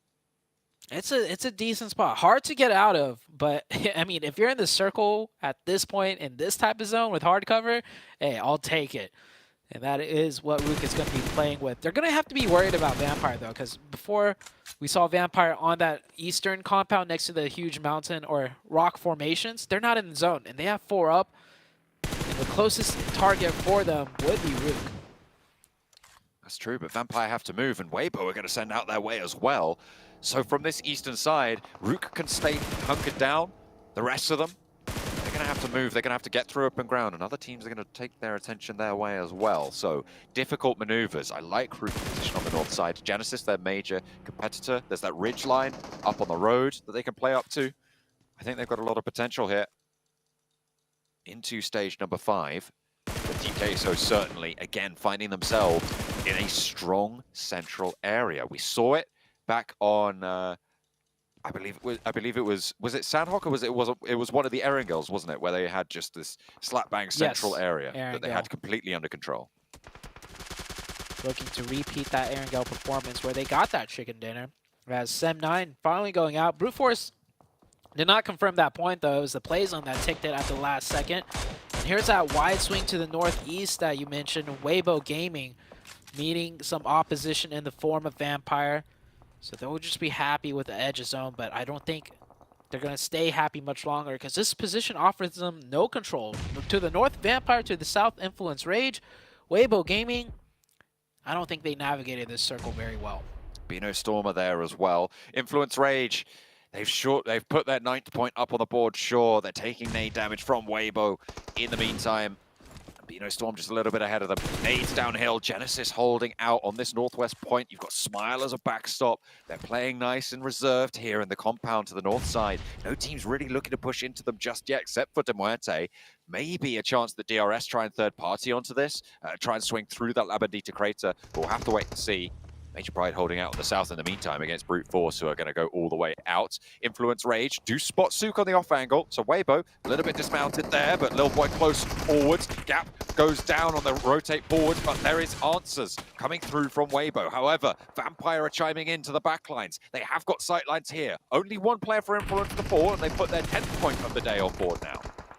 Yeah, Weibo Gaming forced to make a bad push because they were sandwiched. It might have been forced to make a bad push, but earlier they could have set up way better. A huge mistake out of Weibo Gaming for the last match of the day. Vampire holds strong, and Vampire is going to continue to pressure this. And I think at this point, Vampire realized they're just high enough in the leaderboards that they could shoot for that top 3, but they're low enough that they're going to need to pick up a lot of elimination points and do it in a huge fashion as the team rolls up and immediately gets cut down. And Influence Rage down to just a solo player. Bino Storm heavily damaged as well. Vampire should look to get very aggressive here. It's 4 points for Influence Rage when they go down. You're right, Vampire can get aggressive, but D+ going to start to circle out wide as well, so they have other fish to fry. They might have to chill out a little bit. Influence Rage, 4 points is their best game today, but it's just not going to be enough. I mean, that puts them up, I believe, to 12 points on today's matches. Again, if they repeat that performance, I don't think they're going to be safe. So they have to do more tomorrow. A disappointing result for the Brazilian team. I just recalled how many points you've told me that they've gotten today before these points, and they got 5 of those in Sandhawk, if I remember correctly. Oh, maybe it isn't their best game today. Yeah, so they got absolute zeros in between Sandhawk until now. I think they may have picked up a point or two, but that's not my concern right now, as this is Influence Rage out and the other teams are still fighting here. IHC on the south side, not in the zone, and I don't think they'll find any decent cover coming into that circle on the south side. Vampire still alive, still trying to finish out this fight with Bino Storm. It was kind of short-stopped with the potential interference from D+, but D+ have gone back to that roadside. Bino Storm swinging out very wide, just looking to see where they could play at. Major Pride also, the backstop to Bino Storm's position. Major Pride trying to move on with 3. They do get across. D+ can't quite slow down the first break, but the nades might find their way out this direction, as could the shots coming on through from Team Queso in the middle. Ravenclaw spotted. Bino Storm putting a nade over. That's right on top of 2 players. They have to be careful, and that's a lot of damage sent out their way. Tony K and Schweppes now need to hold it down for them. Nagon pushed off the ridgeline. Schweppes can stay into cover for the time being, but no, he's knocked, and Nagon can move forwards, but there's the catch for Tony K. Can he keep Vampire in this? There's still 3 players for them to get back up, but I just don't see it happening here. With Bino Storm still having that Okuni, Tony K, of course, he's going to win that one out. Needs to drop the smoke. Vampire starting to bleed heavily now. 3 players alive, but they are falling. And that's Tony K to go out. Vampire eliminated. Major Pride can continue to play on this south side. And Major Pride in a decent position here. If they can manage to push past D+, they're in a okay position to get more info, but if the circle goes anywhere center or towards the west, which is most likely to do, they have a huge crossing to maneuver through.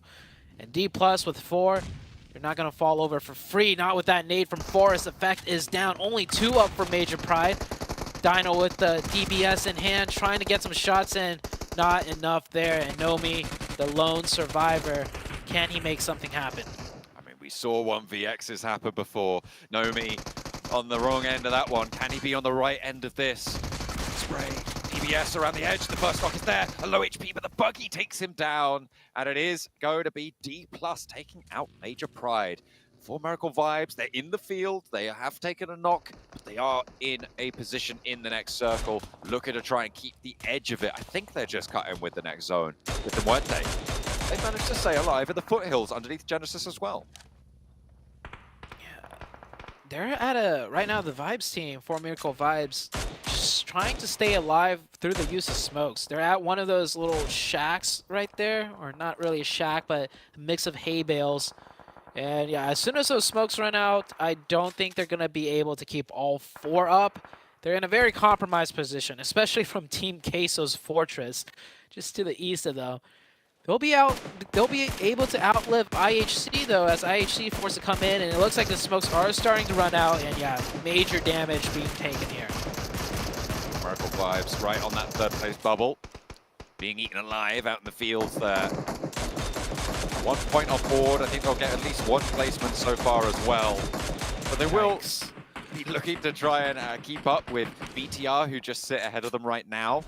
The question is, can a team like Rook, can even Team Queso put a big enough dent to go into tomorrow with a chance of laddering up into that 3rd place? Rook with 2 players alive. Team Queso probably the most likely to get a high-value match out of this one. Queso only with 1 point so far, though. But with the next circle shift, I think Queso will have to push out, and maybe they could get more. And man, Vibes here just... they're a pincushion for everybody. Everyone just taking some pot shots there, knowing there's points to be had.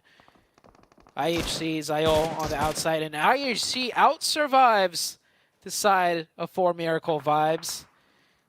Not enough smokes right there, and too much focus with 4 players up. Everyone wanted a piece of that pie. And hey, look at this. The bottom of the table's very, very alive right now. 11 through 15, all still in action. Some decent points potential for a lot of them as well. Maybe less for IHC as they do go down and out, so they will be staying on their points total. But you still got to Muerte, you've got Genesis over on that north side. You've got D+ as well, looking to navigate over on that east, moving up the roadside to play close there. A battle for the bottom bubble as well will still continue to rage on as Rook are eliminated over on the north edge. Teams are posturing up for the final zone here. The biggest fight here on the northwest near this compound. This compound has, you know, that deep dip to the west and east, so it's housing 3 teams here. The last 2 other teams a bit more further away and separated, also isolated. Demorte get a crate drop. That could come in handy here. As we head into the next zone shift, who is it going to favor? Will Queso get a little bit of this favoring down there, isolated on the south? The fighting is going to bring out here. Genesis gets the first opening, does almost get that second one, and they do. Now, the side of Genesis looking to be in the advantage at this fight. The high ground position on the roof just not really coming into effect on the Smiles position. He has a 3rd challenge as well over on the sidelines. In the meantime, they have to displace the top of the roof position, and Smile might have just misstepped a little bit too far, but he makes it to the wall. Knows there's a player on the outside, wants to back up his team, but no, it doesn't matter. Ichi is there, is knocked, but can he stay alive? Can he get back up before Demuerte go for a 3rd party? Capitalizing on the chaos, it's D+ to move across a little bit of open ground up into a ridgeline to give them a chance. DRS are eliminated, but Genesis looking to try and keep it together. Demuerte want to eliminate them because nobody's in this zone except for D+ moving forward.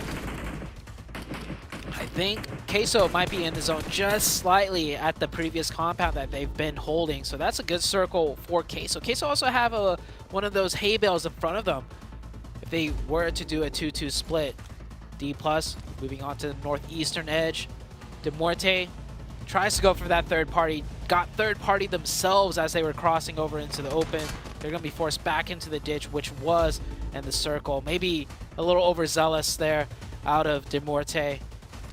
But with the solo, Malloy, yeah, he realizes he has to leave that ditch too because the full four-man team of Genesis are going to crest over. He's going to see if he can find some special spot in the center that's going to give him cover from all sides. Might have found it. We'll see how long he lasts there. Not very long is the answer. Big Milo able to pick up that point. Team Queso, 5 eliminations now on the cards. Duarte still have a 4 elimination, 4th place, so a decent run from them. And be able to survive underneath Genesis. As D+ seemingly starting to execute quite nicely here. The flush taken away, and that's actually Potro Nice. to be able to tap away with the Mini 14, denying the point to D+, adding it to the Team Queso bank. 6 elimination as they move up the wheel, keeping Fabian safe for now. And this zone is playing out perfectly for Queso to maximize their points towards the end game too.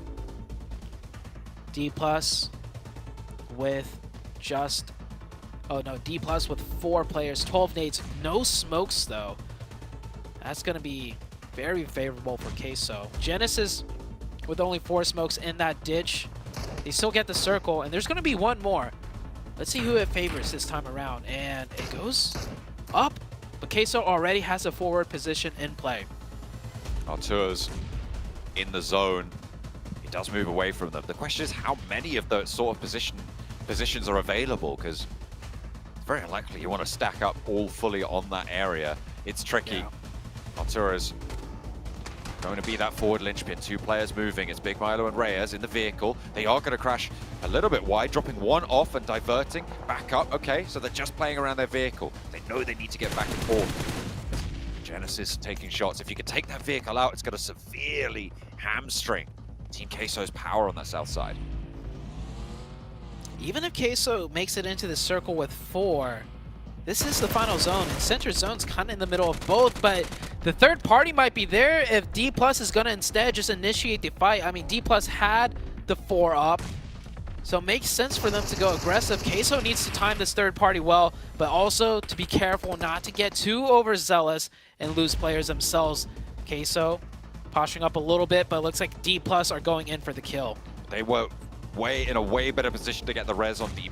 They've managed to pull their player back up, and now they're rolling in as 4. The nade over the top, a second knock as well, and it's going to be clean sweep across against Genesis, but Team Queso have had time to move out in the open. Potro caught across, and Noldbu opens up well. D+, 10 eliminations now on the card, looking for that flush as well, trying to get those points, trying to get all the utility back into their banks, but they don't have any smokes. Can they hold out? Can Queso keep this thing alive? Queso's going to have to be playing with 3. That first player that got knocked from Queso, maybe he thought he had more time to get an off angle, but D+ finished that fight way too quickly, and he gets caught with his pants down. Poppy Potro will not be involved in this final fight, and it's a 4v3. D+ with the man advantage. And honestly, with the way this zone is, I don't even know if Queso has too much of an advantage with the blue pressing on the backs of D+, but that's a good knock. Did it come out too early, though? Because I think the revive could still go through. Might just be able to, but that slows down the pressure, right, from D+. It forces them to take a little bit of a breather, take a little bit of a pause, and that means that they're going to have to mount up, and they do have to move first to D+, especially with the blue zone now. With that extra little bit of time to move forwards, they have to go for the crash. Here they go, no smokes in tow, and they will not be able to find much, but they managed to make it up to a hay bale. Nades in hand for every single one of the Team Queso players right now. They know the value of them. They're going to try and extract it from this lobby. Forrest is forwards. Hasn't taken damage just yet, but the nade over the top tickles him down to half. Another to follow it up, a third as well from the back lines of Reyes. They continue to lob them forwards, and it's Big Milo to go down first. This is a good start for D+. Reyes is low as well. He's been spotted over on the off angle. Can they get the res? I don't think they have time. It's done. D+. D+ are going to take this 4v1. Arturos gets 1, gets 2. Hold on, it's not done. Oh. It was close. It got close, but what a huge win out of D+. They controlled that roadside, and they controlled it very well. They lost the zone towards the end, but that final decisive, not the final push, but that decisive push onto the side of Genesis was really what stood out for me for D+. They went aggressive, they went for it as 4, and then they won the 4v4, air quotes in the 4v4, because I think Queso kind of threw one of their players away, but they still closed it out. Big game for D+. Especially when you consider how close they were on the bubble. They were 11th place before this as well, 88 points. At the start of that, I think they got something like 10 or 12 eliminations. That's going to put them over the 100-point mark and in a good position for tomorrow. Korean teams seemingly continuing to do well. We obviously saw Nongshim Red Force top the tables back in their group. This time around, D+, they've kind of been a little bit missing in a lot of these matches, but it's great to see that they have got this in their wheelhouse. They have done so well in that match, you're right. They had the most difficult rotation, I think, of the lobby to make, and they made it work. Yeah, they controlled it very well. They took a fight with Major Pride too on that road on the south, and then they took out Rook on the north. And they also timed a nice kind of like third-party feint attempt towards Vampire, if you recall, and that forced Vampire in a difficult spot that made them a non-threat later on. So D+ really just doing a masterclass of the way that zone played out for them. Queso got heavily blessed, and I think they should have definitely taken the match with 4 players there, but they lost one early. It still would have been close, seeing how the lay of the land worked out for D+ in that 4v4 if Queso kept all 4 up. Still could have gone either way, but Queso still picks up a decent amount of points on the most important day, right? The day before the last day, to really show where you will fall on the leaderboards and what you need to aim for. Yeah, with a lot of those teams towards the top not having the greatest final match of the day, things are starting to heat up. A lot of resurgences over the course of today, and to close it out, the final one will be the team from Korea, D+. Man, I don't know how to feel about D+ today, to be honest. Their aggression has worked for them, like you're seeing here in this match, and it has worked against them, thinking back to that 4v2 up against Major Pride. It's been an up and down day for D+, but Karen brought up a good question. Is tomorrow the day we see D+'s final form?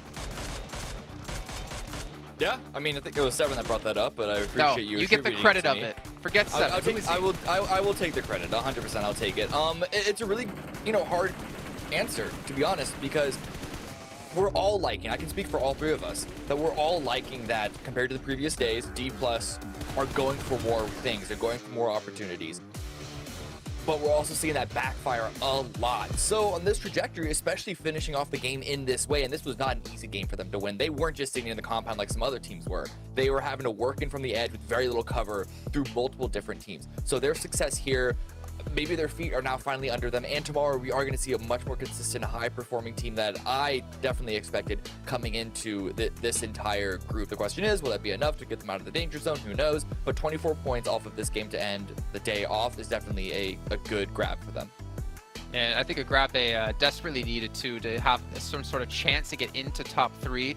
But again, as we have to mention here, Team Queso, another 12 points. They were at, I believe, 100 going into this match. And Seven, they're starting to build up some steam here. Are we going to see the cheese become even stronger in tomorrow?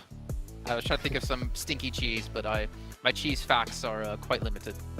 I mean, for a team that's been able to take advantage throughout the day of being blessed, today alone they've gotten 55 points. I'm a little bit worried, honestly, if tomorrow they don't end up getting blessed, how they're going to be able to react. Yeah. Even there on that late game, they were still able to react a little bit too slow. I feel like they should have been a little bit more aware of the fight that was going on north and try to position themselves better. So there's little things here and there. But another team that I'm actually looking forward to tomorrow, no, it's not Influence Rage, Jason, even though that is one of the teams I'm thinking of. It's going to be a Rook, because Rook also had an amazing day 3 here today. They ended up with 55 points for today alone, and now they put themselves, I mean, if we're going to be counting some of these teams that they could possibly make a push for the top 3, which is, I personally feel like it's going to be very unlikely, that's one of those teams, Rook. I think that's fair.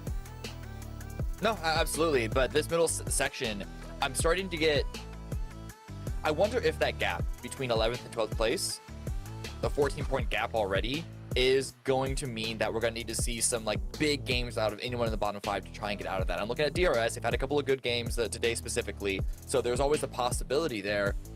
But unlike, last week at the very least, there's starting to be some clearance between the teams around that sort of break bubble of being eliminated versus having a chance in survival.